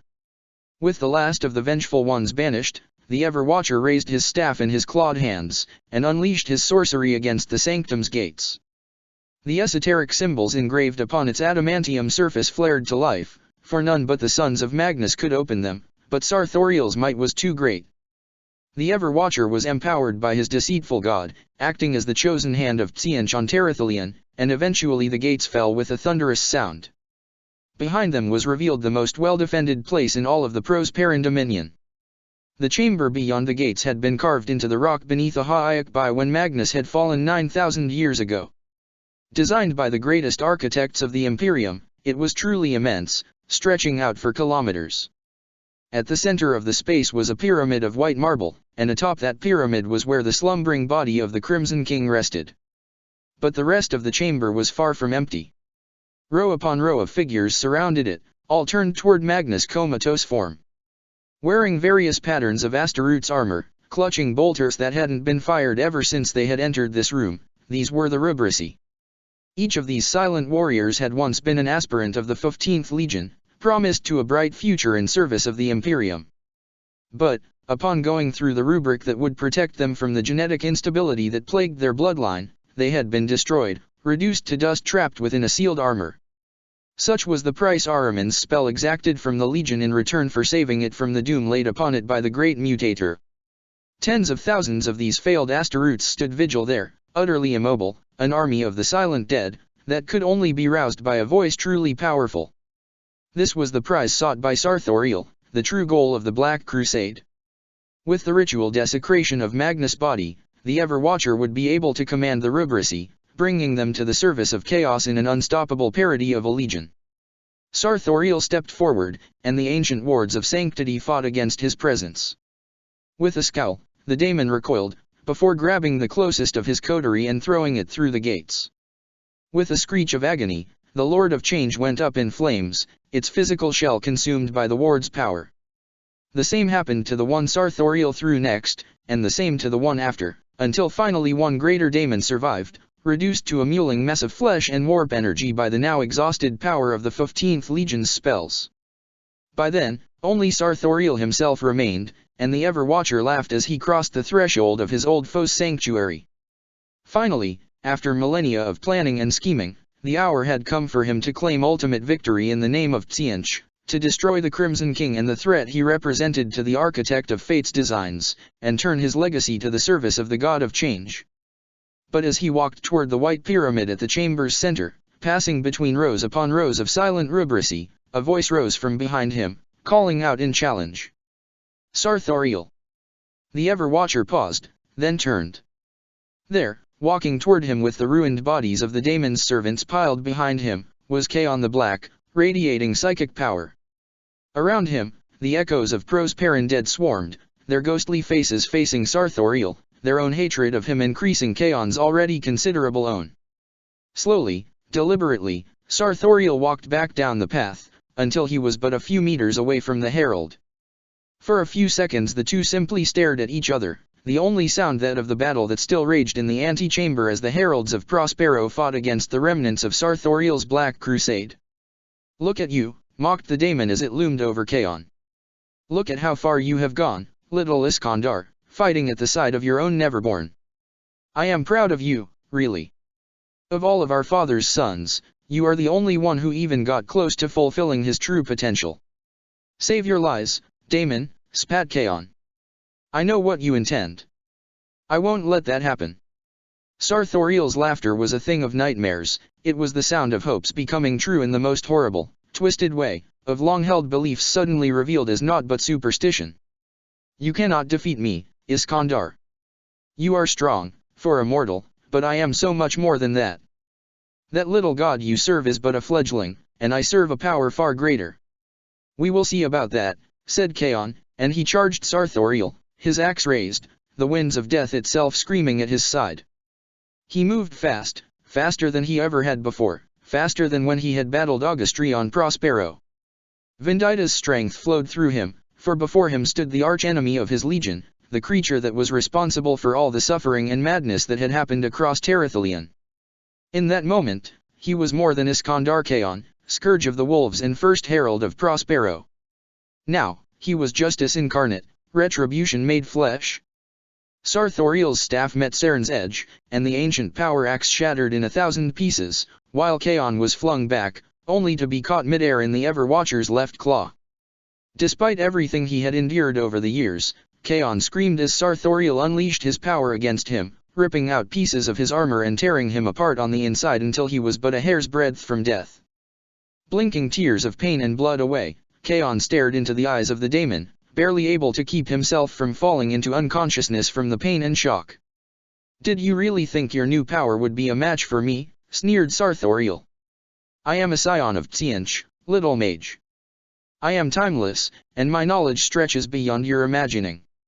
It will take more than your pathetic tricks to defeat one such as me." With a desultory gesture, Sarthoriel threw Kaon across the room. The herald crashed into the wall, next to the broken gates, and slumped to the ground, where he remained, unmoving. "Watch now," mocked the greater daemon, "as I bring the retribution of Tzeentch upon your father, and claim dominion over all that he ever held dear." Then, without another glance, Sarthoriel turned back toward the white pyramid, abandoning his defeated foe. Failure tasted of familiar ashes in Kaon's mouth as he laid on the ground, his body broken, his power spent, his axe shattered. He could not move, could barely breathe. He had lost, and there was nothing more he could do but watch as everything he had fought for was horribly metamorphosed by the evil he had failed to stop. Part of him wondered whether Sarthoriel would grant him the mercy of death, once he had witnessed the terrible vision of Prospero come true. And then there was a presence near him, and he forced himself to turn his head toward it. There stood Maddox, the current leader of the Thousand Sons defending Terathalion. Kaon had heard of him from the heralds who had most recently left the Legion. The so-called Undying was on the brink of death, his life prevented from ending only by the constant use of his great powers of biomancy. His aura, weak and flickering, was still threaded with Vendita's power. Should he survive long enough, he too would become a herald. But that wasn't likely to happen now. I see it now. Vendita's light, said Maddox between gritted teeth, and Kaon could hear the blood dripping from his mouth with every word. It needs you, Kaon. It needs you alive. Maddox knelt by Kaon's side, and laid his hands upon his ancient brother's broken body. Power flowed through Iskandar, repairing tears in his flesh and rejuvenating exhausted muscles. For several seconds, Maddox simply sat there, immobile, working his art to heal Iskandar. And then he fell, and moved no more, the last of his life expended to heal Kaon's wounds. How many brothers had Iskandar seen die now? How many more would he see, before it finally ended? Why won't you let me die? He thought bitterly, nearly overcome by the centuries of warfare and horror he had experienced, as the galaxy fell ever further into darkness. How much more could one soul bear before breaking under the strain of so much death? However much was required of him, came the answer from a silent voice in his head. Kaon forced himself to look up, ignoring the pain that caused. There, standing over his own corpse and Kaon's crawling form, was the ghost of Maddox, looking down at the brother he had saved. He did not wear his helm anymore, and his face held no wrath, no judgment at Kaon's doubts, only trust. Even in death, Maddox believed Kaon would do his duty. How could he disappoint someone who had sacrificed his life to save him? Despite the pain, Maddox had saved his life, but Kaon was still far from fully healed. He crawled toward the pyramid. He did not know what he would do, what he could do, but he would not give up. He would not give in to despair. And so he crawled, centimeter after centimeter, and then, a miracle happened. Sarthoriel was climbing up the steps of the pyramid and was already half the way to the top when, without warning, a disk of bright light appeared before him, stopping him in his tracks.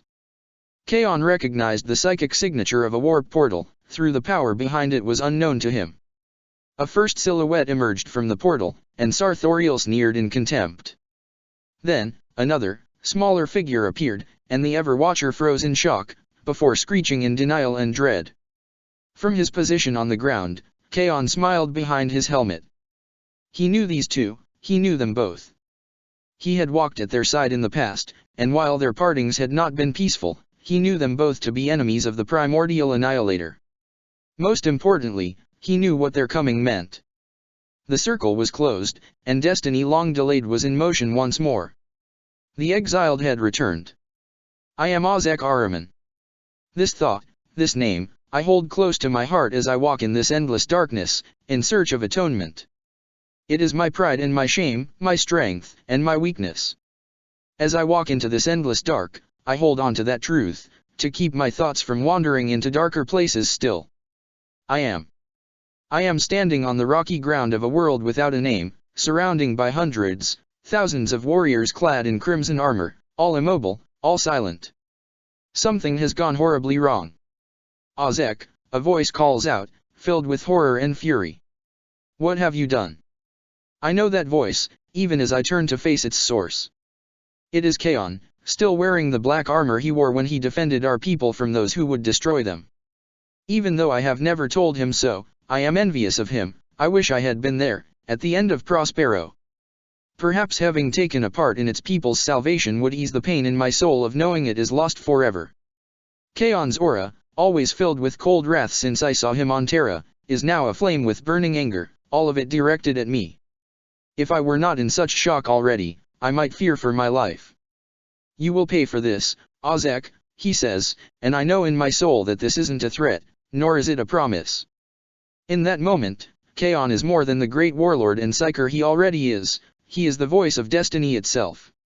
I will pay for this sin against my legion, over and over again, until I am forgiven at last, but I know, too, that I do not deserve such forgiveness. I will not follow you anymore, Ozek, declares Kaon, before turning his back and stalking away, back to his Thunderhawk, alone, leaving behind the silent warriors of his company. You are not worthy of leading the legion, what's left of it. No one tries to stop him. Not me, who knows all too well that he is right. Nor the others, who are still lost in their own horror. We have all accomplished so much, fought for so long against the forces of chaos. We lost our home world, with only a few of us able to even fight for its defense. We fought in the webway below the Imperial Palace, and witnessed the monstrosity of our erstwhile cousins. We sensed the Emperor's death at the hands of the arch-traitor, a psychic scream that echoes inside my soul still. We beheld the new form of Fukin as he emerged from hell itself on Pythos, a nightmare of dark power and desire of absolute dominion. We saw our father fall, victim of a daemon's spell, and we thought that this was the extent of our enemy's revenge. Then, we all felt our own flesh change, mutate under the strain of the energies we channel by the strength of our minds. Our brothers died, one by one, unable to endure the transformation or taking their own lives rather than become monsters. We sought a way to save them, to save the Legion, now that Magnus was gone and no longer protected us from the curse laid upon us by the great deceiver. And now, this. Our Legion is ash, just as the Imperium's ideals are dust, and it is my fault. I thought I could save them, replicate our father's work. But I have failed. I have failed them all. Let this be remembered, I say, my voice numb with pain and shock. Around me, my brothers turn, freed from their own horrified trances by my voice. Let my shame never be forgotten. I walk away from them, not hearing their calls, not knowing whether they are cursing me or trying to get me to turn back. It doesn't matter, in the end, I am the one who hates me the most. I am walking into darkness, with naught but the distant light of redemption to guide me. The past is just that, the past. I cannot change what has happened, no matter how much it might haunt me. My failure, my sin, destroyed my Legion, even as it saved those of my brothers who survived, so few, so very few. And so I walk, searching for a way to save those I failed. I am Ozek Ahriman. The Siege of Terathelion. Part 4, The Exiled Return. No soul bears such guilt as that of Ozek Ahriman, the exiled son of Magnus. When the Crimson King fell and his protection was removed from the 15th Legion, it was Ahriman who designed the rubric to prevent his brothers from descending into uncontrolled, insane mutation. But his ritual did not work as intended, and of the thousands of warriors who were affected, only a few hundreds survived while the rest became nothing more than silent ghosts trapped within their own sealed armor. Horrified by the results of his work, he left his brothers, seeking a way to undo what the rubric had wrought. His quest has taken him from one end of the galaxy to the other, and into realms best left untrodden by mortal feet. But for all his regrets, Ahriman is still possibly the brightest mind of the entire galaxy, and one of its most powerful psychers. Of the many threats he has encountered over the millennia, none have managed to end his tormented existence.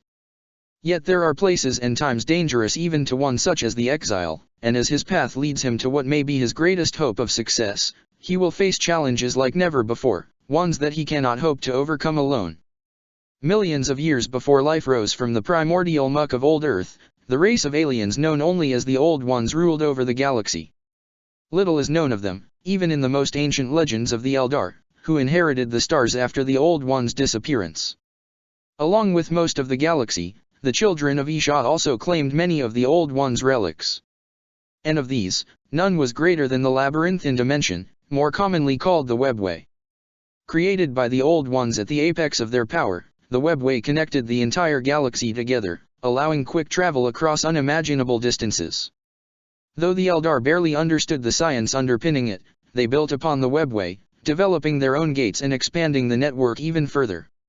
For millions of years, the Webway allowed the Eldar Empire to dominate the galaxy all but unchallenged. Only the Greenskins ever threatened their supremacy, with legends speaking of war bosses the likes of which haven't been seen in the galaxy since, save during the War of the Beast. With their gods to protect the Eldar from the ruinous powers, the aliens were nearly gods themselves, living in a golden age of prosperity the galaxy had never seen before or since. This age came to an end when, nearly 60 million years after the Old Ones' disappearance, the Eldar proved unworthy of their ancestors' legacy. Their excesses and decadence festered into the warp, and as the power of their old gods faded, Slaanesh was slowly formed. The birth of the Dark Prince destroyed the Eldar Empire and Pantheon alike, reducing the once proud race to a few scattered remnants. Of these survivors, some live on craft worlds, denying themselves even the slightest taste of pleasure for fear of drawing the Dark Prince's eyes. Others live on savage worlds, in harmony with these worlds' godlike spirits. Still others hide in lairs deep within the webway, such as the dark city of Comeric and the kingdom of Shadiom. There, as they indulge into the same depravity and arrogance that doomed their species, their souls are slowly drained by the god they still serve, however unknowingly. By denying the Dark Prince, placing themselves beyond his reach, or feeding him the suffering of others rather than their own, these branches of the shattered Eldar race have endured the passage of the last 10 millennia, in a fashion. The Imperium knows of these three factions, and while alliances have occasionally been made with the Craft World and Exodite Eldar, those who dwell within Comerica's dark halls have ever been hated and hunted, for they are cruel raiders, seeking slaves to torment to fill the vacuum of their own twisted souls. And very few among the most exalted ranks of the Inquisition and the Adeptus Asteroutes know of another faction of Eldar still, who endure unchanged ever since the species' galaxy-shattering fall, the Harlequins. Servants of the Laughing God, the only divinity to escape the birth of Slaanesh unscathed, they fight the slaves of ruin at every turn, dancing to the tune of their master, sheltered from the thirst of the Dark Prince by his power. Many scholars, human and Eldar alike, have investigated the deeds and motives of these strange warriors. The Harlequins always seem to act in the children of Ishah's best interests, but they take the long view, even more so than the Craft World's farseers. Over the millennia, they have been allies and opponents alike to the Imperium, striking select targets with uncanny precision. But there is a fifth group, one so secretive and few in number that only a handful of humans have ever learned of its existence. They live in a secret realm, a unique craft world hidden deeper in the webway that even Comeric. There, behind wards that were old when the Eldar race was young, they protect knowledge most dangerous and vile, knowledge about chaos, the Old Ones, and many more terrible subjects. Most who have heard of this place, Eldar and Inquisitors alike, think it to be a myth, few know it to be real, and those few rarely sleep well. They call it the Black Library, and it is said there is no secret that cannot be found there, if one is willing to risk one's soul and sanity. Beyond these proscribed lore, the Black Library also contains a veritable host of dangerous artifacts, relics of chaos from a time before mankind, when the dark gods corrupted and destroyed entire species in the shadow of the Eldar Empire. These are weapons and tomes imbued with all the hatred and madness of the races that crafted them, tools capable of bringing ruin to the very stars. Of all the other Eldar, it is said that only the Harlequins know the path to the Black Library, and they are the only associates of its mysterious keepers. Even Ahriman himself knew not how long he had wandered in the webway. The former first captain of the 15th Legion had entered the labyrinthine dimension after uncovering clues as to the Black Library's location, but these had soon proved insufficient to his needs. Built by the Old Ones to be outside of normal time and space, the webway distorted the passage of time like the warp itself, though in a far more regular and less dangerous manner. In ancient gardens that had flourished even without care, Ahriman found sustenance, and his powers kept his armor from falling apart or its power source from ever failing. The time dilation phenomenon meant that, sometimes, Ahriman would appear to age centuries, and have to force himself to continue to advance on aged, withered legs, and then, in the next section of the webway, his youth and strength would return, until he looked exactly as he had when he had first been raised to the ranks of the legionaries. This made Ahriman's memory of his errands fragmentary, as entire centuries spent wandering in some sections of the webway would fade from even his transhuman mind, becoming nothing more than nearly forgotten dreams. But throughout it all, Ahriman held on to his purpose, to find the Black Library, and within its halls, the way to undo what he had done and bring his brothers back from the silent death to which the rubric had consigned them. In the remains of long-destroyed Eldar kingdoms and upon the walls of forgotten Old Ones' ruins, Ahriman searched for the path to the Black Library. In truth, it seemed as if the hand of fate itself was guiding him, for whenever the exile's last trail had failed, he would discover a new clue that would set him on his way again. Finally, walking paths even the Harlequins and the custodians of the Black Library themselves had forgotten, Ahriman reached his goal, only to find out that War, his old companion, had found it first. The Black Library was under siege by a Chaos army, a horde of Slaaneshi daemons and a host of blood angels.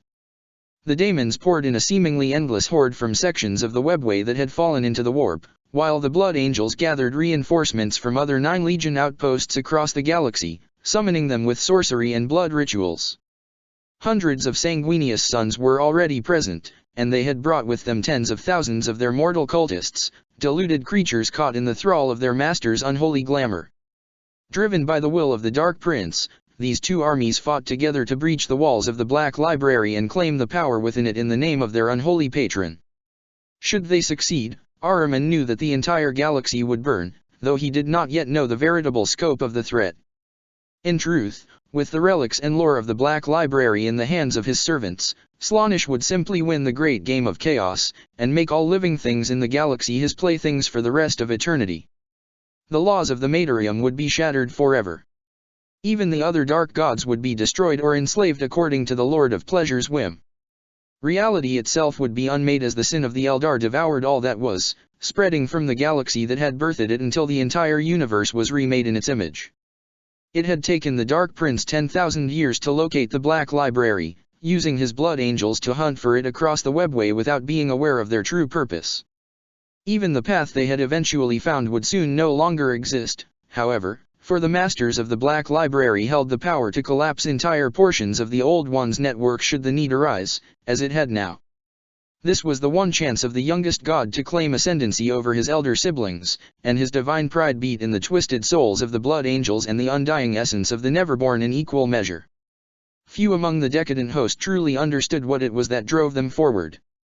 Most sons of Sanguinius simply thirsted after the ancient blood of the Black Library's Eldar keepers, while the daemons hungered for their souls. Only the lords of the 2 hosts understood the true purpose of the attack, and knew what rewards would be theirs if they succeeded in their god-appointed task, and what punishments would be inflicted upon them, should they fail. The exile beheld a ruined city, spreading as far as the eye could see. The remnants were so old it was impossible to determine at what purpose they had served when they had been whole.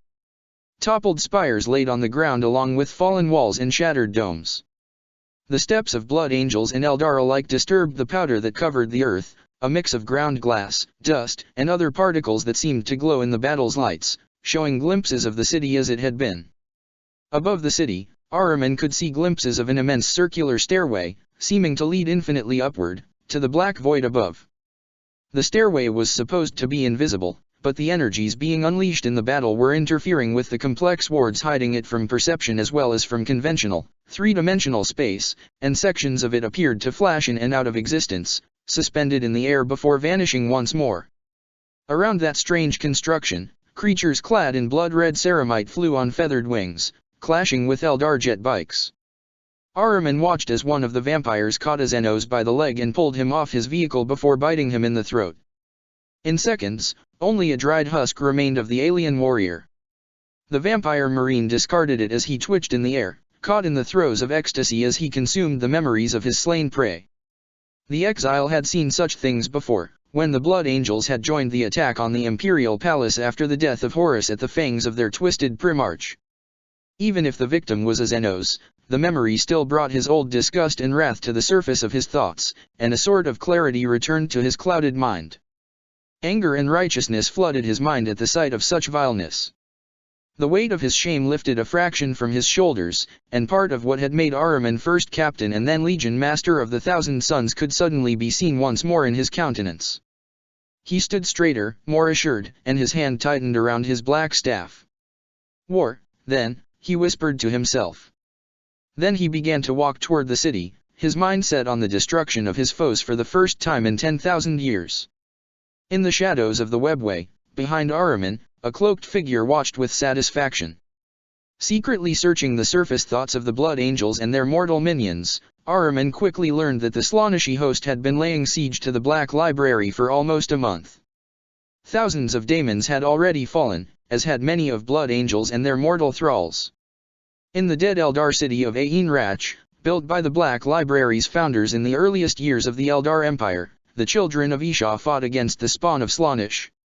Armies of Eldar soldiers had arrived from the craft worlds, summoned by the pleas of the White Seers, led by Autarchs and Farseers alike. Entire troops of Harlequins danced amidst the battle, laughing in the face of the Dark Prince's servants. Ahriman even saw a handful of gigantic Saurians, mounted by Exodite Eldar, crushing entire packs of Neverborn beneath their heels. Only the Dark Eldars of Komarok were nowhere to be seen, and even in his near-fugue state, Ahriman wondered what their absence might mean. Surely even the decadent scions of the Dark City would know the perils of allowing the Black Library to fall to the slaves of chaos. Had they been delayed, or had something happened that made even the White Seers unwilling to deal with their dark brethren? The White Seers. Long before the fall of the Eldar, the wisest among the children of Isha saw the true danger of chaos. Even now, the legends of the Eldar speak of the ancient and terrible wars their distant ancestors waged against the slaves to ruin. To the Craftworld-born, these tales are seen as proof of their species' greatness and their duty to oppose the slaves of chaos in all things, but the eldest among them know that it is not them that are depicted in these tales. In the past, thousands of Eldar holy warriors fought against the corrupted champions of the dark gods, imbued with the power of the Eldar pantheon. But the fall has crippled this august order. When Slaanesh was born, all those infused with the power of the Eldar gods were destroyed.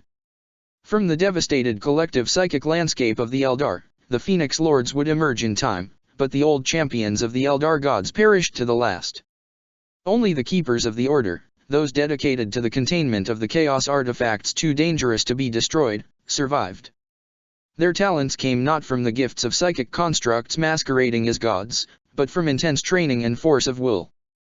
These same talents protected them from the worst of the fall's soul-scouring effects. These scholars were known as the White Seers, and though they had lost the support of their divine champions, their duty remained the same. They were the keepers of the Black Library, guardians of the immense knowledge it contained and jailers of the dark treasures locked away in its vaults. But the fall had changed the place of the Eldar in the galaxy. They were now a dying breed, hunted by the dark god their arrogance and corruption had spawned. The White Seers hid the Black Library, severing all but the most secret paths of the webway leading to it. The search for dangerous relics all but ended, with only the most galaxy-shattering artifacts drawing the White Seers out of hiding. So it has been that, for 10,000 years, the White Seers have kept watch over the Black Library's accursed treasures. For 100 centuries, they have maintained the wards and spells that contain the relic's dark power, fighting an endless battle against the slow decay of their forebears' great work. Most of the White Seers of today were already active when the fall occurred, for their grim duty preserves them even from the slow aging of the Eldar race. That duty has taken its own toll, however, and many White Seers are little more than spirits clad in white robes, wandering the corridors of the Black Library, whispering in languages known only to their kind. Those few who remain corporeal, or who have been recruited into the Order's ranks after the fall, are charged with communicating with the Black Library's only reliable allies, the Harlequins. They share their visions and wisdom with the servants of the Laughing God, who in turn pass it on to the Craftworld Eldar. Since the fall, the Craftworld Eldars have gone to war many times at the secret request of the White Seers, in order to help them recover some artifact of great power and danger. The White Seers themselves lack any true martial skill. Their training focuses on the one thing that is required of them: containment. Daemon-possessed weapons and other chaos artifacts cannot corrupt them, and they even can shield others from their influence as long as they are carrying the item in question. They are also scholars of the forbidden, possessing extensive knowledge of the ruinous powers, the kind of lore that would shatter the mind of a lesser soul and leave a hollowed, chaos-tainted wretch behind. Their assistance has been the reason for many successful missions of the Harlequins. On the rare occasions an Imperial agent has been allowed access to the Black Library, it has always been at the White Seer's command, in order to prevent some terrible doom from befalling the galaxy. It is more frequent for Eldar wanderers to be allowed within the Black Library, though even they are carefully monitored and kept from its most dangerous parts. Ahriman's goal was to reach the Black Library, but in order to do that, he first needed to end the siege threatening it. Fulfilling his quest would mean nothing if the library fell to chaos moments after he was done, for he had glimpsed the thoughts of the Blood Angels and what passed for the Neverborn's consciousness, and knew their intent should the knowledge of the Black Library fall into their hands. Exiled or not, that was not something he could allow to happen. Besides, he didn't think he could break inside anyway. The defenses that kept the Dark Prince's armies from entering were likely beyond his ability to breach as well. To gain access to the knowledge he needed to undo his past mistakes, he must first prove his worth and good intentions to the library's guardians. And so, the exile descended into the ruined city, and let loose his power upon the servants of Slaanesh. With Slaanishes will lashing at their souls, the attackers had not established proper defenses against an attack from the rear. After all, what foe could possibly come here, in the webway's deepest paths? All of their attention was focused inward, on the ruined city and the ethereal stairway that rose from its center. Still, a camp of sorts had appeared at the city's outskirts, where stood the webway portals through which the invaders had come. There too were the circles of Blood Angel sorcerers attacking the Black Library's invisible defenses, seeking to overpower its ancient wards by calling upon the choirs of the Empyrean for assistance. They had been maintaining their rituals for weeks, dropping out of the circles only long enough to replenish their willpower by draining a few of the mortal slaves the Ninth Legion had brought with it. Each circle was surrounded by hundreds of corpses, with daemonettes picking at the bodies, fashioning macabre trophies from the remnants and catching and devouring the occasional tormented spirit. The exile struck with care, hiding his blows behind the natural unbalance of the Sea of Souls. One by one, the circles lost control of the energies they manipulated. Many of the sorcerers died, their souls torn asunder by the very daemons they had entreated for help, but enough survived to understand they were under attack from an unexpected direction. Banding together, they let loose their ethereal selves, hunting for the one who had disturbed their rituals. The sorcerers' spectral aspects were terrifying in shape, reflection of the corruption that seeped through their souls. Though they were all unique, shaped by the debased minds they represented, there were still some common themes, gleaming white fangs, and a sensation of terrible thirst radiating from them. Like sharks in water, they hunted Ahriman, sniffing the thin traces of his power he had left behind despite all his care. At the head of this sinister pack was Mephiston the Soul-Starved, first among the Slaanishi host's sorcerers, whose experience in this peculiar branch of sorcery was legendary.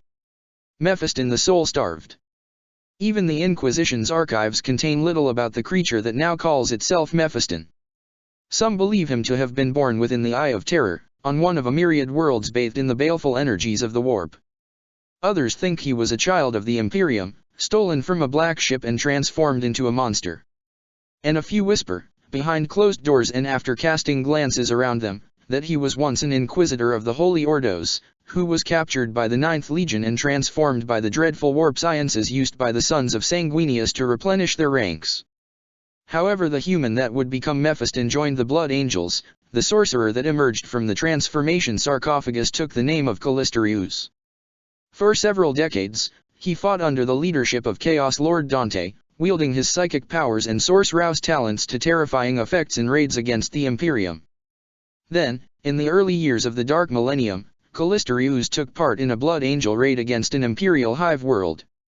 The sons of Sanguinius had poisoned the world's aristocracy with the worship of Slaanish, and the planet was caught in a brutal civil war between the corrupt nobles' forces and the rebellious population when they arrived.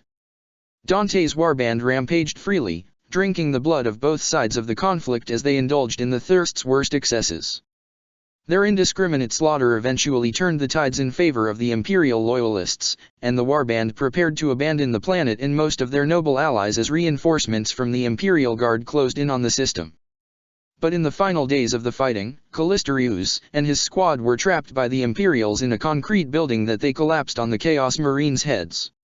Callisterius' brothers died immediately, but the sorcerer survived, trapped beneath hundreds of tons of rubble, locked inside his armor, unable to move even a finger.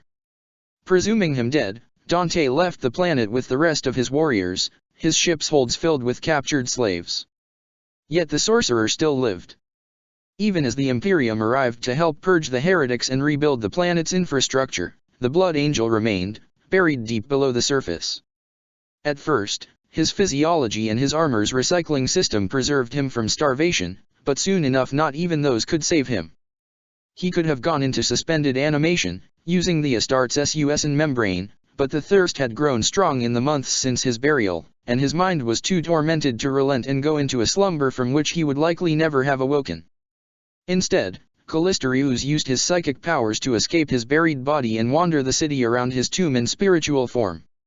Trapped as he was, the sorcerer could not drink blood, and so he found another source of sustenance and sensations. He devoured the souls of the unfortunate who crossed his path. For hundreds of years, the hive city beneath which the Blood Angel's body laid suffered from the depredations of the invisible, incorporeal predator stalking it from beyond the veil. Corpses were found in the streets, their faces frozen in masks of horror and agony. Psychers and astropaths wailed, speaking in riddles of the incomprehensible thing that haunted the hive. Several inquisitorial teams were sent to investigate, but the sorcerer was careful, and eluded all of their efforts, or devoured them in turn. So it went for hundreds of years, the thirst of Callistereus evolving into something else entirely, something different but altogether not much more vile. In time, a cult began to form in the hive's lowest districts, worshipping the invisible predator in the hope of turning its hunger away. At first, the sorcerer was amused, but then he began to use his cultists, granting them protection and even following the instructions of his priests when they performed grand rituals designed to direct his wrath toward their rivals for control of the underhive. Eventually, that cult grew numerous and powerful enough that their patron felt safe in commanding them to start digging at the site of his fall, and, after much effort, they reached his buried body. The thing that emerged from the makeshift tomb was Callistereus no longer. His helmet had been destroyed during his forced interment, and his face was pale and gaunt as that of a corpse. His eyes burned with the hunger that had all but consumed him, and warp fire burned in his veins, shining through his skin. His diet for the past hundreds of years had changed him nearly beyond recognition. He was more daemon than Astaroths now, a thing that hungered for souls and emotions rather than any physical sustenance. The blood of the living that his brothers craved would never again be enough for him. His was a more potent and purer hunger, one that honored the Dark Prince well. The sorcerer took the name of Mephiston, and his first action upon reclaiming his freedom was to tear the souls from the bodies of his worshippers and devour them whole.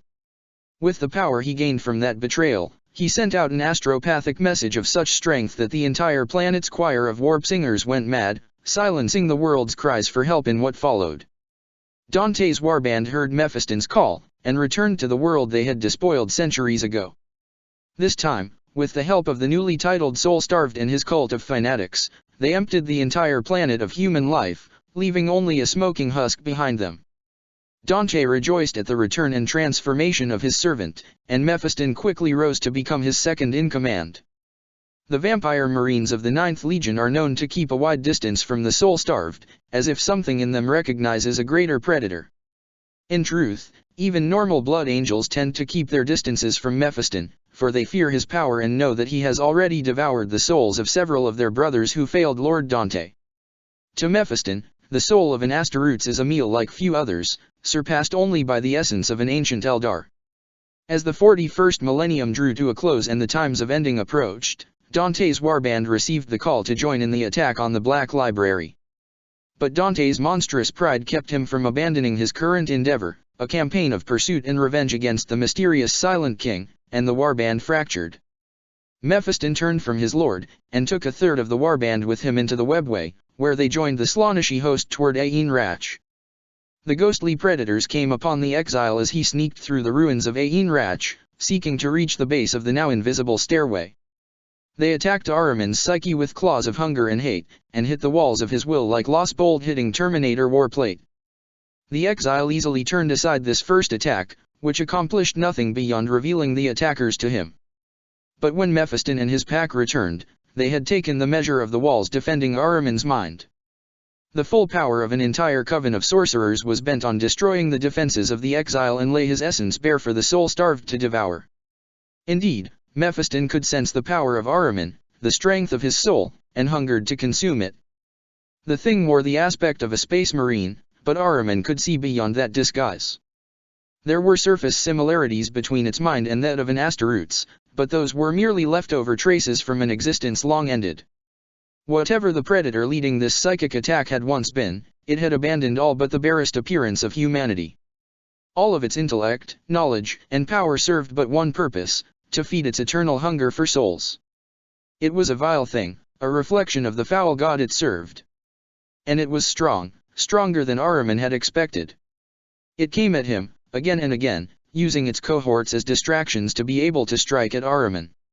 Ahriman's anger grew as the attacks continued.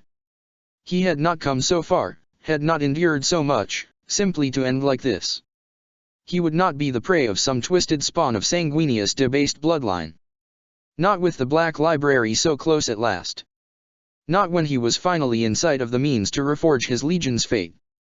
"You will die here," said the voice of the Soul Devourer.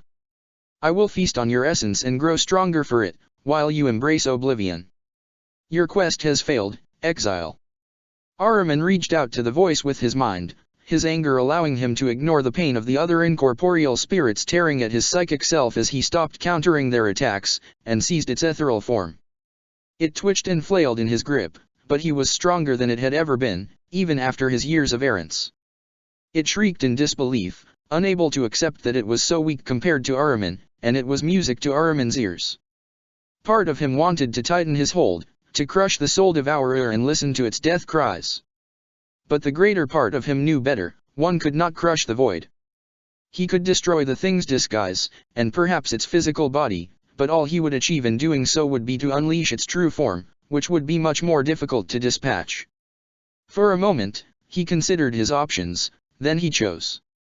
With a flare of psychic might, Ahriman stabbed deep into the soul devourer even as he released his hold over it. He pushed on, and such was the power he unleashed that even the other specters paused in their harassment. The soul devourer screamed in agony now, and finally, the pain became too much for it to bear, and it fled, vanishing from the psychic landscape as it returned to its body. Ahriman let it go, but not without one last blow. He opened the gates of his mind, and let a single memory go through, stabbing it deep within the creature's mind. The memory was of one of the most wondrous and horrifying things he had ever witnessed, the destruction of Sanguinius at the hands of the Mournival, all those years ago, near the end of the siege of Terra and the heresy of thrice-cursed Guilliman. Ahriman had seen it through the eyes of others, and felt its psychic echoes even from where he had stood in person, on the walls of the Imperial Palace, fighting the Space Wolves. It was more than a simple vision, more than an image or a picked record. It was Sanguinius' defeat. Screaming, clutching at his face with bony fingers, Mephiston stumbled backward, and did not see the edge of the summoning portal as he slipped and fell right in it, directly into the teeming madness of the Empyrean. There was a flash of red unlight, the sound of hysterical laughter, and then the soul-starved was gone, the ritual circle's runes burnt to bone-white ash. Of the portal through which he had vanished, no trace remained save for the faint smell of ozone and musk. Kilometers away, Ahriman had to lean on his staff to not fall, blood dripping from his lips. That had hurt, but, by the Primarch's eye, it had been worth it. Though it seemed to Ahriman that entire days had passed, only a few seconds had ticked by during the spiritual confrontation. But despite the battle's quickness, it had left traces in the dubious reality of the dimensional pocket within which Aenrach stood. Ahriman had prevailed against the 9th Legion sorcerers, but the psychic battle had revealed his position. The confrontation had shaken the very ground, kicking up storms of ancient dust, and packs of blood angels and Neverborn were now converging on the exile. Under the cover of the clouds, Ahriman fought his way forward, attacking with overwhelming power before vanishing back into the shadows. The lack of visibility did not disturb him, for he had learned to rely upon his other senses long ago during his wandering through the webway. With bolts of lightning, fire, and kinetic force, he slew one slave of Slaanesh after another. Soon, however, he wasn't fighting alone. A troop of harlequins appeared at his side, killing the servants of She Who Thirsts with blade and pistol alike. Though part of Ahriman was loath to do battle alongside Xenos, he knew better than to listen to these age-old instincts. They were all allies here, against an enemy of existence itself. He remembered what he had seen when he had visited the Interix along with the Sons of Horus, what seemed like an eternity ago. Humans and aliens had coexisted peacefully there, and even in the Great Crusade, there had been several occasions when the Eldar and the Imperium had grudgingly tolerated each other's existence. Perhaps, he mused, the Black Library might even contain the truth of what had happened to the Interix during the heresy and brought that civilization to extinction. Soon, the warband encountered a new and most dangerous threat, the daemon known as the Mask of Slaanesh. Once the most favored daemonette of the Dark Prince, the Neverborn had been cast out and cursed to dance forever, reenacting the greatest victories of Slaanesh for the rest of eternity. It had come to Aenrach in the hope of redeeming itself in the eyes of its master by taking part in his ultimate victory, but Ahriman's arrival threatened that. Leading a pack of daemonettes and mortal slaves of the youngest god, the mask attacked Ahriman, leaping from the shadows and forcing the exile to the ground. To the mortal eyes, the creature's appearance would have been constantly shifting, Ahriman knew. But his second sight pierced through these disguises, showing him what passed for the daemon's real face. It was an ugly thing of pink skin and purple chitin, with claws and teeth sharp enough to cut through even ceramite. Even through his helmet's filters, he could still smell the fiend's stench, fogging his mind and weakening his body. Worse of all was the creature's voice, speaking directly into his mind, promising things he could not even imagine if he would just surrender. Turn from your fate, Ozek. Turn from your doom. Abandon the path of self-sacrifice and, for once, choose your own good over that of others. Do you not deserve it, after so long? Do you not deserve a rest, a reward for your service? The path you walk leads only into more suffering for all. Your lies have no power over me, groaned Ahriman, fighting through the creature's musk and psychic presence. I will not succumb to your deceptions. We offer you no lie, whispered the voice of the mask as its claw caressed his chest plate. Only truth. You will be broken. Your name will be reclaimed. You will become the vessel for the coming darkness. The call will be answered. The call will be answered. The call. Silence, shouted Ahriman, punctuating his scream with a blast of psychic energy that disintegrated the daemonettes nearby and sent the mask reeling backward, white smoke rising from its too smooth skin. In his hand, his staff burned with the strength of his wrath, and only his wrath, he told himself as he faced the never-born champion of Slaanesh. I will not listen to your whispers. You do not know who I am. My fate is my own. The exile marched toward the mask, his mind aflame with fury. He wanted to rend this creature apart limb from limb, to rip its wretched soul apart, and cast the fragments of its beings across the infinite vastness of space and time themselves. He wanted. A silhouette appeared between him and the mask, seemingly coming out of his own shadow. Before he could react, the Shadow Seer was on the daemon, his sword buried deep inside the creature's chest. The mask trashed, all grace gone from it, before its physical form dissolved. The Shadow Seer turned to face Ahriman, and performed an exaggeratedly apologetic bow before saying in heavily accented High Gothic. It was trying to get to you, son of the Crimson King, to make you lose yourself to anger. Remind yourself of the simple wisdom of your people, exile. Remember their teachings. The enemy seeks your soul for its own, do not give it any chance of success. Ahriman nodded, his fury cooled. Yet still a voice remained, the call will be answered. With the mask defeated, Ahriman and the Harlequins resumed their advance toward Ain Ratch's center. They were halfway there when another attack came, in the form of a beam of searing psychic light that annihilated the entire party of Harlequins in a single blow. Ahriman himself would have perished had not the Shadow Seer who had slain the mask thrown himself in the path of the attack to shield the exile, his energy shields overpowered in a fraction of a second. Then, flying on blood-stained wings, the leader of the Slaaneshi host besieging the Black Library descended, Raphan the Kinslayer, wielder of the Spear of Tellisto. Raphan the Kinslayer. Even amidst a legion of betrayers and blood-obsessed monsters, Raphan the Kinslayer stands out in his infamy, ruthlessness, and base cruelty. Born among the degenerate slave tribes that dwell within the Blood Angels' ships, Raphan was destined for a short life and a painful death, likely ending up devoured by one of his transhuman masters seeking relief from the thirst, however temporary. Raphan had a twin brother, Accio, and the two of them stayed together during their childhood, combining their meager strength against the Darkhold's many dangers. For several years, they escaped the constant threat of death, until one fateful night when the Blood Angels came to feed. Abandoning the rest of their tribe, the two brothers hid alone, and managed to kill a Blood Angel by attacking him while he was drinking the blood of the boy's own mother.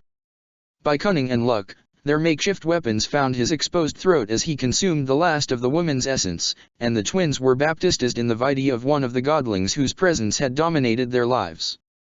When the other Blood Angels came and found their dead brother, they laughed, and seized the boys, promising them that they would be rewarded for their heroism, and so they were. The two progenoid glands of the slain Astaroutes were extracted, and one was implanted within each of the brothers before shoving them into the transformation sarcophagi used by the 9th Legion. For months, Raphan and Accio suffered, their flesh transformed by the power of Sanguinia's tainted gene seed, their minds broken and reforged by visions of the angel and the dark prince he served. The two beings that finally emerged from the sarcophagi still claimed the names of Raphan and Accio, but little remained of the feral children they had been. Like all those who were chosen to join the ranks of the 9th Legion, they had become true servants of Slaanesh, their souls bearing the brand of the lustful prince, the thirst driving them to devour their erstwhile brethren. The alliance that had allowed the twins to survive as children was one of the few things that endured their transformation. Their bonds now reinforced by the gene seed coursing through their flesh, the twins could act in perfect unison, knowing each other's thoughts and often finishing the other's sentences, making even the other blood angels uneasy. Among the narcissistic blood angels, true kinship is rare, and having an ally that wouldn't betray them gave the twins a distinct advantage over the rest of the warband. They rose through what passed for the warband's hierarchy quickly, usurping leadership after only a few decades. In the centuries that followed, the warband grew, more and more blood angels drawn to the promise of sweet imperial blood that Raphan and Accio were able to deliver through one successful raid after another.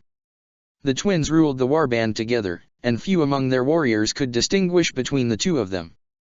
Many of their slaves whispered stories of how they were one soul in two bodies, blessed by the Dark Prince with the ability to be in two places at once. The twins encouraged such rumors, relishing in their growing legend and the associated rewards from their divine patron. Their alliance remained strong, allowing them to defeat any would-be usurper to their own shared throne. In time, the brothers commanded a small flotilla, nearly 100 blood angels and tens of thousands of slaves.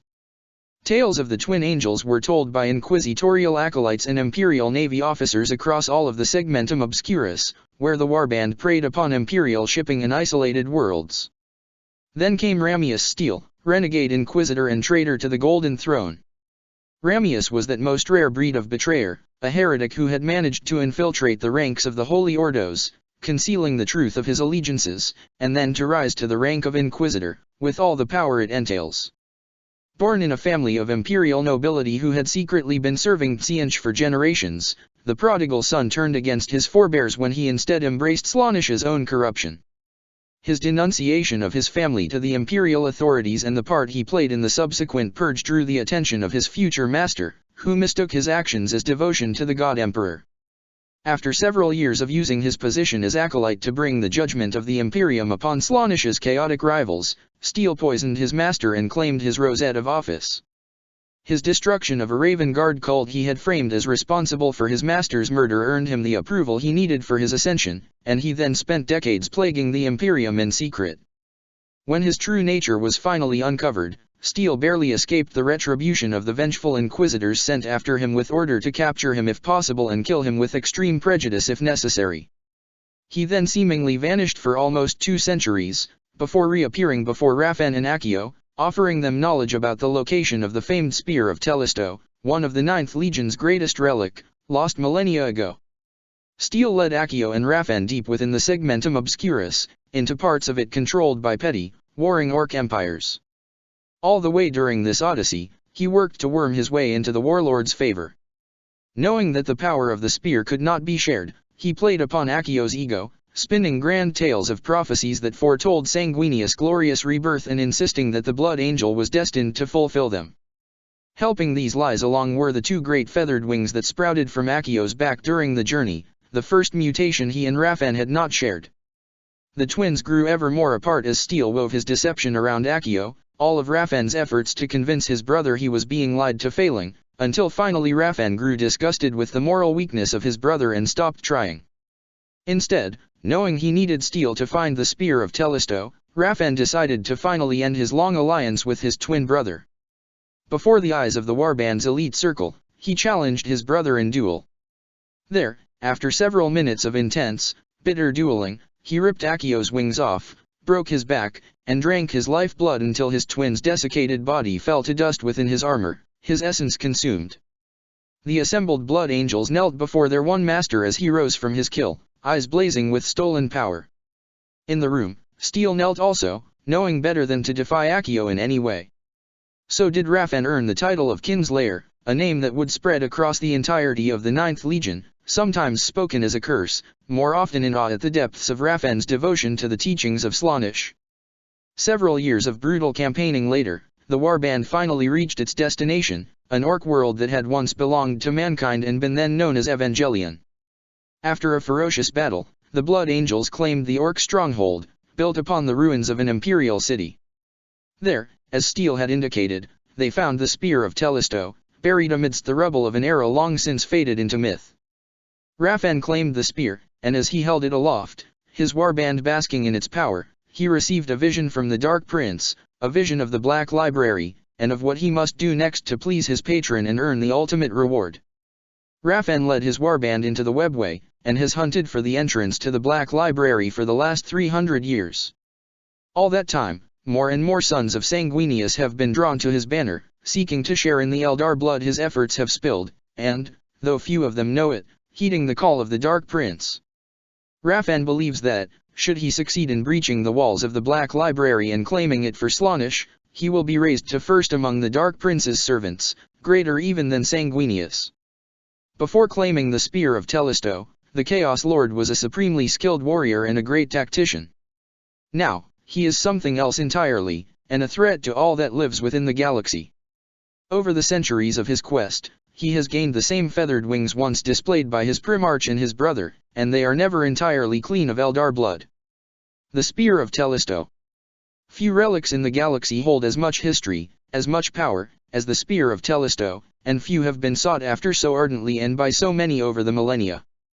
Crafted by the hands of the Emperor himself after the discovery of his son Sanguinius and gifted to the Angel upon his taking command of the 9th Legion, the spear is a piece of archaeotech whose most basic principles would baffle all but the most erudite, or heretical, of tech priests. Before his transformation into a Daemon Prince of Slaanesh, Sanguinius was one of the few Primarchs with active psychic abilities. However, he was unlike Magnus, who was in full control of his psychic powers. Sanguinius' grip on his abilities was instead more like Kurz's or Lorgar's during his campaign against the Covenant of Colchis, erratic, prone to explosive bursts of power and haunting his owner with all manners of visions. It is possible that this was the cause for the red thirst that haunted the Blood Angels since their inception, but with the 9th Legion's fall, answering that question is now impossible. Regardless, the Spear of Tellisto allowed Sanguinius to channel his own power in a reliable manner. With it, he unleashed beams of destructive light that felled many Xenos abominations and gene-spliced humans during the Great Crusade. After the Istvan massacre, when Sanguinius abandoned his legion and withdrew within his quarters, slowly descending into madness, Azkaelin had the spear removed from his master's chambers. The commander of the Sanguinary Guard feared that his distraught master might accidentally use the spear and, in his troubled state, bring destruction to himself and possibly the entire Blood Angel flagship. But when the relic was discovered, Azkaelin was forced to lie about the purpose of its removal from Sanguinius' armory lest he reveals the Primarch's state of mind to the rest of the Legion. He claimed that the angel had ordered him to gift the spear to a worthy champion, who would carry it into the rebellion's battles so that the sons of Sanguinius would know that their father hadn't abandoned them. Of course, that meant that Azkaelin had to actually give the spear rather than keep it locked in a stasis vault. He chose High Warden Da'Abaris, who had become the spiritual leader of the Blood Angels since their Primarch's withdrawing. Barris had taken well to the transformations of the Legion, speaking of the purity of the thirst in sermons and guiding the Blood Angels further down the path of Slaanesh. While the Ultramarines were the ones who first introduced worship of the Dark Prince to the Blood Angels, it was Barris and the other Wardens that spread it across the entire Legion. With the Spear of Tellisto, his influence on the 9th Legion grew even further. As he wielded the weapon in the hunts for blood that brought the Blood Angels from one slaughter to the next, corruption flooded from his soul into the spear, and it was reshaped as Barris had been. The power of the single drop of the Emperor's own blood contained within its tear-shaped ruby heart was tainted, consumed by Slaanesh. When Barris held it aloft, it shone with a light that bore into the minds of those who saw it, burning their wills with adoration for the High Warden. Entire worlds were turned to the worship of the Lord of Pleasure and Pain in this way, their population willingly offering themselves to the Blood Angels to be drained of their lives in sacrifice to their new blasphemous god. And then, Barris vanished. His ship, his fleet, his entire army of followers, which counted thousands of Blood Angels and hundreds of thousands of human cultists, left the site of their last conquest and were never seen again. No one knew where Barris took them, or what became of him or the Spear of Tellisto.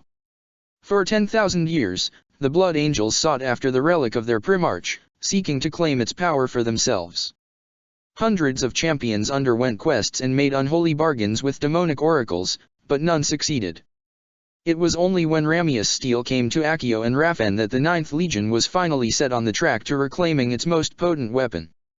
During the journey to Evangelion, Steel revealed to Accio the truth of Barris' fate, and only to Accio. After the Blood Angel was slain by Raphan, Steel did not share this knowledge with Raphan, and the Kinslayer did not press the renegade Inquisitor.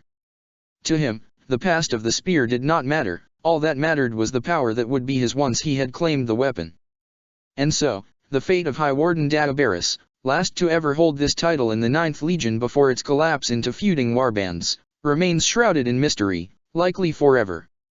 Ahriman turned his gaze from the burned corpse of the Shadow Seer, his heart seething with anger, his mind aflame with psychic power. Ahriman gazed upon the Eldar's killer, and he was beautiful. His perfect white wings spread out in benevolent welcome, and the spear he held shone with godly light. His face was the visage of beauty itself, pure and unrivaled. Ahriman wanted to weep as he beheld the majesty of the angel descending from the heavens to grace the ruined city of the Eldar with his presence. Here was glory, here was divinity, here was forgiveness for his sins and failures. He had not witnessed such beauty since the triumph of Olaner, when the Emperor had gathered his sons to announce his return to Terra and the ascension of Horus as War Master. Sanguinius had been there, pure and radiant. Sanguinius. The name cracked the surface thoughts of Ahriman. It brought other memories to the fore, images of madness and ruin, of blood-stained wings and fratricide. It brought hatred and betrayal, and it brought the hideous truth. And with that truth, the beautiful lie was gone. The glamour shattered, and the true form of Raphan the Kinslayer was revealed to Ahriman, and to the Blood Angel himself.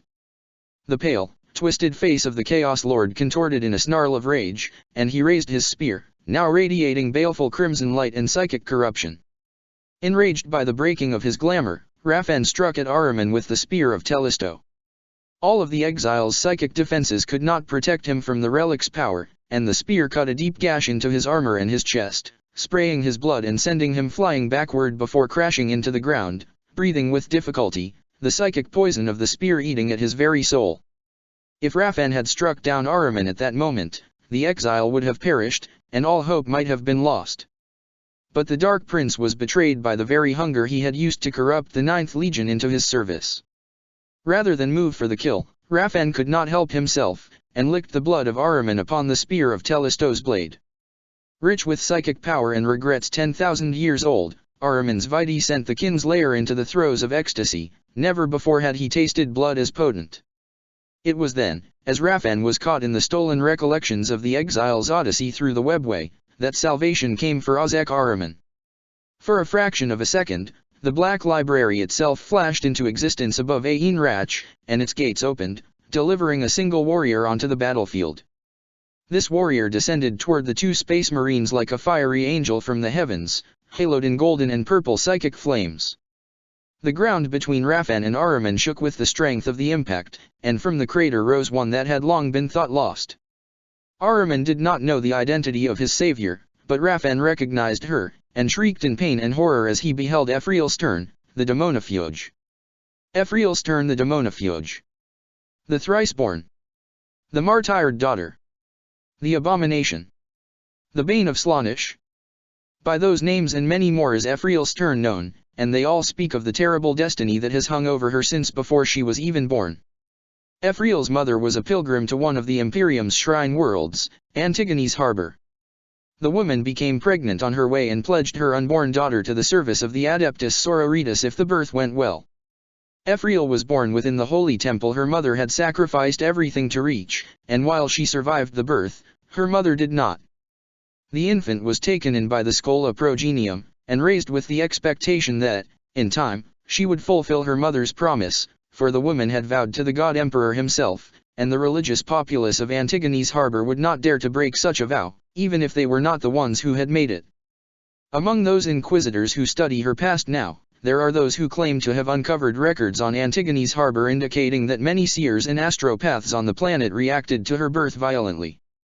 But such was the religious fervor on Antigone's harbor that the truth of their trances was lost almost immediately, every record made through the tinted glass of fanatical devotion to the God Emperor. During her youth, Ephriel displayed a mix of devotion to the imperial creed, ruthlessness, and raw potential that drew the eyes of recruiters from several imperial organizations, including, it is said, the Holy Ordos themselves. But the oath under which she lived meant that, from the beginning, she was fated to join the Sisters of Battle.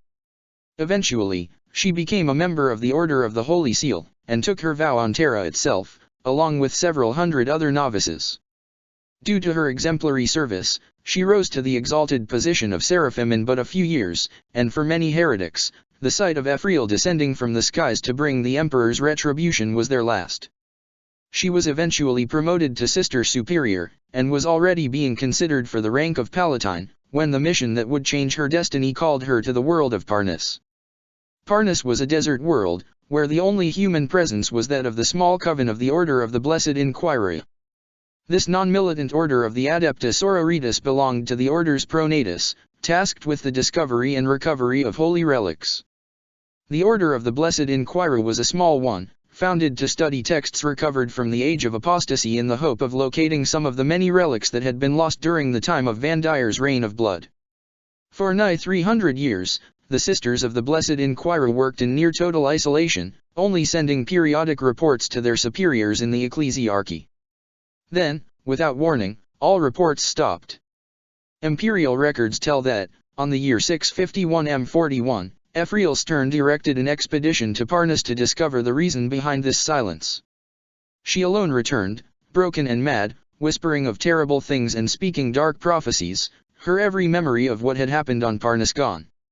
For nearly 4 years, she was held captive by her sisters, desperate to understand what had happened to her, and what she had become. However, when she ripped another sister in half with her bare hands, and slew the Slaaneshi daemon that emerged from the corpse, the Inquisition took an interest in her.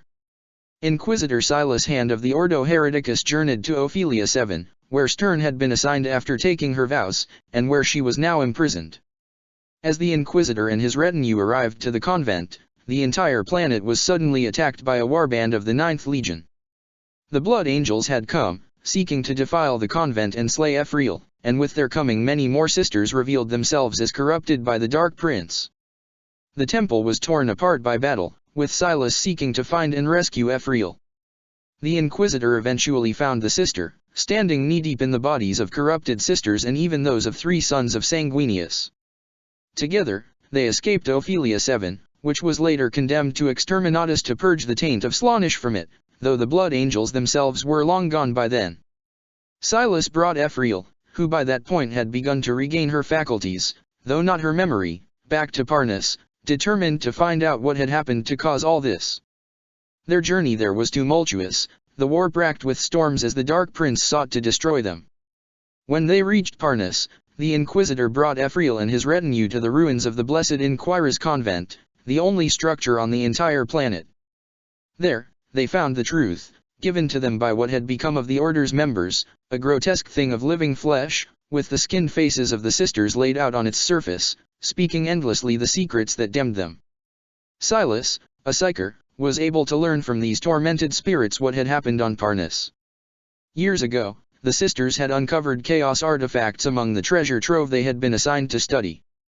Knowing that the degree of study that had revealed the artifact's corruption was already enough to damn them, the sisters decided to learn all they could of the archenemy, in the hope that this knowledge would be used against it in the future. For years, they worked, many of their number succumbing to the corruption of Slaanesh, the dark god whose influence had created the artifacts. Eventually, these renegades managed to complete a ritual that summoned a powerful keeper of secrets, along with many lesser daemons. The greater daemon created the horror Silas and Stern beheld now, calling it the Screaming Cage. When Stern had first come to Parnas, her sisters had succumbed to the daemon's lingering influence, forcing Stern to slaughter them all until she alone remained, wounded near unto death. The sisters of the Screaming Cage, however, healed her wounds. In truth, they brought her back from beyond death itself, so far was she gone. They then sent her away, before the keeper sensed her presence and came for her. But now, with allies at her side to defend her, the sisters of the Screaming Cage could complete their work. They whispered to Silas and Ephriel, telling them how, in its arrogance, the Keeper of Secrets had not completed their breaking. Their spirits, though tormented near insanity, still held all of the dark lore their order had gathered on the Dark Prince, Slaanesh. And more importantly, they were still pure, for the daemon had devoured the souls of all among them who had fallen to its influence. And so it was that, with Silas and his retinue holding back the demonic horde that soon manifested when the Keeper of Secrets Astroth sensed this intrusion, Ephriel's turn was reforged. The screaming cage poured all of their knowledge of chaos, and Slaanesh in particular, into her, and the power of that knowledge remade her very soul. Ultimately, as Astroth itself emerged from the warp, Silas gave his life to unleash an attack powerful enough to banish the greater daemon and its minions, and destroy the entire convent as well. Only Ephriel survived, sent away by the Inquisitor who sensed, despite his initial misgivings, that her destiny laid not with the dark gods. She had become a living repository of knowledge, the strengths and weaknesses of the Dark Prince inscribed onto her very soul. So was she born for a second time. After several months of errance in the desert, Ephriel was found by a patrol of the Iron Warriors answering the distress call of Silas' ship, sent in the moment before it had been destroyed by daemons manifesting aboard it as part of Astaroth's assault. They brought Ephriel back to the Inquisition, thinking that she would be tested and, if proved untainted, returned to her duties. But the Inquisition's ways are dark ones indeed, and the Inquisitors saw her as a potential tool in their war against the ruinous powers, not as a human being and a servant of the Golden Throne. Warned by visions of Silas' ghosts of her fate should she fall into their hands, Ephriel escaped. It is said that her 4th Legion keepers did not search very hard for her, for they had learned just what awaited her in the hands of the Ordos, and Ephriel had helped them fight off a demonic incursion aboard their vessel during the trip to the Inquisitorial stronghold, displaying all the bravery of a true warrior. So was Ephriel's turn lost to the Inquisition, wandering in the dark places of the Imperium. During that exile, Ephriel met an Eldar known only as the Pariah. Once a member of the Black Library's defenders, he had been cast out by his brethren, and would only be redeemed for his sins against them by bringing Ephriel to them. The Pariah brought Ephriel through the webway, but again the newly named Demonifuge was targeted by a chaos ploy. The Blood Angels who wander the webway in search of a path into Eldar craft worlds had been gathered to hunt her, and they captured both her and the Pariah. They plotted to feast slowly on the blood of the Eldar. Ephriel's own Vitae, like her very presence, was poison to them, and the sons of Sanguinius planned to kill her in a grand sacrifice to Slaanesh. Before they could proceed, however, they were attacked by no less than 3 factions of the Inquisition, all of which had foretold Ephriel's importance and sought to use her in their own plans. Amidst the confusion, Ephriel and the Pariah escaped, but Ephriel, witnessing fellow Imperial agents turn on one another in order to be the ones to seek it, decided that this was enough. She would not live as a reason for servants of the God Emperor to kill each other. And so, before the horrified eyes of the Pariah, she tore her own heart out, in full sight of the assembled combatants. The fight died out immediately. The Blood Angels had long since been defeated by that point. The Pariah vanished before the Inquisitors could capture or kill him, and upon examining Ephriel's body, the Grey Knights who had accompanied one of the factions could find nothing unusual about it. Therefore, it was decided by the Inquisitors, all of whom were feeling quite foolish about their own behavior, and would go on to become voices of unity in the divided Holy Ordos, that Ephriel's turn would be granted a proper burial on consecrated ground. 3 months later, the site of Ephriel's tomb became the location of yet another battle between the Imperium and the forces of the archenemy. Thousands of Imperial faithful fell, giving their lives against the tide of the Raven Guard's mutant armies. Then, as the walls of the mausoleum-turned fortress broke, the ancient tombstone cracked, and Ephriel's turn emerged, alive once more, radiating power that was anathema to all disciples of the dark gods. Before the eyes of Silas' apprentice, Inquisitor Phasael, Ephriel unleashed the full power of the Demonifuge for the first time. The sons of Corax leading the mutated host retreated in terror, while their army burned in holy fire around them, corruption suddenly bursting into flames. Phasael, believing Ephriel was an out-of-control psyker at best, and another chaos abomination at worst, tried to kill her, going as far as to employing the Culexus assassin he had brought with him. But Ephriel resisted even the soul-draining power of the Culexus, turning him to dust with but a touch. She then called out to the Pariah, who had been watching over her tomb, knowing her destiny was not complete yet. The last Imperial record of Ephriel's turn is her words to Phasael before entering the webway with the Pariah. She told him that the two of them were on the same side, the side of opposing chaos, and this was why she was sparing his life. Nonetheless, Phasael swore that he would find her one day, and learn the truth of his master's fate from her, no matter what he has to do. For all her blessings and dark lore, even Ephriel wasn't able to confront the spear of Telestos' power. Raphan raised his weapon, and its energies swarmed the Thriceborn, locking her in place even as they failed to penetrate her psychic halo. Wherever a bolt of source-rouse lightning that was turned aside struck the ground, the broken stones of Aenrach were transmuted into a dark crystal, and whenever that crystal was struck in turn, it pulsed and grew, absorbing the spear's energy. Perhaps in time, Raphan and Ephriel would both have been trapped by this strange material, locked in perpetual conflict as their powers clashed. But Ahriman had recovered from the spear's strike, and rose to his feet. The exile had burned off the corruption, incinerating part of his own body to stop its spread. One of his hearts was gone, but he had been able to close the flesh over the wound, and even to seal together the pieces of his armor. The pain was terrible, of course, and the hasty healing likely meant that Ahriman would never be able to fully recover from the injury.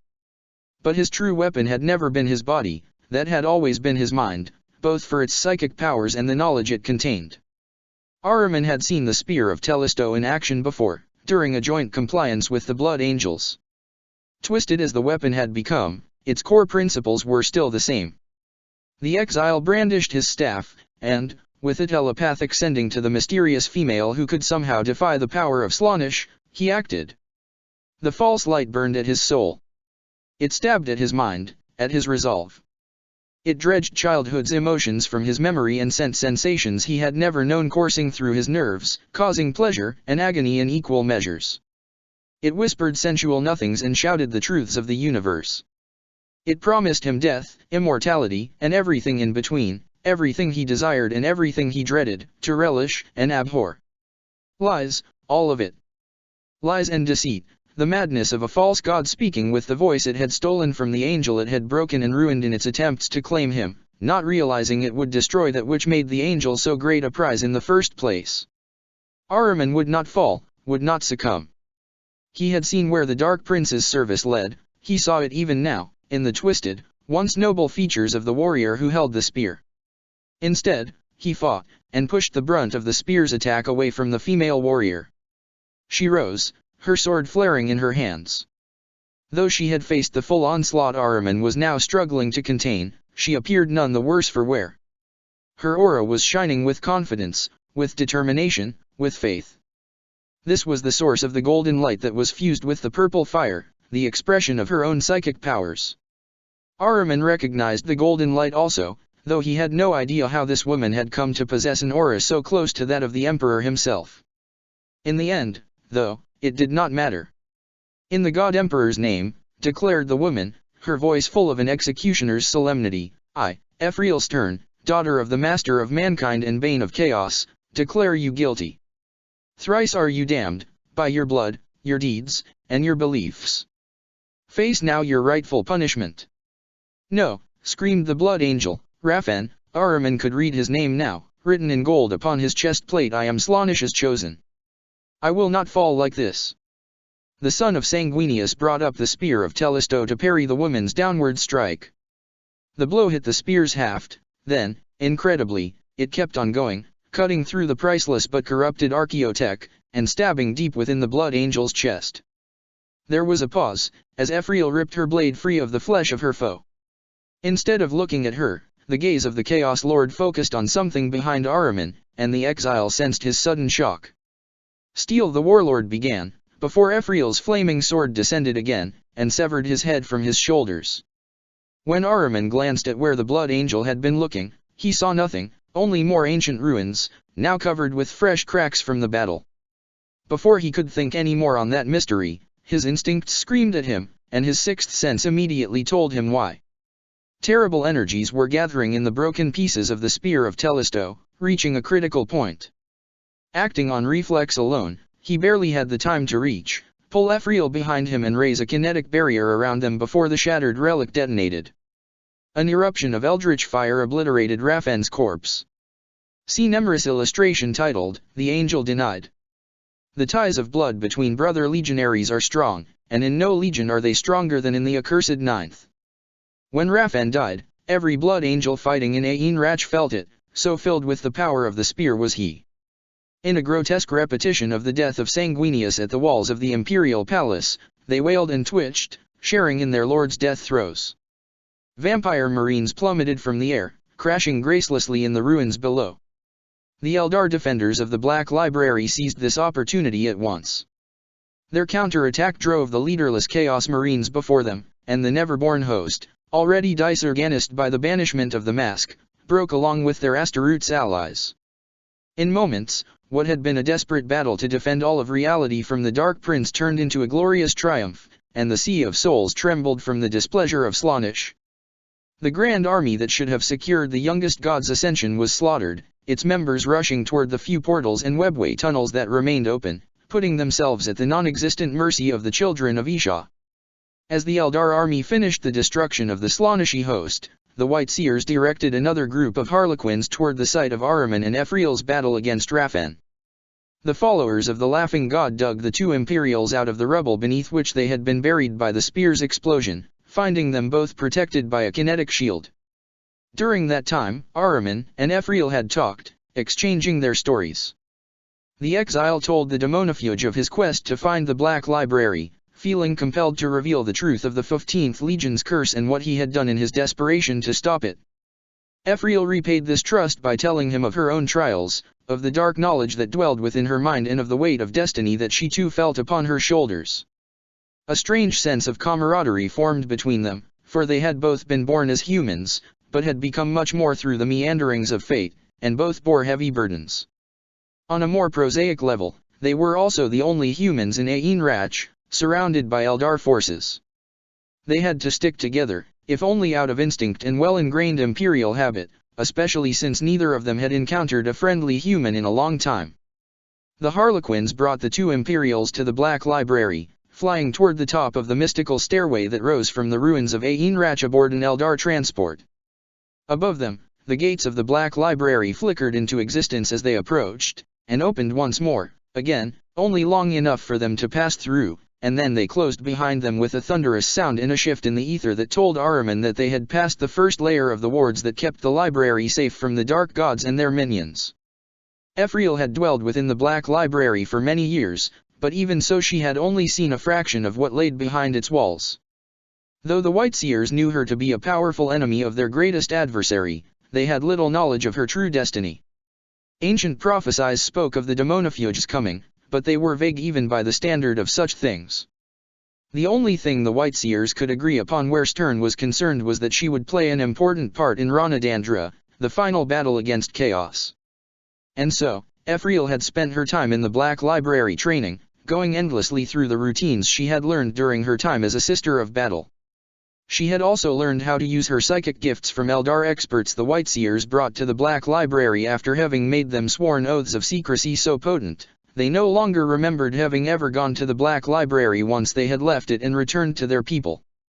Ephriel had not been a gifted pupil in that regard, she still regarded her own psychic talents with distrust, her mind shaped by the conditioning of the Adeptus Auroritas and her own experience with the demonic. But even if she would never be a true battle psyker, she could use her power to devastating effect all the same, as she had proven this day with the destruction of the Chaos Lord Raphan.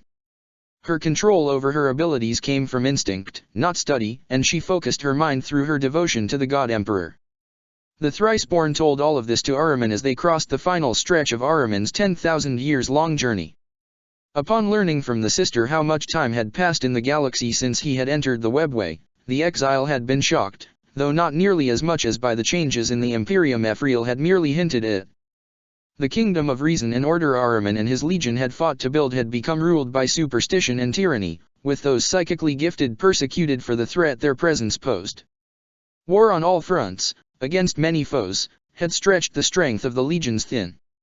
The Imperial Guard fought on thousands of worlds, its soldiers dying by the billion simply to hold on to what already belonged to the Imperium rather than to expand its borders further. The iron cages still kept the full might of the traitor legions contained within the Eye of Terror and the Ruin Storm, but warbands still found hidden paths out of their prisons, preying upon the Emperor's subjects. The Ecclesiarchy, and Ahriman had difficulties accepting that the worship of the Emperor as a god had risen to such levels, let alone that it had become one of the Imperium's pillars of stability, was constantly fighting for the soul of mankind, beset by heresy and corruption. The picture of the galaxy painted by Ephriel's tale was a grim one, yet Ahriman knew that the Thriceborn had only a limited knowledge of current events. What other horrors had happened that she did not know about? Of the 1,000 suns, she knew only that they endured in their service to the Golden Throne, their numbers forever smaller than that of the other Space Marine legions, their powers whispered of in dread by Imperial soldiers. A better fate than what would have happened had the flesh change continued to afflict them, but not the one Ahriman had wanted for his legion when he had set upon the path that had ended in the rubric's casting. Was this the result of his actions, then? Had he succeeded in preserving his brothers from their curse, rather than replace it with his own, how different would the galaxy be? With the power of the 15th Legion, even without its Primarch to lead it, and the influence of its scholars, how much more of the Great Crusade's dreams could have been preserved? These questions danced in his mind, impossible to answer, taunting him with flickering images of what could have been. Ahriman finally pushed aside these thoughts when the group reached the entrance of the Black Library. Whatever might have been did not matter anymore. Here, at last, was the place where he would find what he needed to make what was into what he desired. Within the Black Library's lore would be the means to undo the rubric, to restore his ashen brothers, and to shield them from the flesh change forever. The means to make things right, at long last. It required all of his self-control not to run out of the gunship when they landed, and instead walk out calmly, side by side with Ephriel, the Harlequins dancing around as they escorted them further.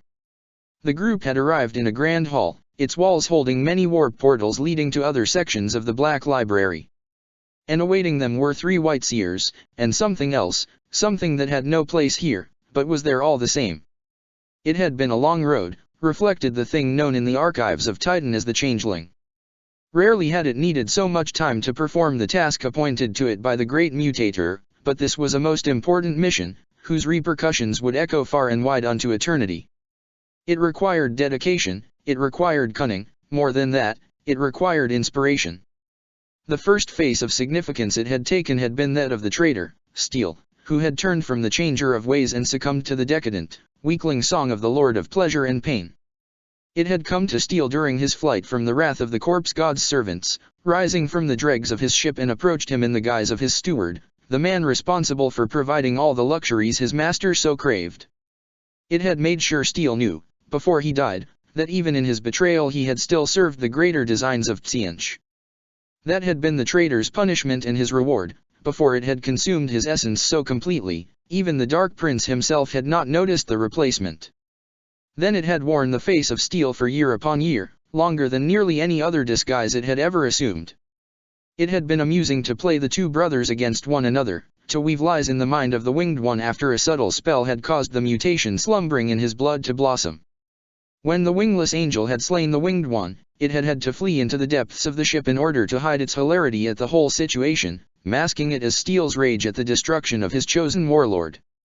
It had led the angels to the spear, knowing it must be found in the end, for the Dark Prince would not allow such power to remain unused in the time of the Great Change.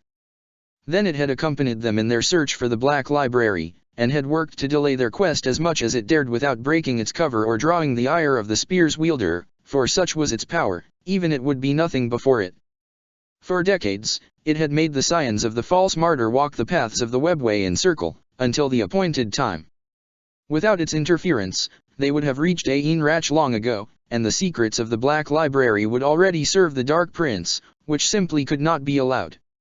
Only Tzientch had any claim to the Black Library's power, for he was master of all the arcane.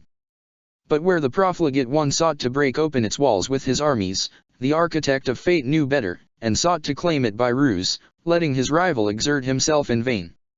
Now Raphan was dead, and again the Changeling had made sure he had known how he had been manipulated before his demise. This time, it had not hidden its presence, and it knew that the court of Slaanesh was filled with its dread master's fury. Already, legions of daemons were marching from the domain of the Dark Prince toward the Crystal Labyrinth, intent on punishing Tzientch for his interference. It had known it would happen, and it knew Tzientch cared not, so long as its mission was a success. Victory in the great game was worth any temporary annoyance. Soon, Slaanesh would be forced to kneel before the God of Change. After the death of Raphan, and, more importantly, the destruction of the spear, it had finally shed the disguise of Ramius steel, discarding the last trace of the man's existence, letting it dissolve into oblivion without so much as a final whisper. While the Harlequins had been busy digging out the two fate-touched humans, it had taken the face of one of them, and returned to the Black Library along with the corpses of the fallen servants of the Laughing God. The wards of the library would surely have detected it, had they not been weakened and shaken by months of assault by the Slaaneshi sorcerers Ahriman had destroyed upon his arrival. It had all fit together quite magnificently, a scheme worthy of Tsiench. Inside the library, it had needed to be careful, but it was well experienced in such things, and it had found its last face, the one it wore now, making the final preparations for his meeting with Ozek Ahriman. It had taken no chance, had not revealed its presence or tormented its victim. There had been no time for such indulgences, and the powers of the Whiteseers were a threat even to one such as it if they were given time to react. Instead, it had simply slid a dagger into his heart, and emerged from his chamber wearing his face, all in silence. "Lord Ahriman," it said in the voice of the Whiteseer who had been chosen by his peers to speak with the exile. "We thank you for your assistance in the destruction of the force besieging the library. Without your help, it would have taken much more time, and the lives of many of our allies, before the servants of She Who Thirsts had been defeated, if they could have been vanquished at all." Ahriman nodded silently. His self-control was extraordinary, even the changeling's senses could only pick up the faintest hints of the emotional turmoil hidden within. "We know why you have come to us," it continued, "though your path was long and difficult. You seek the means to undo what you perceive as your greatest failure, to restore your legion to its former strength. That is a goal we share, for dark times are ahead, and all will be needed in the battles to come against the forces of the great enemy. Indeed, time is too short for you to spend decades searching our halls for that which you seek. And so, we have prepared it for you." The changeling took a tome from his robes, an exact copy of the one the Whiteseers had actually prepared for the exile. "This tome is psychically sensitive," it explained.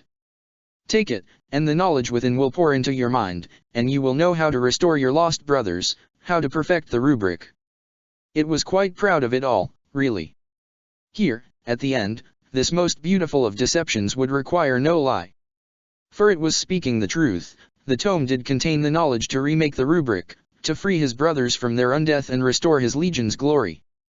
But by the time Ahriman had assimilated that knowledge, the other workings within the tome would have transformed him, reforged his mind and soul into what he had always been destined to be, before his Primarch had turned his back on the gifts of Tsiench. Ahriman would become the vector for the great mutator's will, the agent through which they would conquer the Black Library from within. The accursed daughter of the anathema would be the first to die, or perhaps she would be captured and made to serve the will of Tsiench as well. Any event past the taking of the tome by Ahriman was still to be decided. After the Black Library had fallen and Ahriman had claimed his rightful place as the chosen of Tsiench, they would leave and reunite with the Thousand Sons, now under the control of Sarthoriel.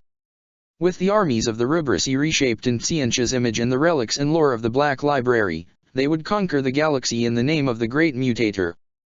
Once again, the 15th Legion would bring illumination to the galaxy, this time in a true god's name. The changeling knew that, in time, Ahriman would come to appreciate the humor of it all.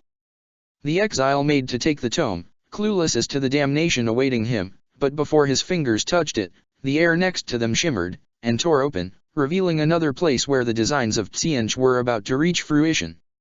It showed the sanctum of Magnus, on Terathelion, where the body of the Crimson King laid in state, surrounded by tens of thousands of his undead sons. It showed the war spilling into that holy place, and the Lord of Change Sarthoriel ascending the steps of Magnus' pyramid, its beady eyes locked onto the Primarch's slumbering form. The changeling cursed, recognizing the one power that could act within the Black Library without difficulty. The Laughing God was trying to interfere, to turn Ahriman away from his assigned path. And it was working. "Father!" Ahriman shouted, his voice filled with horror, and he made for the portal. "Lord Ahriman," it called out in alarm. "The tome. Before you go to your Primarch's aid, you must take the tome, or it will all have been for nothing." Ahriman stopped, and turned back toward the changeling. Slowly, his hand reached toward the tome. Yes, it thought. So close now. The plan could still work, despite the fool's interference. There would be changes to the great design, of course. Ahriman could not be prevented from passing through the portal, not anymore, but Tsianch revelled in such alterations. One moment's weakness, one surge of pride, one wish for his centuries of wandering in solitude not to have been in vain, and he would take the tome, and then... "I see you, now," said Ahriman, his voice calm and cold as the worlds of frozen gas that turned around dead stars. The changeling heard its death in that voice. "I see you, Daemon." Before it could react, Ahriman's hand hovering above the tome had turned into a fist, and that fist rammed into the changeling's face, sending it flying across the room. The tome fell to the ground, and as soon as it left the daemon's grip, its physical form began to devolve, the mutagenous energies within no longer contained. With a snarl, Ahriman released a stream of white-hot fire from his hand, and obliterated the gift of Tsianch from existence. Behind him, the Daemonifuge drew her blade, while the three other White Seers retreated, raising their hands and speaking words of warding and containment that burned at its essence. The Harlequins drew their own weapons, spreading out in a half-circle. Ahriman gestured for them all to stay back, and marched toward the changeling. Already it was losing its hold on the White Seer, reverting to the shrouded, hooded shape it assumed when all other disguises failed it. It looked up at Ahriman, unable to comprehend what had just happened. Where before there had been doubt and a desperate need to make things right, there was now a bright fire of conviction and resolve, ignited by the sight of Magnus' peril. "I will never serve your master," spat the exile. "I will never serve chaos. You shrouded my mind with your lies, with the temptation of personal power and glory, but I see clearly now. You have betrayed yourself," mumbled the changeling in a chorus of 100 different voices. "You spent so long seeking this power, and now, at the end, you turn away from it? Why? Because it will do harm to your brothers? Your brothers are dead, Ozek. All of them. All that remain are their descendants, whose minds are so different from your own you would never recognize them as sons of Magnus if not for their armor." "You understand nothing," said Ahriman. "I never sought this power for myself. Everything I did for my legion. For my father. For my brothers. And if I have to sacrifice everything I am and everything I have accomplished to save them, then I shall do so gladly." This is wrong," shrieked the changeling. "Why? Why would you do this?" "Because that is what it means to be a space marine," replied Ahriman, before crushing the changeling's head with his staff. After the changeling's destruction, Ahriman immediately made for the portal, but was interrupted by a new arrival into the chamber, a shadow seer, identical in every aspect to the one who had given his life to save Ahriman from the spear of Telestos' fury. But Ahriman recognized the figure's aura. This was the one who had led him through the webway, on the occasions where he had lost his path completely and was close to succumbing to despair. He had a strong idea of what it was, and the reaction of the Harlequins confirmed it. They fell to their knees before the figure, as did the White Seers a moment after. Only Ahriman and Ephriel remained standing before the avatar of the laughing god. The avatar advanced toward Ahriman, moving with impossible grace. Without knowing why, Ahriman bent the knee, so that his face was level with that of the divine projection. The laughing god placed one hand on each side of Ahriman's helmet, and the exile's mind was filled with images, words, and concepts that he could not yet understand, but that burned themselves into his eidetic memory, waiting to be called upon and used. This is the gift of the Black Library, not the knowledge you want, but that which you need. When Ahriman opened his eyes again, the Shadow Seer was gone, and the portal remained. The exile stood, and was joined in his march by Ephriel. When the White Seers called out to the Daemonifuge, she told them that she followed the will of the God Emperor, and she could not believe he would not want her to go the help of his son. Ahriman welcomed her at his side, for already he knew what he must do on the other side, and that Sarthoriel, who had laid low his gene-sire in ages past, would be more than he could handle alone. And as all eyes watched the two champions of the Imperium pass through the portal that had been opened by the last free true god of the ancient Eldar pantheon, none noticed a figure emerge from another portal into the hall, farthest from gathering. Nor did they see the two burdens the figure carried, a small bundle filled with ancient tablets, and a single, tear-shaped ruby. The figure turned toward another portal, one whose runes of warding were marred by a single, invisible crack barely more than a few molecules wide, created months ago by a Sorcerer's assault of unusual strength. The figure touched the crack, and vanished. The portal led Ahriman and Ephriel directly within the sanctum of Magnus on Terathelion. It did so in blatant defiance of distance and the wards that protected the 15th Legion's most precious location, though most of these wards had been destroyed by Sarthoriel the Everwatcher so that he could set foot within the tomb of the Crimson King. Sister of Battle and former first captain emerged on the stairs leading to the top of Magnus' pyramid, further up from the greater daemon whose presence despoiled this holy ground. Sarthoriel sneered when Ahriman crossed the portal, but froze in shock when Ephriel did.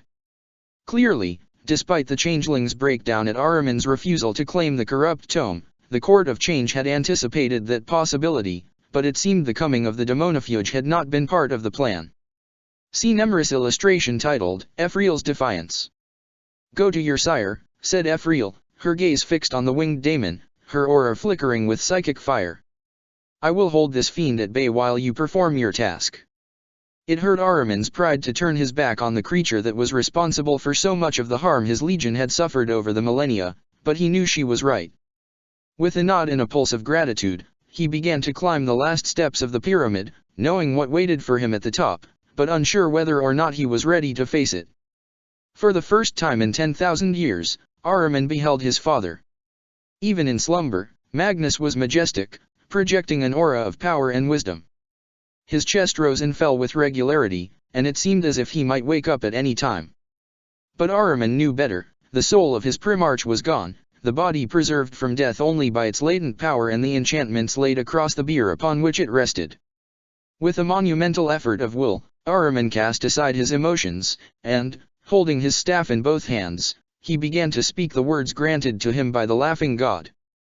Lower on the pyramid, Ephriel stern-faced Sarthoriel. The greater daemon had paused in its advance, considering the Daemonifuge warily. You should not be here, said the Everwatcher. Your place is elsewhere in the great tapestry. Your presence here is an anomaly. Turn back now, little one. Leave, and I will spare you. Your deceptions cannot trick me, daemon. I will stop you, and put an end to your schemes. There is nothing you can do to stop me, snarled the greater daemon. I am Tzientch's chosen champion.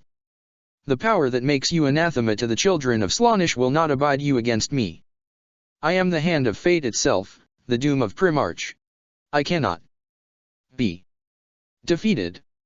Liar, said Ephriel softly, through the blood dripping from her mouth. Then she spoke louder, and it seemed the very walls of the sanctum shook with the strength of her voice. Liar. She advanced toward the daemon, slowly, blade held low, and Sarthoriel stepped back, staring at her with something akin to dread and incomprehension in its beady eyes. The blood from her wound was vanishing, turning into golden dust, while the rents in her armor were repairing themselves. Her eyes beamed with psychic light of colors that did not belong to the Matrium. There is no place for you here, she declared. Nor is there anywhere else. You are naught but lies and deceit. You do not belong into this universe, nor any other. You and all your kind are a plague, a cancer onto reality. You have hurt us all for far too long, but this will end. The Daemonifuge raised her sword, and it flared with golden light. We will purge your darkness, she shouted, her voice clear and loud, ringing with the sound of true angelic wrath. We will free ourselves from your corruption. In nomine Imperator Deus. The golden light of faith battled the darkness of rampant change, the two forces holding each other in check while around them, the entire sanctum trembled from the unleashed energies. Sarthoriel roared in disbelief as his power was held back, matched by that of the Daemonifuge. I will destroy you. I will make dust of your dreams, and burn your ideals to ash. I know where and how I die, replied Ephriel, her voice straining under the effort of keeping the greater daemon's unholy sorcery at bay. You are not the one to kill me, daemon. As Ahriman recited the words of the Eldar ritual and Ephriel battled the Everwatcher, the war between order and chaos also spilled to the rest of the sanctum. Ragnar Blackmane, the young king, led the forces of the Black Crusade through the threshold of the sanctum, following the greater daemon that had abandoned them to focus on his true mission, the destruction of Magnus and the corruption of the rubric-stricken Thousand Sons. Blackmane expected this attack to be a slaughter, as his forces tore apart the immobile, statue-like Astaroths and offered up their souls to Kern, his divine patron. But he was wrong, for one servant of the emperor remained to stand against him, Iskandar Khaon, battered and wounded near unto death by Sarthoriel, but rescued from his demise by Maddox the Undying. Though his weapon had been broken by the Ever-Watcher, the Scourge of the Wolves stood defiantly against the Horde of Ragnar. The fire of Vendita, newborn power of retribution, coursed through his veins and his soul, its hold reinforced by Khaon's renewed conviction upon seeing Ahriman and Ephriel arrive. Even though he despised Ahriman for his arrogance and his unwilling destruction of the Legion, he knew him to be a true servant of the Emperor, and a mighty one at that. And Ephriel's turn. Well, he had met her once, several centuries ago, and they had parted as allies, perhaps even as friends. Her presence boded well indeed. Moments ago, Khaon had thought all hope lost, but now it had returned and he would fight until the end to protect it, fragile though it might be.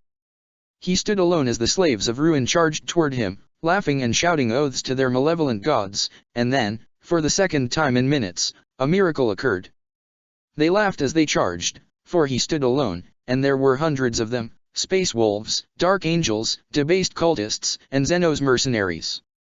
They laughed because he held no weapon, and because the wounds Sarthoriel had inflicted upon him were still visible. His chest plate was rent, his armors black-colored by his own blood.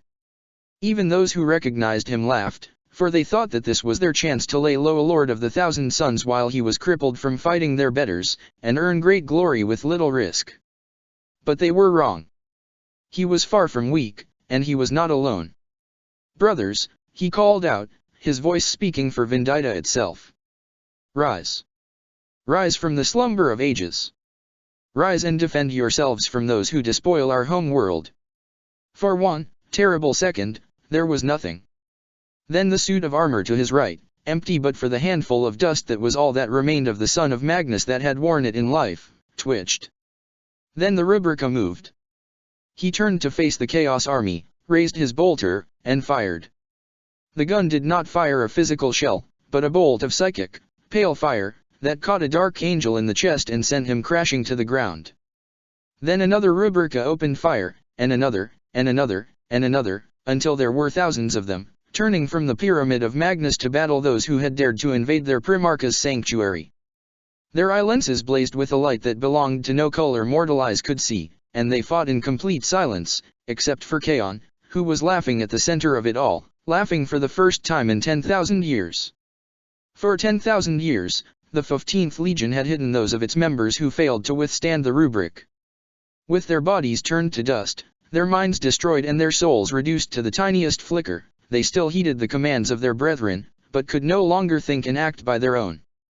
There had been those who had advocated using the so-called rubricy on the battlefield, claiming that the Thousand Suns needed all the military power they could get, and that there was little practical difference between a rubrica and a battle brother from the other legions, at least when it came to holding the line.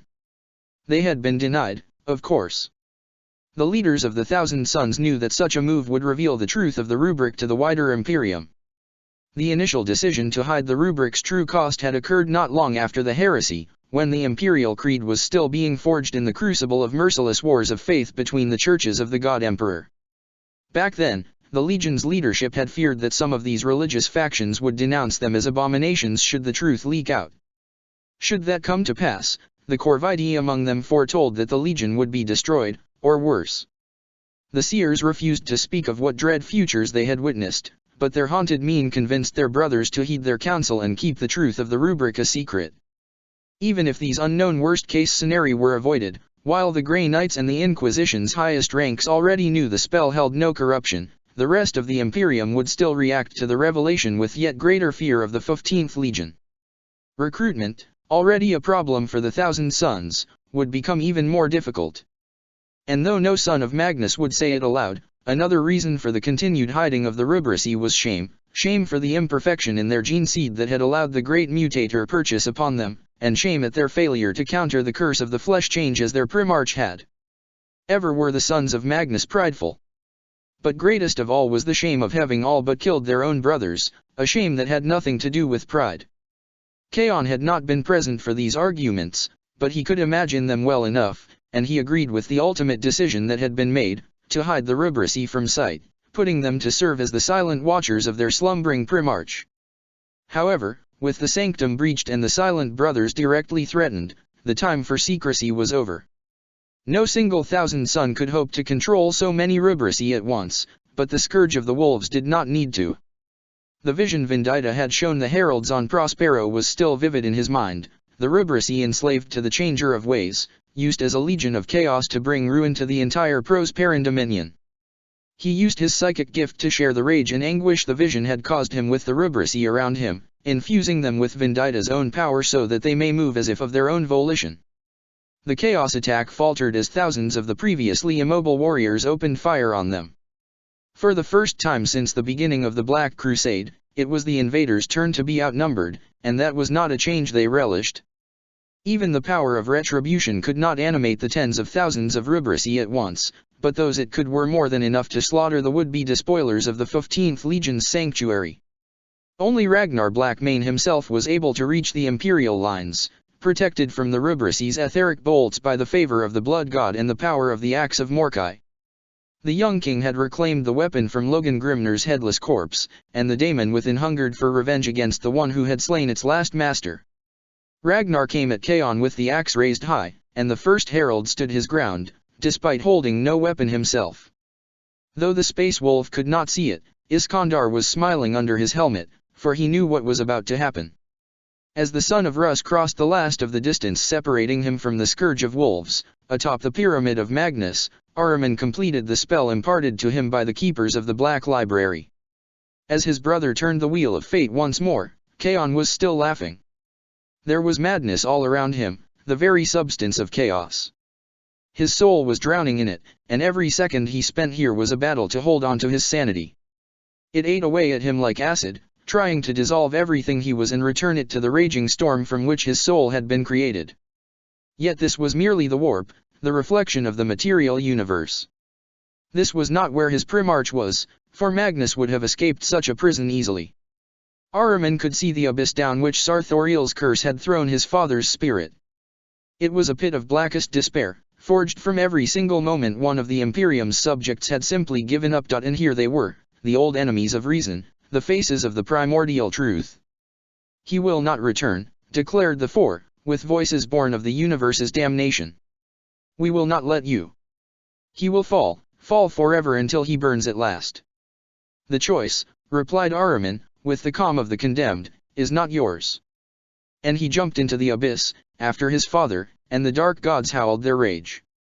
Fangs and claws tore at his soul as he plunged deeper and deeper into the darkness. He could sense them, even if no mortal eyes could ever hope to truly see them. Four terrible beasts, the malice of the universe rendered into vast, evil minds that knew nothing of mercy. They were all there, for all that it had been a Tiantian scheme that had lost the Crimson King to his sons. Each of the four had its own reasons for hating the Cyclops, each its own reasons to dread his return. His mind nearly shattered under the strain of their mere presence, but he was strong, and eventually the four terrible entities resolved into shapes his brain could comprehend. He had met them before, he had done this before. Once, 10,000 years ago, he had delved into the realms of chaos, acting on the intuition of a loyal son and the wisdom of a civilization that had not needed hatred to survive old night. What has been done before can be done again, the age-old aphorism gave him strength. He had saved Horus, and he would save Magnus. But he had not been alone when he had saved the War Master. There had been four great wolves with him, the four sons of Lupercal who stood above even the rest of the illustrious 16th Legion. It had been together that they had rescued Horus from the grip of the ruinous powers, the nobility in their souls keeping the darkness at bay long enough for Ahriman to reach Horus and rouse the Primarch's own righteous fury and immense power.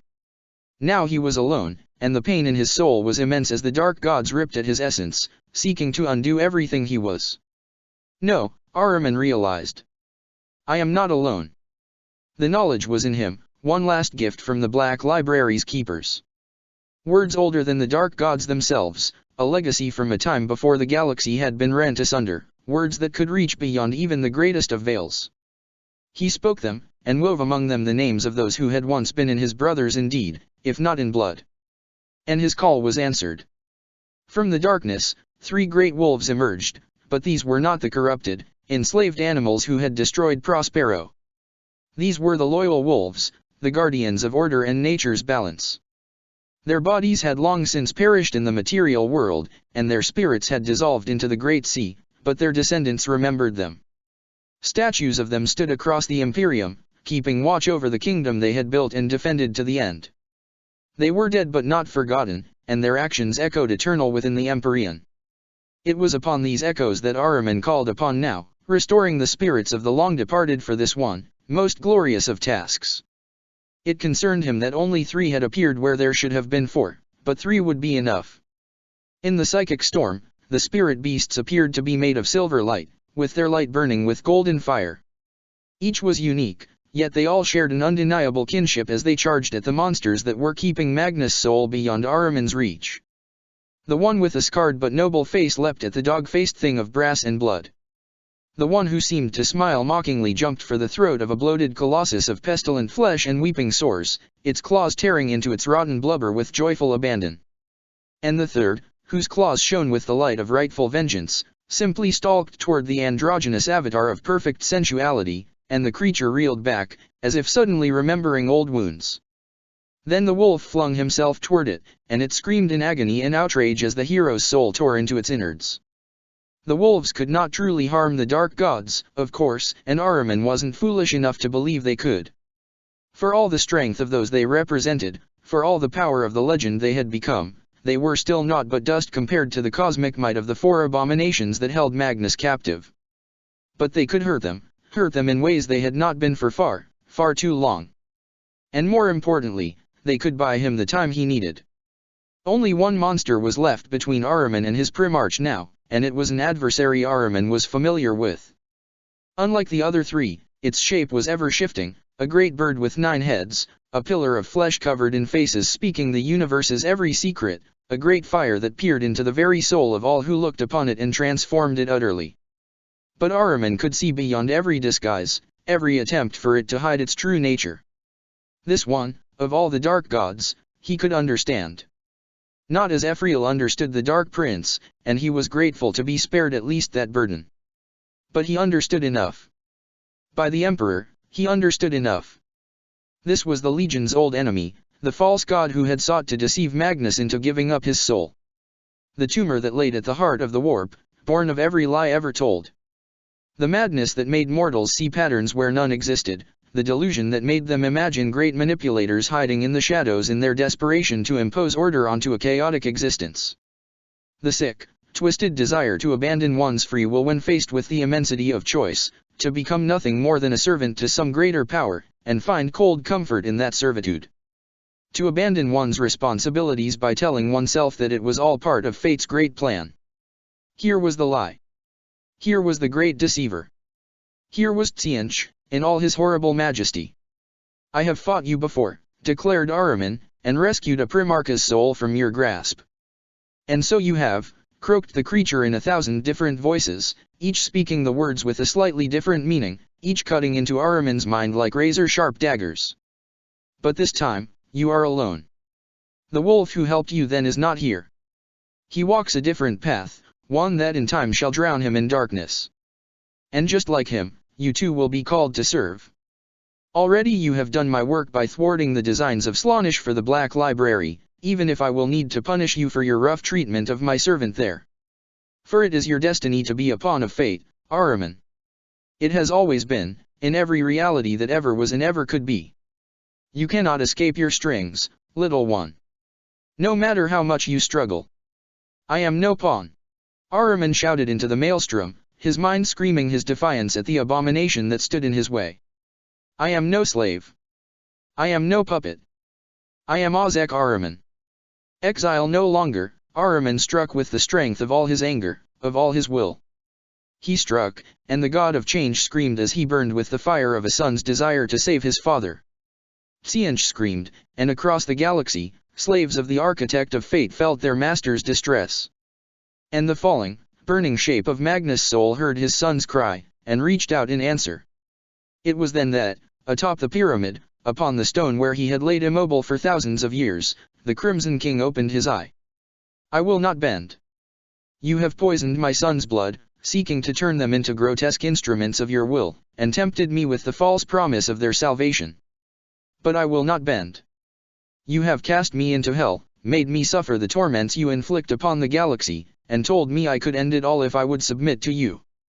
But I will not bend. You have torn through the heavens of my world, stealing the souls of its defenders and turning them against one another, made me listen to the horrified screams of the remnants of their true minds, and whispered that I could release them if I took their place in your service. But I will not bend. You have taken my people, broken their will and made them your puppets, and laughed as you threatened me with the same fate, told me that the only way to retain even a modicum of my own mind was to willingly kneel. But I will not bend. You have made reality bleed, unleashed the madness of the great ocean into reality, forced me to listen to the screams of the innocents, thinking to break my resolve, to drive me into madness. But I will not bend. Never. Why do you not understand this? Why do you persist, time and again, trying to make me kneel, to break me and make me submit to you? Why do you continue to hurl your armies and your curses at my sons, even as they stand tall among the ruins of their dreams and defy you with their last breath? Why do you never relent in your war against my bloodline? Here, in this place of primordial nightmares and murdered dreams, I have pondered these questions for so long, as the centuries trickled by and the imperium I helped build changed under the pressure of history. And now, at long last, as your slaves burn their way through the surface of my world and into my sons' fortresses, I finally understand. I know now why you never relented in your quest for our destruction. In the end, it is such a simple truth, I cannot believe it took me so long to understand it. The truth is this: you are afraid of us. You are afraid of my sons, who can see the strings you use to strangle the free will of mortals. You are afraid of my father's light, and you know that they are those most likely to wield its power when the prophesied hour comes. You are afraid of mankind's potential, of the dream of ages past that you hid from us in the darkness of eternal war. But most of all, you are afraid of me.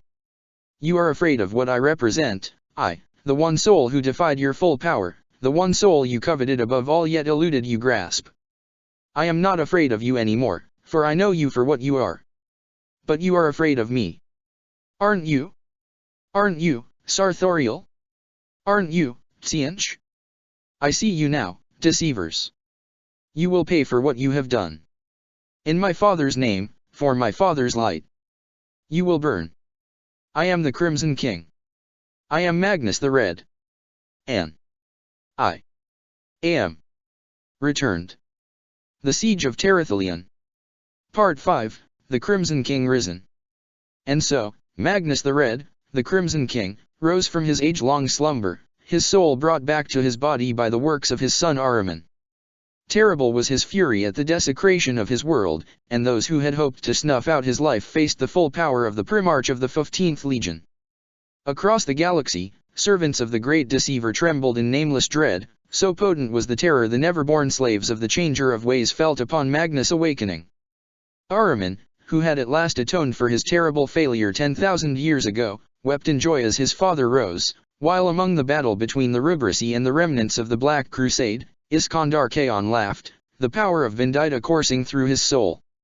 And Sarthoriel, locked in combat against Ephriel Stern, recoiled in horror at the sight of the Crimson King returned, for the Ever-Watcher knew what this portended for its kind. The storm parted. The first one to notice was Auspex officer Marak Ulrek, on the bridge of the Word of Magnus. While the rest of the crew focused on destroying the fleet of the Black Crusade, he had been tasked with monitoring Terathelion for any changes.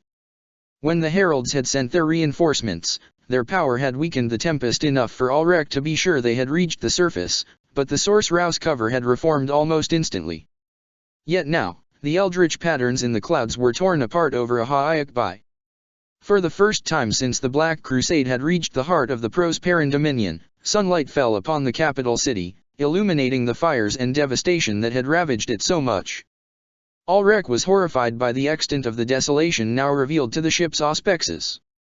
Yet the city still stood, in defiance of the hordes that rampaged through its streets.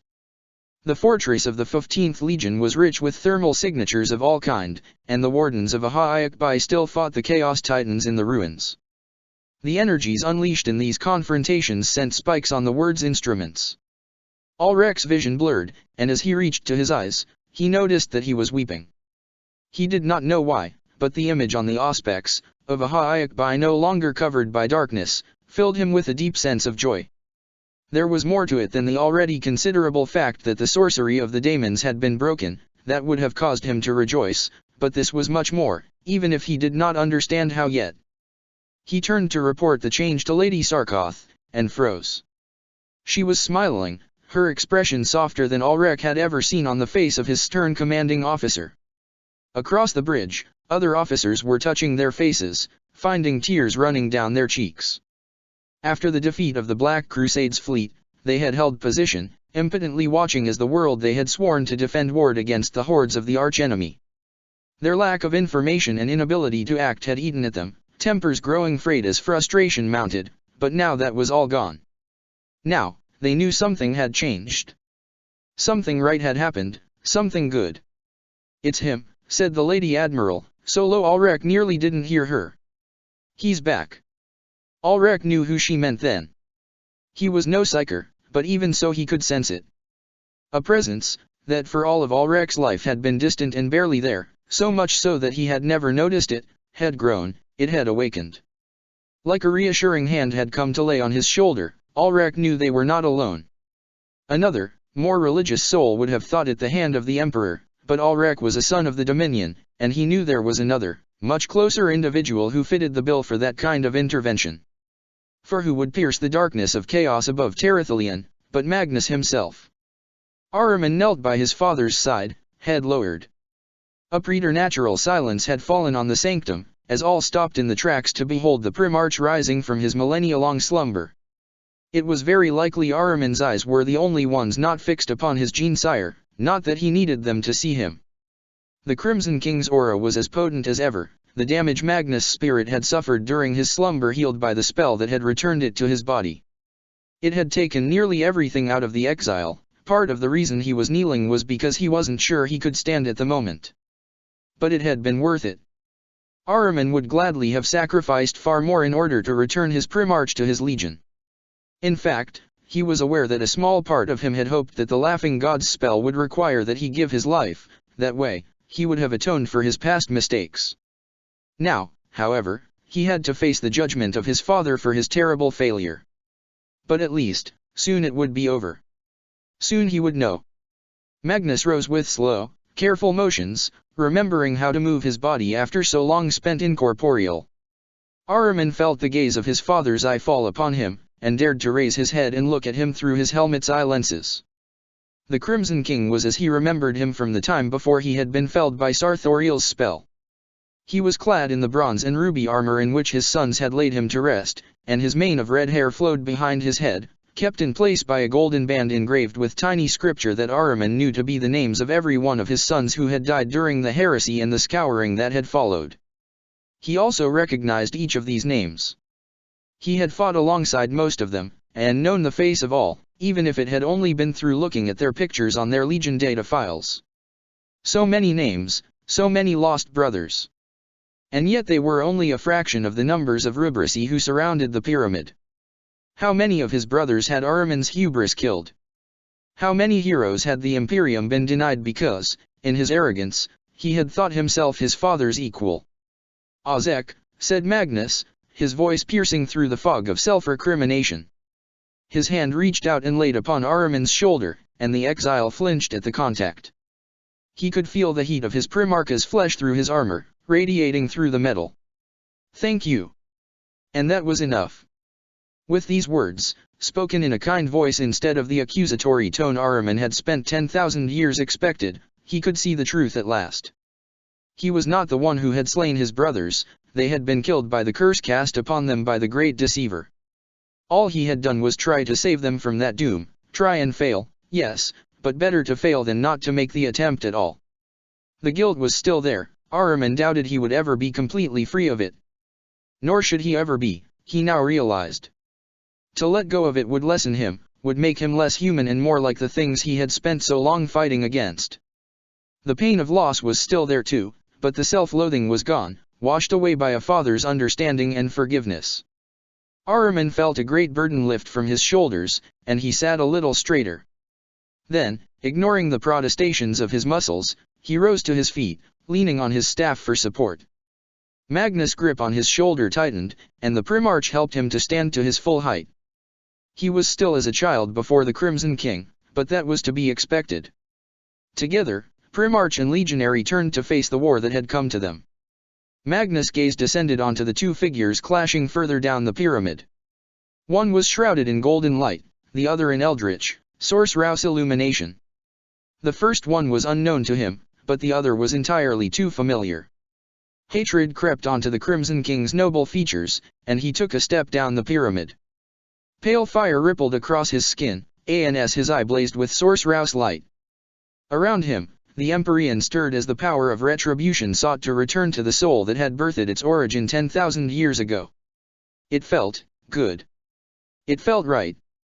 This power, this wrath, it belonged to him, it had always belonged to him.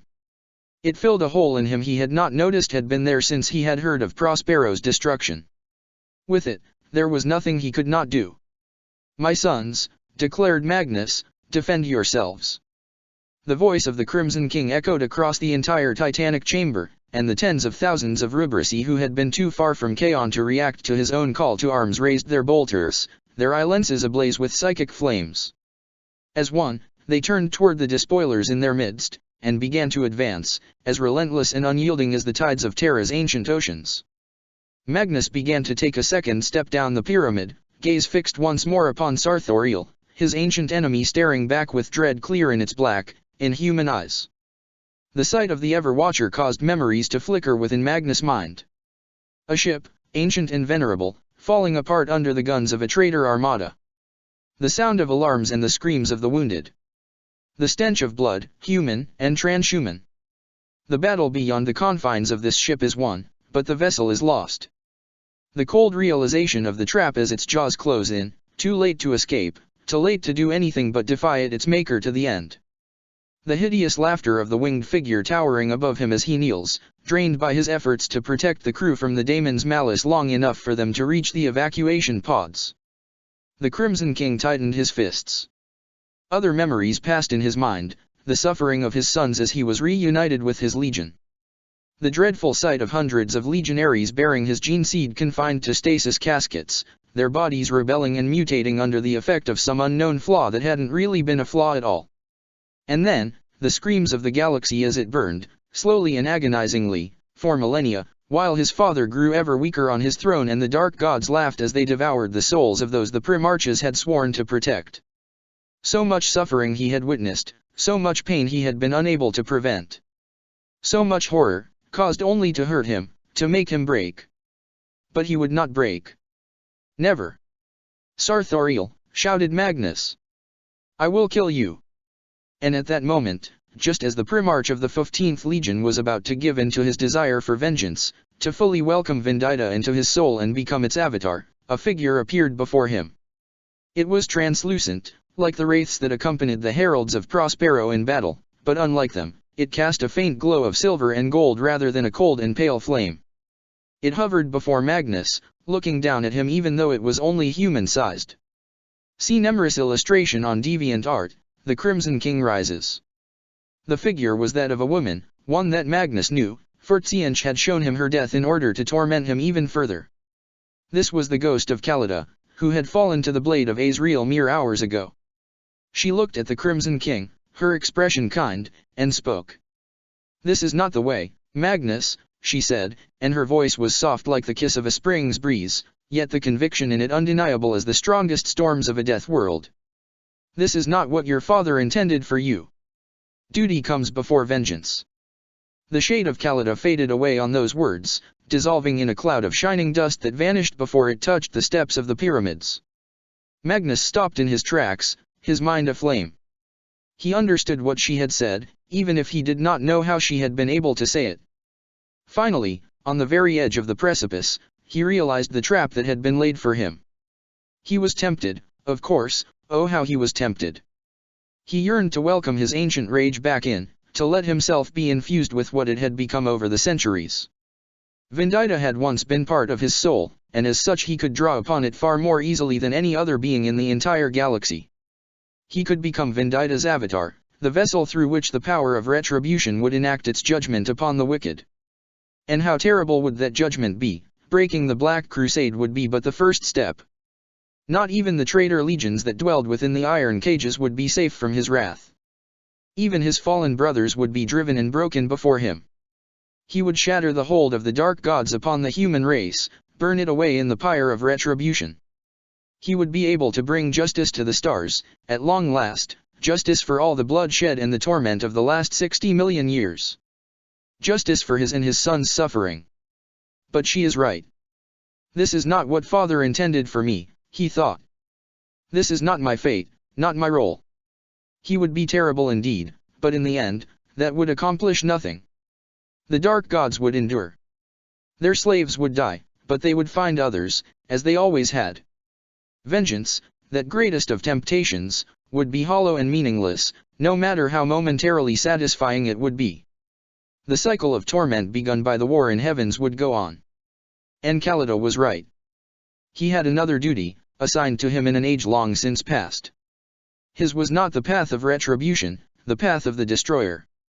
And duty came before vengeance. The Crimson King let go of his connection to Vendita, and the web of fate was redrawn once more. The doom of the slaves to ruin grew a little more distant, a little more unlikely, and the light of hope that its dark fire had covered became visible again. Magnus' strength diminished with the loss of his connection to the power, but it remained great, greater than it had been during that fateful confrontation 100 centuries past, aboard the Fatep. This time, he wasn't spent from protecting the crew of the Gloriana-class flagship from the corruption of Sartorial's and the Dark Angel's spells, nor from the constant effort of shielding his sons from the flesh change. He could do this. He did not need Vendita's aid to defeat Sartorial. Magnus raised his hands, and for the first time since the mythical days of the Scouring, the power of the Crimson King was unleashed in a torrent of silver, red and golden lightning that flew toward the greater daemon. The attack wasn't the most powerful Magnus had ever let loose, but it still held more than enough energy to turn a land raider to molten scrap. It didn't even ruffle the Everwatcher's feathers. As the bolt was about to hit, a sphere of multicolored light erupted around Sartorial, absorbing and dissipating the energy of Magnus' attack. Wards, forged across entire centuries and empowered with the sacrifices of 1001 cults of Sartorial throughout the entire galaxy, specially designed to protect the daemon from Magnus' power. The Crimson King frowned, and lowered his hands slowly, as a wave of despair surged among the Imperial defenders and the Chaos invaders cackled in glee. "Did you really believe I would not be prepared for this?" mocked Sartorial. "Did you really think I had not considered the possibility of your return in this final hour? Oh, it was only a flicker of possibility, a 1 in a million chance, to be sure. But you and your brothers have already proven, time and again, that you care nothing for odds. It is part of what makes you so desirable in the eyes of the Pantheon. It is why the dark gods love you so, and fight so hard among themselves to decide which of them can claim you as their very own." "We are not yours," said Magnus, unfazed by his attack's failure, his voice gaining in strength and conviction with every word. "We never were, and we never will be. Those of my brothers who fell to chaos are naught but broken echoes of their former glories. The truth is that you have no power over us, deceiver. You only have corruption, ruin, destruction. Your servants diminish themselves the moment they are tricked into believing into your hollow claims of supremacy." "And what of you?" sneered the greater daemon. "Your species is dying, Magnus. It has been dying for 10,000 years. Your father's empire is crumbling from all sides, while the power of chaos is ascendant. What do you have against such might?" "We have unity, and that strength is something chaos will never have," answered Magnus, undaunted. "You will tear yourselves apart, as you always have. It is in your nature. You are wrong. There will be unity in chaos before the end. It is ordained, and your own hands have made it a certainty. By your actions, you have damned yourself. By your defiance, you have ensured the destruction of your species. Mankind could have served the dark gods, now it will be devoured by the primordial annihilator. Still you try to deceive me? I have endured these fabrications for an entire age. Now, as I am free from them, so shall I free all of mankind from your twisted lies," shouted the Cyclops. "We are not puppets. We are not slaves. Our destinies, our wills, belong to no one but us. The promise of my father's godless kingdom will be made a reality. Your brothers, whispered Sartorial mockingly, feel differently. You are strong, Magnus, stronger than any of them perhaps. But not strong enough to face them all. If I face them alone, I could not prevail, admitted Magnus. But I will not be alone. You are, and have always been, alone, Magnus, taunted the daemon. And you will always be, forever. That has ever been your fate, Cyclops, from the moment your existence entered the web of fate. Yours is the path of the solitaire, isolated from the rest of the world by his knowledge, his power, his difference. You have altered much of your destiny since it was first conceived within the court of change, but not this. And yet, in the end, all of this is irrelevant, continued Sartorial, a cruel joy in its voice. In your folly, you have rejected the power that would have enabled you to challenge me. Now, Magnus, you will die. Sarsraus lightning gathered around the greater daemon's staff as it pointed it toward Magnus, preparing to unleash a curse that, this time, would not merely send the Crimson King falling into the warp. This time, the curse would kill him, and with his death Sartorial would kill one of the Imperium's few remaining hopes. Ephriel Stern shouted a cry of alarm, and was about to leap, to place herself between the Everwatcher and the Crimson King, when Magnus smiled. You understand nothing, he said softly. I will not be alone. Because I was never alone to begin with. My sons, he called out, his voice filled with the Primarch's command once more, open fire. As one, more than 100,000 Rubrisi suddenly turned on the spot, all of them facing the pyramid at the sanctum's center. As one, they raised their bolters, aiming at the immense winged figure that stood halfway to the construction's top. And as one, they pressed their weapon's trigger. Thousands of bolt shells impacted against Sartorial's shields at the exact same time, the incredible precision achievable only thanks to the psychic command of Magnus and the unity of the Rubrisi. The spells woven around the greater daemon strained and collapsed in a blast of energy that sent the Demonifuge flying, before she called upon her power and ignited two great wings of golden light. She landed atop the pyramid, near Ahriman, who stood still, stunned into silence. In Sartorial's eyes, the dread had changed to horror. Only one of Iskandar's hearts was still beating. His third lung was the only thing still injecting oxygen in his bloodstream with any reliability, and his vitae was leaking from several wounds that Madoc's healing hadn't fully closed. His armor was so battered that, while it still held in one piece, it was one solid hit away from falling apart. Every muscle in his body hurt, and several of his organs were strained to the breaking point keeping him functioning. He was, all things considered, in considerable pain, and there was a Chaos Lord charging toward him, holding the daemon-possessed axe of Mordecai. And to add insult to grievous injury, he did not even have a weapon of his own. He had spent the last power cell for his pistol long ago, and his power axe had been shattered like glass. And yet, Iskandar was laughing. He couldn't help it. Part of the reason why was the sheer absurdity of the situation. How unlikely was it that he would face the exact same threat, a wolf lord dedicated to Kern wielding the axe of Mordecai and seeking to kill him most violently, twice in a single day. But mostly, he was laughing out of joy. After 10,000 years, his Primarch was back. The psychic presence of Magnus was washing over him in waves, filling the air with potential and clashing with the darkness that had followed the Black Crusade's forces. And as for the son of Rus seeking to kill him, Kaon had never needed weapons in the first place. His body may be nearly spent, but the strength of Vendita flowed through him, its power renewed by the parting of the shadowy veil caused by Magnus' awakening. Blackmane would not kill him this day. The young king had succumbed to the blood rage that always threatened all who served Kern. Iskandar would have recognized the signs even if Ragnar's aura hadn't been aflame with bloodthirsty madness. The way he moved, the overstrong grip on the axe, the howling coming out of his helmet's vox grill, those weren't exactly subtle indicators. Time seemed to slow down as the space wolf got closer, dilating like in the old paradoxes that the Thousand Suns had discussed under the stars during the Great Crusade. Iskandar's thoughts sped up, considering possible courses of actions and discarding them until he found one that satisfied him.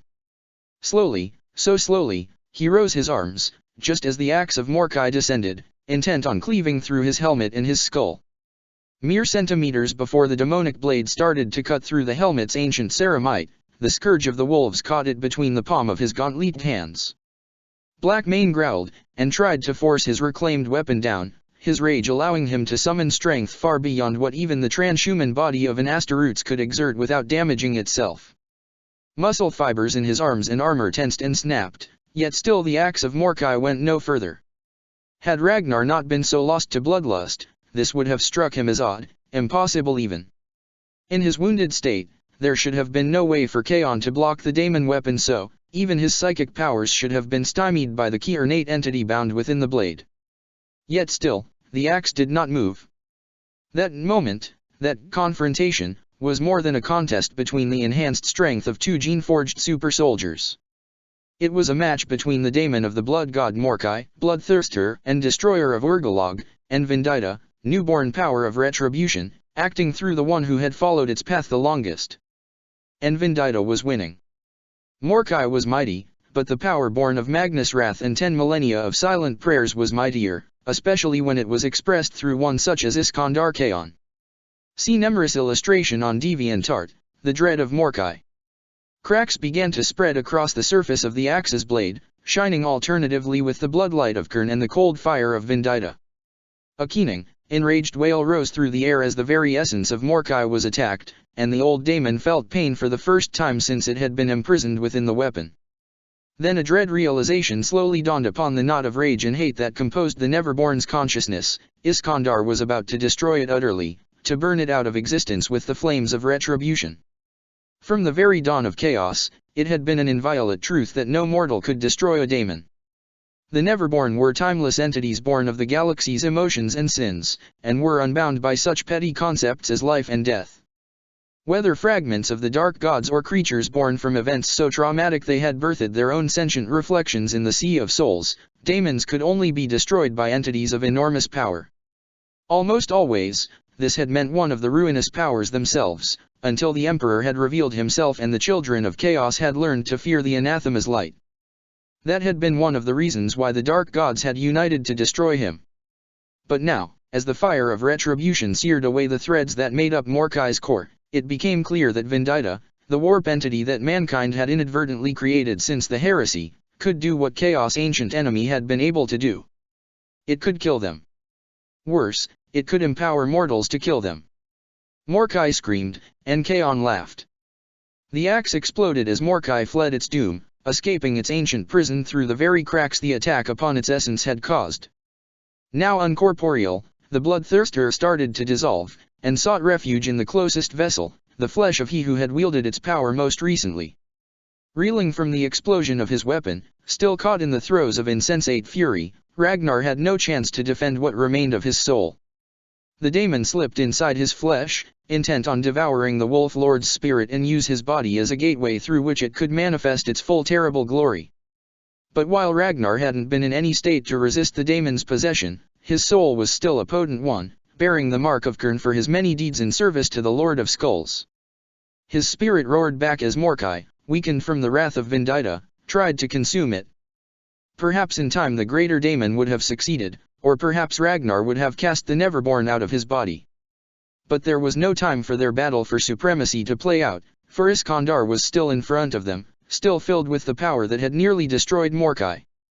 And far too close for comfort was Magnus the Red, whose power dwarfed even that of the Scourge of Wolves. United in their fear, Ragnar and Morkai turned from Iskandar and fled, running with all the speed the daemon's power could lend to the Chaos Marine's legs. The newly created Second-Born ran out of the sanctum, leapt over the broken bodies of legionaries and cultists and the dissolving slime of vain-chaosed Neverborn, and vanished from sight. Left behind, Iskandar fell on his knees, breathing with difficulty. He wasn't quite sure what he had done. His intent had been to break the axe and banish Morkai, but halfway through the process Vendita's power within him had surged to new, unprecedented levels. Regardless, it had taken its toll. Surrounded by a protective circle of Rubrici, the Herald of Prospero turned his mind inward, to try and heal the worst of his remaining injuries. After all, judging by the sounds coming from the pyramid, it looked like things were well in hands without him needing to be involved anymore. Always, for the last 60 million years, the ruinous powers had taken from the mortal races. Always they had stolen, corrupted, and despoiled, and what they took could never be reclaimed, only replaced by something else, something that they would try to steal too, again and again. Their ravenous hunger had only grown more potent as the ages passed, and the poison of chaos spread through the sea of souls. Treasures, cities, kingdoms, lives, souls, children, all these and more, the dark gods took from the universe, lost forever in darkness. But not today. Not anymore. The primordial annihilator had taken enough from Terathelion. Today, Magnus swore, he would take something from it.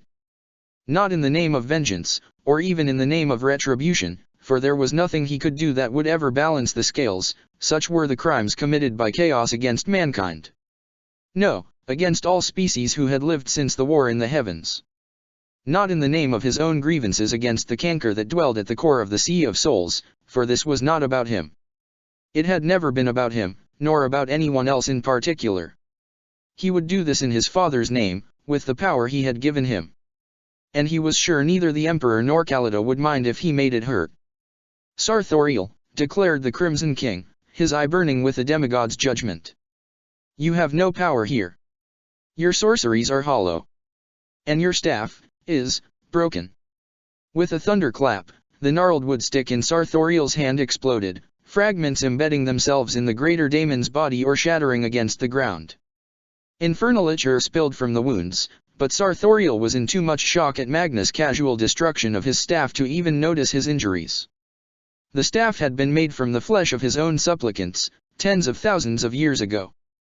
The cultists had called upon him to save them from their enemies, to take them to his side and let them remain there for eternity, and he had granted them their wish, fusing their souls as he had their bodies.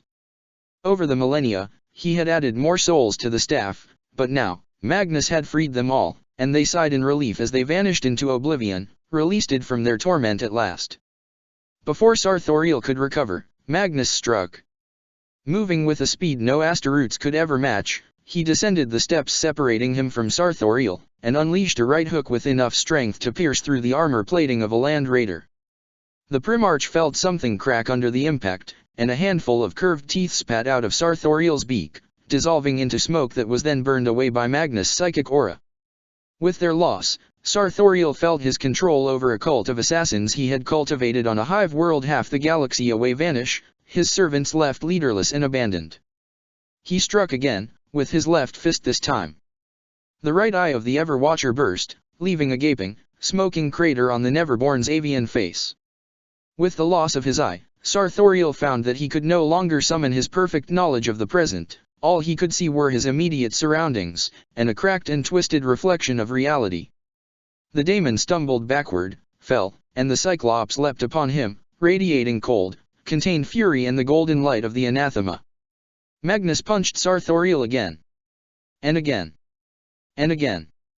And again. Pinned on the ground, with the aura of the Crimson King eating away at his essence even as Magnus' fists pummeled him and tore him apart, Sarthoriel writhed and flailed, his claws striking back and doing little more than scrape the paint of the Primarch's armor. Golden fire emanated from Magnus' hands, burning the eyes of the daemons and traitors who looked upon them. Sarthoriel was no longer threatening or taunting, no longer speaking at all, he was shrieking, wordless screams of pain and impotent anger emanating from his ruined mouth. The daemons of Tzeentch that had begun to enter the chamber stayed away, looking on with a mix of shock, glee, and the ever-present hatred of all Neverborn. Though the humiliation of the greater daemon meant a defeat for Tzeentch, the warp-born creatures still relished the torment of one who had towered above them all for countless eons. Then the realization of just what Magnus was inflicting upon Sarthoriel spread among the Neverborn, and they charged toward the Crimson King, heedless of the rubrisy that stood between them and their goal. The Ashen Brothers of the 15th Legion tore into the Neverborn with bolter and blade as they tried to force their way through. Less than one daemon in 20 managed to reach the circle the rubrisy had formed around their lord. And there they found Ahriman and Ephriel, fighting back to keep the horde away from the Crimson King. Even with the will of Tzeentch driving them forward, the Neverborn could not pass them.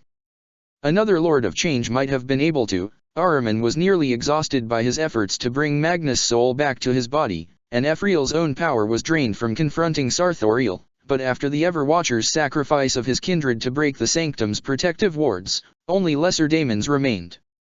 Even in their diminished state, the two imperial heroes were more than a match for these wretches. Eventually, Magnus' assault relented. By this point, little remained of the once mighty daemon, beyond a mess of ruined, charred flesh that nonetheless clung to existence. Blackened feathers clung to a wasted frame that twitched in agonized spasms.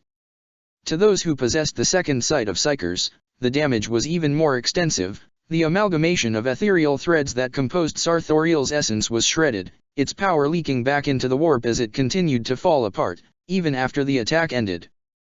"This cannot be," croaked out Sartorial, his voice a pitiful echo of what it had been. "How? How can you mortals defy the will of the architect of fate? You are all puppets. All slaves to the will of fate. How can you deny my master's plans, time and again?" "I told your master before," said Magnus in between sharp breaths, as the effort of unmaking one of the strongest neverborn in existence caught up to his surhuman physiology. "You have no power over us that we do not give you, whether in fear or ignorance. And I know what you are, and therefore, I do not fear you either. That is the true power of knowledge, to dispel the shadows cloaking evil, and reveal it for the petty, weak, pathetic thing it really is. We are your masters," shrieked Sartorial. "You live, you struggle, you die, for our amusement. You are but dust compared to our immortal magnificence. You are a lie," shouted the Primarch. "You are a plague, a curse, the failed legacy of those who came before us all. You are a mistake," he continued in a calmer voice, "one that has haunted the galaxy for far, far too long. And you will be rectified as such." The Crimson King plunged both of his hands deep within the mess of mutating, seared flesh and dissolving essence that had been the architect of the Black Crusade. A cluster of eyes blossomed within the mangled ruin of Sartorial's face, staring at Magnus, wide in panic. The Primarch stared back, his own eye blazing with psychic power, and he spoke one word. "Burn." Golden fire erupted from the Primarch's hands, and Sartorial shrieked as the last remaining fragments of its being were annihilated. All trace of the ancient treacheries that had spawned the Everwatcher were erased in a cascade of unbridled energies, and the court of fate shook with the outraged scream of Tzeentch as one of the dark god's most powerful agents met the true death. The sword of secrets sang in Azrael's hand as he fought, whispering hidden truths inside his skull. It told him the names of every Rubracy he encountered, those they had received upon joining the 15th and the nicknames they had had as children, before they had been taken from their families and reforged into weapons of war, only to fail at the last step and be reduced to dusty spirits trapped within prisons of ceramite. Yet even in their diminished state, the Rubracy were still powerful warriors. Even with the Sword of Secrets, it took Azrael more than one blow to fell them, and their bolt shells rammed into his armor with enough strength for him to feel it despite the protective enchantments woven upon the warplate. More than that, they had overwhelming numbers, though their positioning at the battle's beginning prevented them from bringing them to bear. It was perfect. Once Sartorial had destroyed Magnus, Azrael would help the Everwatcher perform the ritual that would bind the Rubracy to their will, dragging the 15th Legion into service to Tzeentch as it should have been long ago. Kaon the Black would be made to witness the destruction of all he held dead a second time, and through this torment the Dark Angels would remake him into a servant of chaos, bringing Vendita itself into the embrace of ruin. It would be a long endeavor, the work of centuries, but it would result in the doom of the Imperium by the hand of the very power its childish cries for justice had created, with the renewed 15th Legion leading the way as the forces of chaos crushed a path to Terra. All that remained was for Sartorial to reach the top of the pyramid end. And then, out of nowhere, two beings who should have been far, far from here were there, and the Crimson King was awake, and everything was going according to plan. Magnus had risen, and claimed the power of Vendita within himself, severing the thread that would have led him to assume his true purpose in the false Emperor's schemes. By giving into his anger, the Crimson King would break the forces of the other dark gods, and allow the Changer of Ways to ascend as the supreme Chaos God, as was his divine right. Vendita, newcomer to the great game, would be manipulated into doing the work of Tzeentch, all at the cost of a few pawns.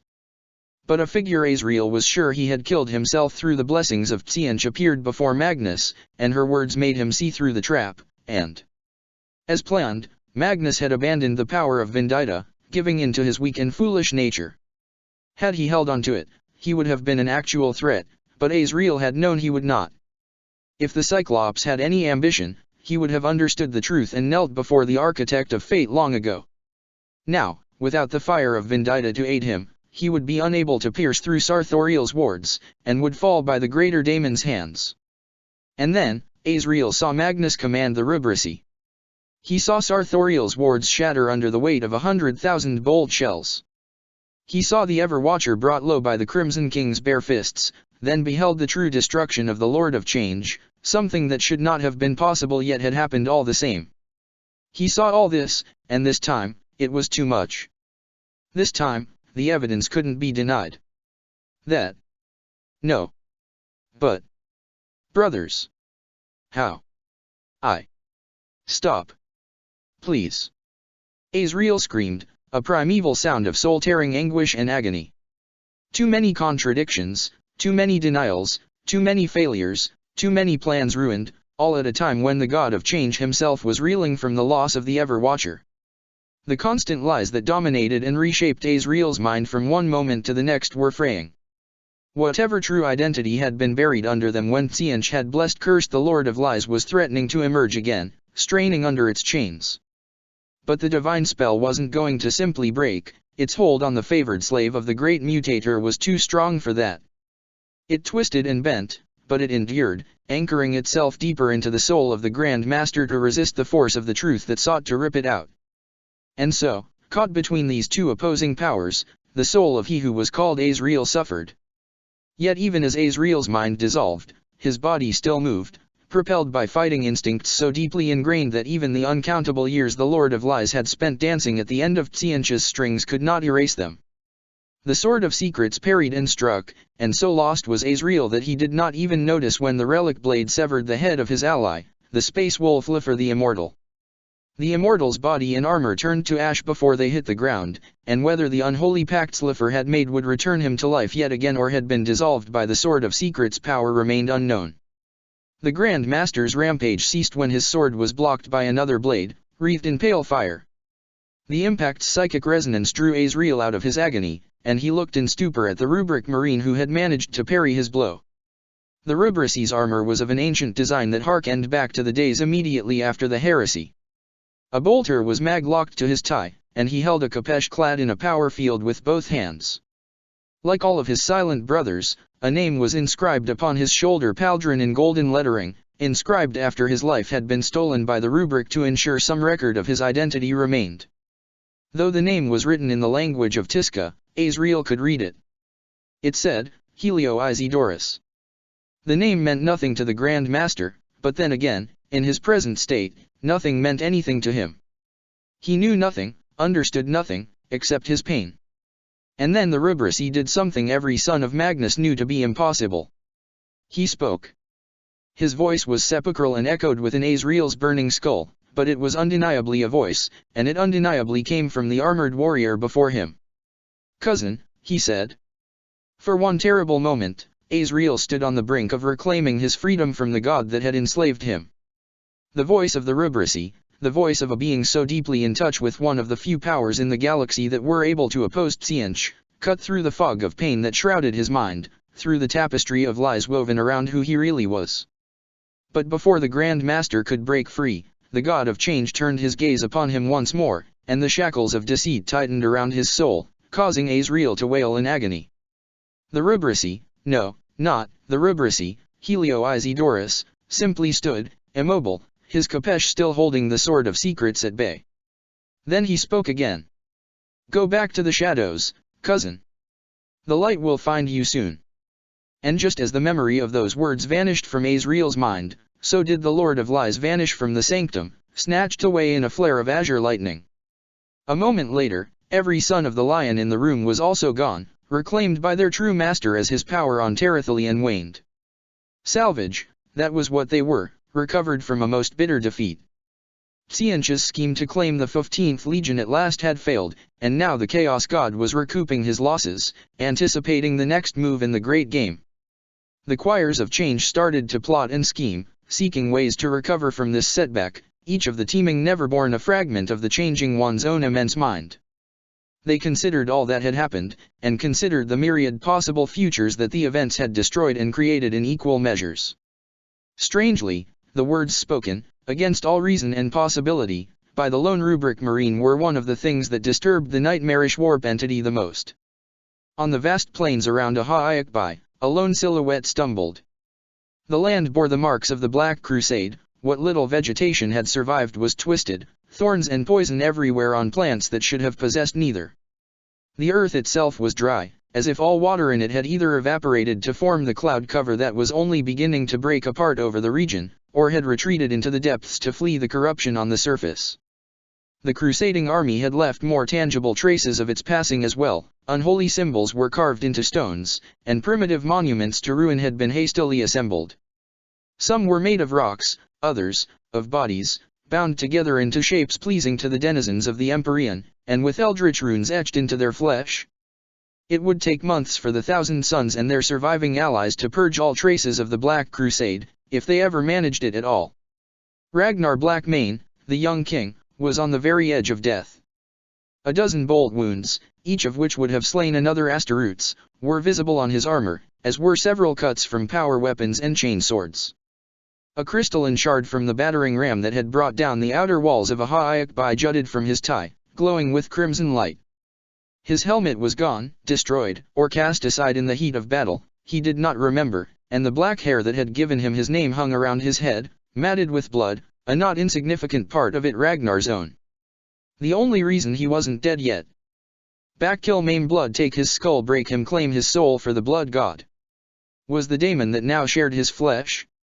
Mordecai, once bound within the axe of Logan Grimner, now lurked within Ragnar's body. The Chaos Lord wasn't sure how it had happened. There had been the rage, the charge on that black-armored necromancer, and then find him, hunt him, kill him, kill. He could not remember. This wasn't the first time he had lost his awareness in the middle of a battle, but it was the first time he wished he hadn't. One moment he had been about to slay the infamous Scourge of the Wolves and avenge Logan's death, the next he had been running from the sanctum, a daemon's power coursing through his body and raw, primal terror through his soul. Even now, despite the daemon's cries, the mere thought of going back was enough to turn his blood to ice. If he went back, he would die, that, he knew. It hadn't been Kaon who had terrified him like that, he was sure of it. He remembered a light, bright and hot, different from the cold fire of the Herald's strange maleficarum. So, by the fangs of Leman Russ, what had it been? And why had that last thought finally caused Mordecai to be silent? He shook his head. Too many questions, and too few answers. He had to focus on what he knew. Clearly, the siege of Terathalion had failed. He couldn't use the full array of new perceptions his transformation into a second-born had bestowed upon him, but he could still sense that Sarthoriel wasn't there anymore, destroyed by the same burning power that had caused him to run. Without the daemon, Ragnar, and whoever else had survived was trapped on Terathalion, with no way to escape. If the Thousand Sons unleashed the tens of thousands of silent Astaroths that had been guarding their Primarch's body, they would purge the planet of the Black Crusade's remains in days. Even with Mordecai's power, Ragnar would not be able to fight them all, but the daemon's presence would also render any effort to hide pointless. He was going to die on Terathalion, he realized. There was nothing he could do about it. Barring a true miracle, it wasn't a question of if, it was only a matter of when and how. Ragnar was considering how to take as many sons of Magnus with him as possible when the space before him tore open with the sound of shrieking souls being consumed. He recognized it, this was a warp portal, opened through ritual and sorcery.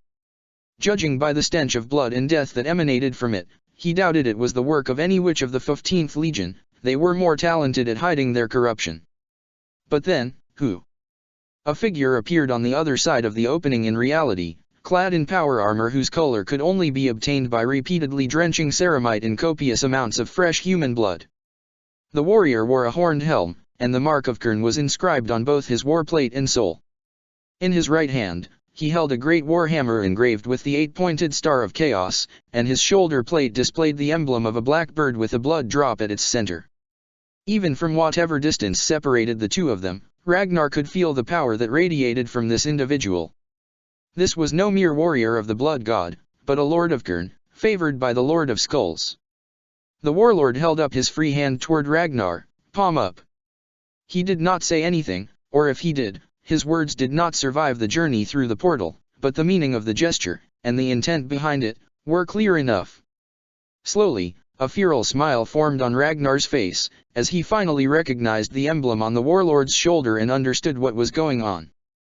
The young king stepped through the portal, to meet with the Blood Raven and plan vengeance upon the 15th Legion with him.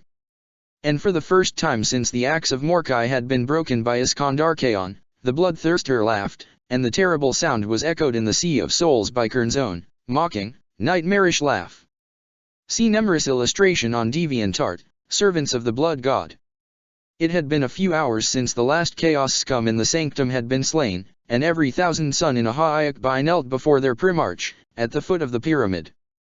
Only the Rubrisi remained standing, watchful guardians whose vigil never relented. The army that had laid siege to Ahaiakbai had fled with the defeat of its leaders. The Chaos Marines had abandoned their mortal followers behind, dark angels and space wolves fleeing through sorcery or dark tech devices. Not all sons of Rus and the Lion had departed, however, some, by choice or not, were trapped on Terathelion, and would need to be purged. Magnus sat on one knee, eye closed, on the exact spot he had been after he had obliterated Sarthoriel. He had not moved since that fateful confrontation, first recovering from the titanic effort, then focusing his mind on what there was still to do. His armor, perfectly preserved during his slumber, had reactivated upon his awakening, though it had not fully completed its reboot before his brief and brutal confrontation with the Greater Daemon. Now, however, it was fully functional once more, its marvelous technology as efficient now as it had been the first time Magnus had donned the armor. It had been a gift from Kulberhel, a replacement for the one the Lion had ruined beyond repair during their battle in the Cavia Ferrum, and it had served him well during the scouring. The Primarch's old authority codes were still valid, giving him full access to all Imperial communications across the Terathelion system. Since he had destroyed Sarthoriel and unmade the spell that had blocked transmissions, Magnus had been listening, forging a picture of the situation in his mind. Reports had come in from orbit and from the other cities. Apparently, each of the armies that had detached from the Black Crusade's main thrust on Ahaiakbai had learned of his awakening, though they had reacted in different ways. Some had scattered, abandoning their sieges in fear of retribution, forgetting that there was no escape from Terathelion's surface. Others were redoubling their efforts, though a few orbital bombardments under the Lady Admiral's command had soon broken them apart. And one, the army that had attacked Furhan, was simply gone, along with the entire city, its buildings, its people, and the very ground upon which it had stood. Casting his psychic gaze upon the city's former location, Magnus felt nothing but a hideous, gaping void, and he forced himself away from it lest it draw him within its darkened depths. Magnus opened his eye and found his sons staring at him, their auras rippling with awe mixed with an undercurrent of dread. He chastised himself. What had he been thinking, staying immobile for hours, when they had just finally seen him rise? He smiled, dispelling their fears that he had somehow been lost to them again, and stood up. With a gesture, he beckoned the two Astaroths who stood at the front of the circle of legionaries arrayed around him, one clad in crimson, the other in black.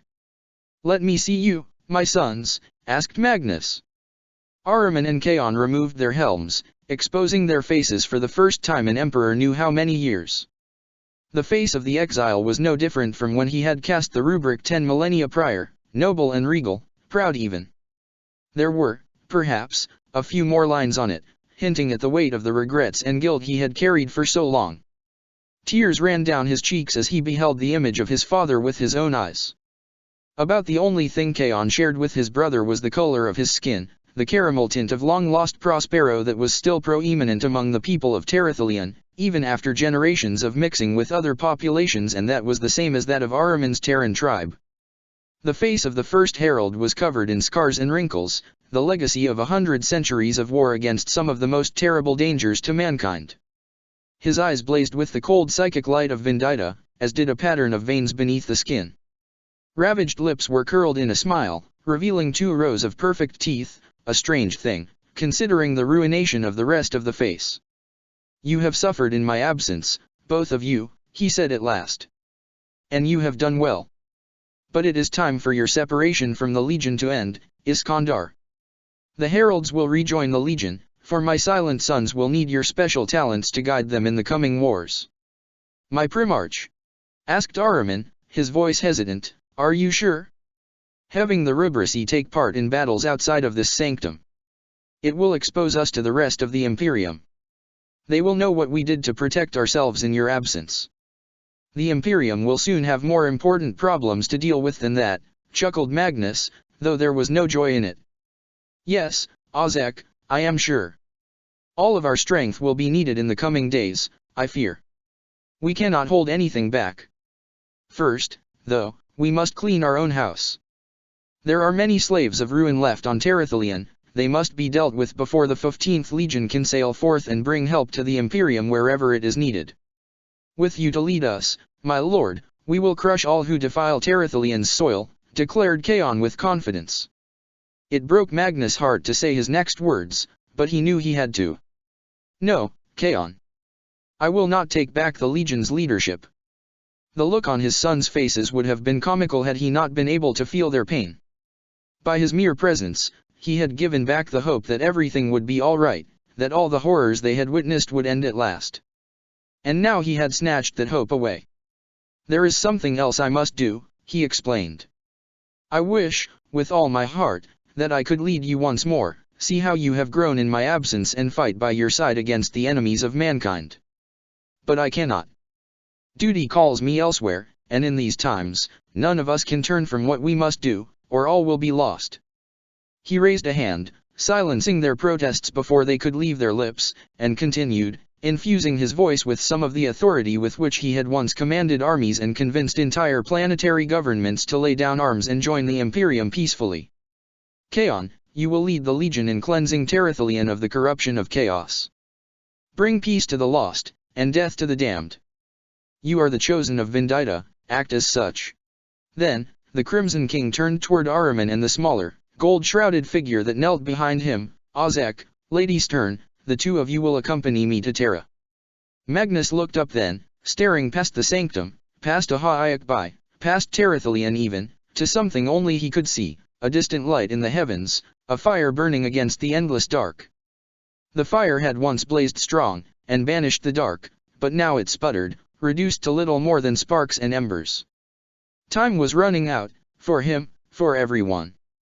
It is time I speak with my father once more, said the Crimson King. The vault existed atop a thin tower that rose thousands of meters above the dry and cold surface of a lifeless world. Only thanks to precise calculations and the use of priceless archaeotech maintained throughout the millennia by a dedicated cadre of tech priests could this construction endure without succumbing to its own weight. At the foot of the tower was a great fortress, built for the sole purpose to guard the one and only access to the vault, the space elevator at its center. Only one soul may enter the elevator at the same time, and the psychers bound within the fortress would scour it for the slightest trace of corruption all the way up, stopping their inquiries only at the last moment before the gates of the vault opened.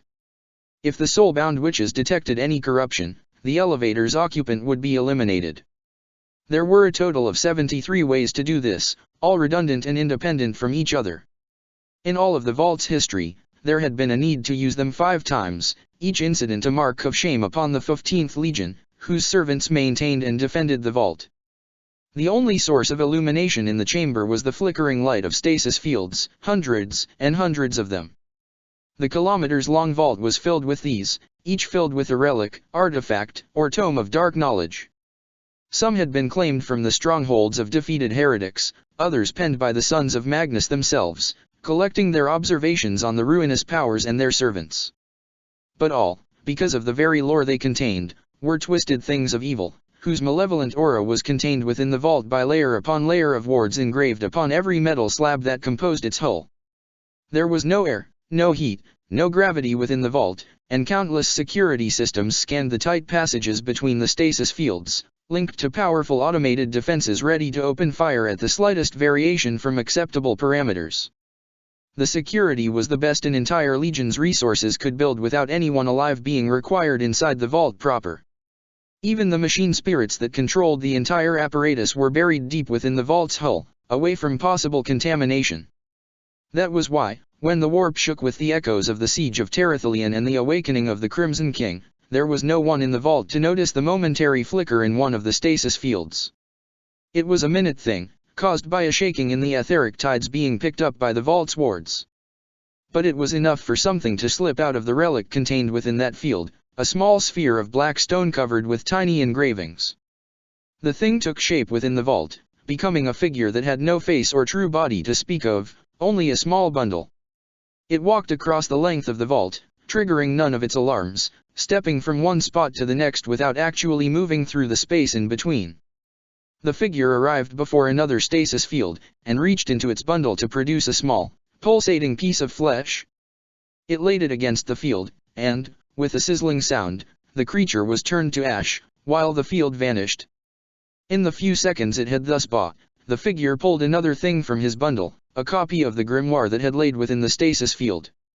Quickly, it switched the copy for the original, just in time for the stasis field to reassert its hold onto that small piece of reality, separating it from the rest of the universe's flow of time. The figure and its bundle vanished, and the archives of shame were empty once more. Interlude, Endgame. Two figures sat opposite to one another, with a table of black marble between them. Each figure was cast in shadows, the only source of illumination a single crystal that hovered in the air above the center of the table. On the table, directly under the crystal, was a deck of cards, and around that card was a spiraling map covered in countless other cards and pieces, the result of the last stages of the game that the two figures had been playing for longer than any living soul remembered. The first figure reached toward the deck with a hand clad in a black metal gauntlet and drew the first card. With a cruel chuckle, it laid it face visible in front of it, revealing the Lord of Stone. The adversary winced in anguish and sorrow as the card was placed in the path of an emerald statue with small, ruby eyes. The green figurine would not be enough to destroy the Lord of Stone, but its might would weaken him, expose him to manipulation further down the game. The second figure reached out in turn, with a hand covered by a golden and white gauntlet. The card he drew was the Lord of Iron, and his black-clad opponent growled at seeing it in his opponent's hand. After careful consideration, the white player set the card down, along with another drawn from his own deck, the Trial of Wrath. It was a risky move. Should the gambit fail, the Lord of Iron might still fall under the black player's control. But success would see the value of the card increase dramatically, and when it did, the Lord of Iron was freed from his mortal flaw. The next card to be drawn was the Huntmaster, whom the black player placed in the midst of the corrupt court. Then the Dark King was set across the Mourning Mother, and the black player groaned in cold rage to see such a valuable piece claimed by his foe. But the card he drew next caused a cruel and vicious smile to form within the shadows that composed his face, and a single tear to fall from the white player's eye. The Lord of Angels card fell onto the board, surrounded by the Twisted and the Mad, and the black player smashed another card atop it, the Betrayed Martyr. The game went on. The white player drew the Herald of Truth, and used it to wipe the Archpriest off the board, though the black player picked up the piece by playing the Dark Resurrection card. Then he drew the Savage King and bound him with the card Weight of Guilt. When the black player placed Temptation on the Cyclops card, the white player countered by playing Revelation above it, cancelling Temptation and ensuring the Cyclops' loyalty to his side for the rest of the game. But then the black player drew the Uncrowned King, and his laughter caused the crystal's light to darken. He placed the Firstborn across the card, where its influence would transform it over the course of the game. The white player considered that move and its consequences for a long time before drawing his next card and smiling in relief as he laid down the War Master, one of the most powerful cards in the game, and atop that card he laid down that of Wise Counsel, linking the War Master with the Cyclops card. Next the black player drew the Fractured Blade, which allowed each player to play a card from their hand to affect it. The black player placed the Whispers of the Void, while the white one played Unshakable Duty and claimed the High Knight and the Prophet from the other's clutches. He then compounded that success by using Unclouded Sight to block the black player's deception and prevent the attempt to turn the shackled warrior from his appointed path. The next card drawn by the black player was the Shadow, and upon it he laid one card face visible, the Torment, and another that remained hidden. The white player placed the card Rescue upon the Shadow, discarding the Torment, but the other card remained in place, waiting for the right time. The white player scored a major victory when he drew the Hydra and managed to have it reach the Dark King before the black player's necessary sacrifices could take full effect. But this left him unable to intervene when his opponent cast the Heartless card upon the Gorgon, dragging it away from the path of humanity and into sections of the board more vulnerable to his control. The white player then drew the perfect champion, and used the eyes of the gifted card to prevent him from being influenced by the black player's treacherous blade. Only 2 cards remained in the deck. The black player drew the Undying Drake, while the white player drew the Lord of Death. Both cards were placed upon dangerous grounds, but both of them endured, though they each ended up walking a very different path. All the cards from the deck had been drawn, but the setup wasn't finished yet. Each player had a reserve of tokens that must be placed before the game could enter its next stage. They considered their options at length before beginning to put them down. The black player placed a crimson token upon the Lord of Stone, a jade one upon the Gorgon, a blue one upon the Fractured Blade and a purple one upon the Lord of Angels. Each time the token touched the card, the image upon it changed, reflecting the transformation wrought upon it by the token's effects. The black crown went upon the card marked with the 13 symbol, and the uncrowned king became the Dark Master as the firstborn was stripped of his power. The exiled token fell upon the Savage King, whilst the reluctant slave landed on the Undying Drake and the Chosen upon the Shadow. Strange choices, thought the white player, but he knew better than to underestimate his old enemy. There was method in his madness, in his evil. The white players had fewer tokens to place, but he took even longer to decide. 1. The token marking the custodian was easy to assign, and bestowed upon the Lord of Iron without hesitation. But the remaining 3 tokens, identical pieces of bone shaped as tiny skulls, each marked a card for decimation, and would allow the black player to choose one card among them to remove from play completely. Finally, with heavy heart, he set one on the Dark King, the Hydra, and the Death Lord. With a cruel laugh, the black player reached across the board and tore the Dark King's card apart, discarding the pieces away from the table. His laugh was short-lived, however, when he saw the cards that the Dark King had concealed, and that with his sacrifice now entered play. The Heirs of Night were not as powerful as the Dark King card, but they could be in several places at once, and each still held considerable might in his own right. After the white player tried to stop the Hunt Master by playing the Broken Ranks card, the black player added another card upon him, the Dread Resurrection, transforming him into the Wraith Lord. Soon after, the black player sacrificed a card of his own. The Savage King, who had brought desolation upon the City of Hope and caused many wild cards to appear, vanished from the board, and the Fractured Blade became the Prince of Mists. But the High Knight and the Prophet destroyed the Eternal Serpent, and the High Knight struck a great blow upon the Prince of Mists, while the Prophet disappeared from play, saved along with his brethren by the Shattering card. The game accelerated to a fever pitch as both players unleashed every tool at their disposal against their enemy. The Shadows card was finally revealed as the Primordial Madness, increasing his power dramatically, though not without a horrible cost. The Herald of Truth and the Shackled Warrior were trapped within the storm of sacrifice, while the Perfect Champion was lost to the cruelties of the Twisted Scions. The Dark Master marched toward the white player's stronghold, where his strongest card awaited, fighting yet another scheme of the black player, the Assassination, which, although failed, had still removed the white player's Ascension project from the board, leaving a gaping hole in his final fortress defenses in the process.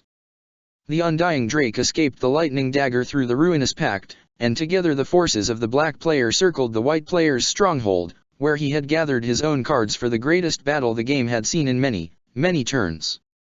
The Shadow and the Firstborn locked the Silver Knights from taking part in the battle, but were in turn prevented from acting. The Lord of Angels fell the War Master and was remade into the Insane Godling, but before the black player could seize this momentum and win the game, the white player revealed the Perfect Champion, perfect no longer, rescued by the Heirs of Night.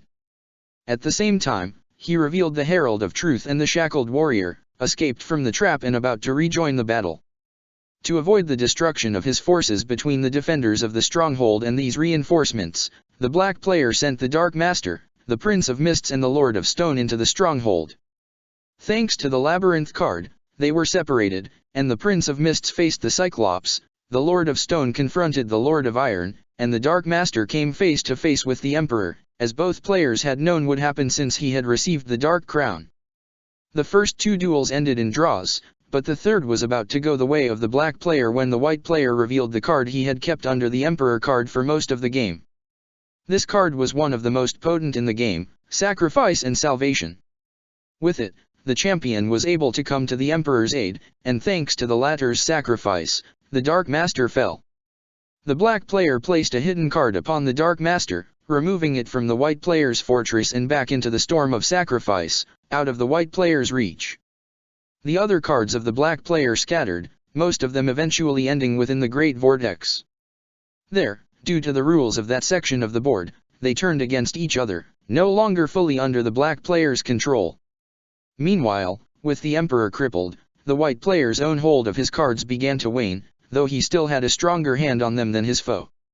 After that, the game continued at a slower pace. Both players schemed and gambled, and though the black player held the advantage in the long run, each time he came close to claiming victory, the white player managed to deny him, either by sacrificing some of his own cards and pieces or by some cunning plan long in the making. Yet both players knew that eventually, the game must end. The signs of that end were many. Entire sections of the board that had been under the white player control fell to the black player, while both sides placed cards they had been hanging on for hundreds of turns in play once more. In the Great Vortex, the Med Consortium stirred, one of the black player's longest plans finally about to reach terrible fruition as the black host gathered various assets to its banner in numbers never seen before. And in the white player's stronghold, the throne card was starting to reach the end of its lifespan, heralding doom for the entire side. But the definite sign that this end was near came when the penitent sun, under the white player's control, reached the halls of knowledge.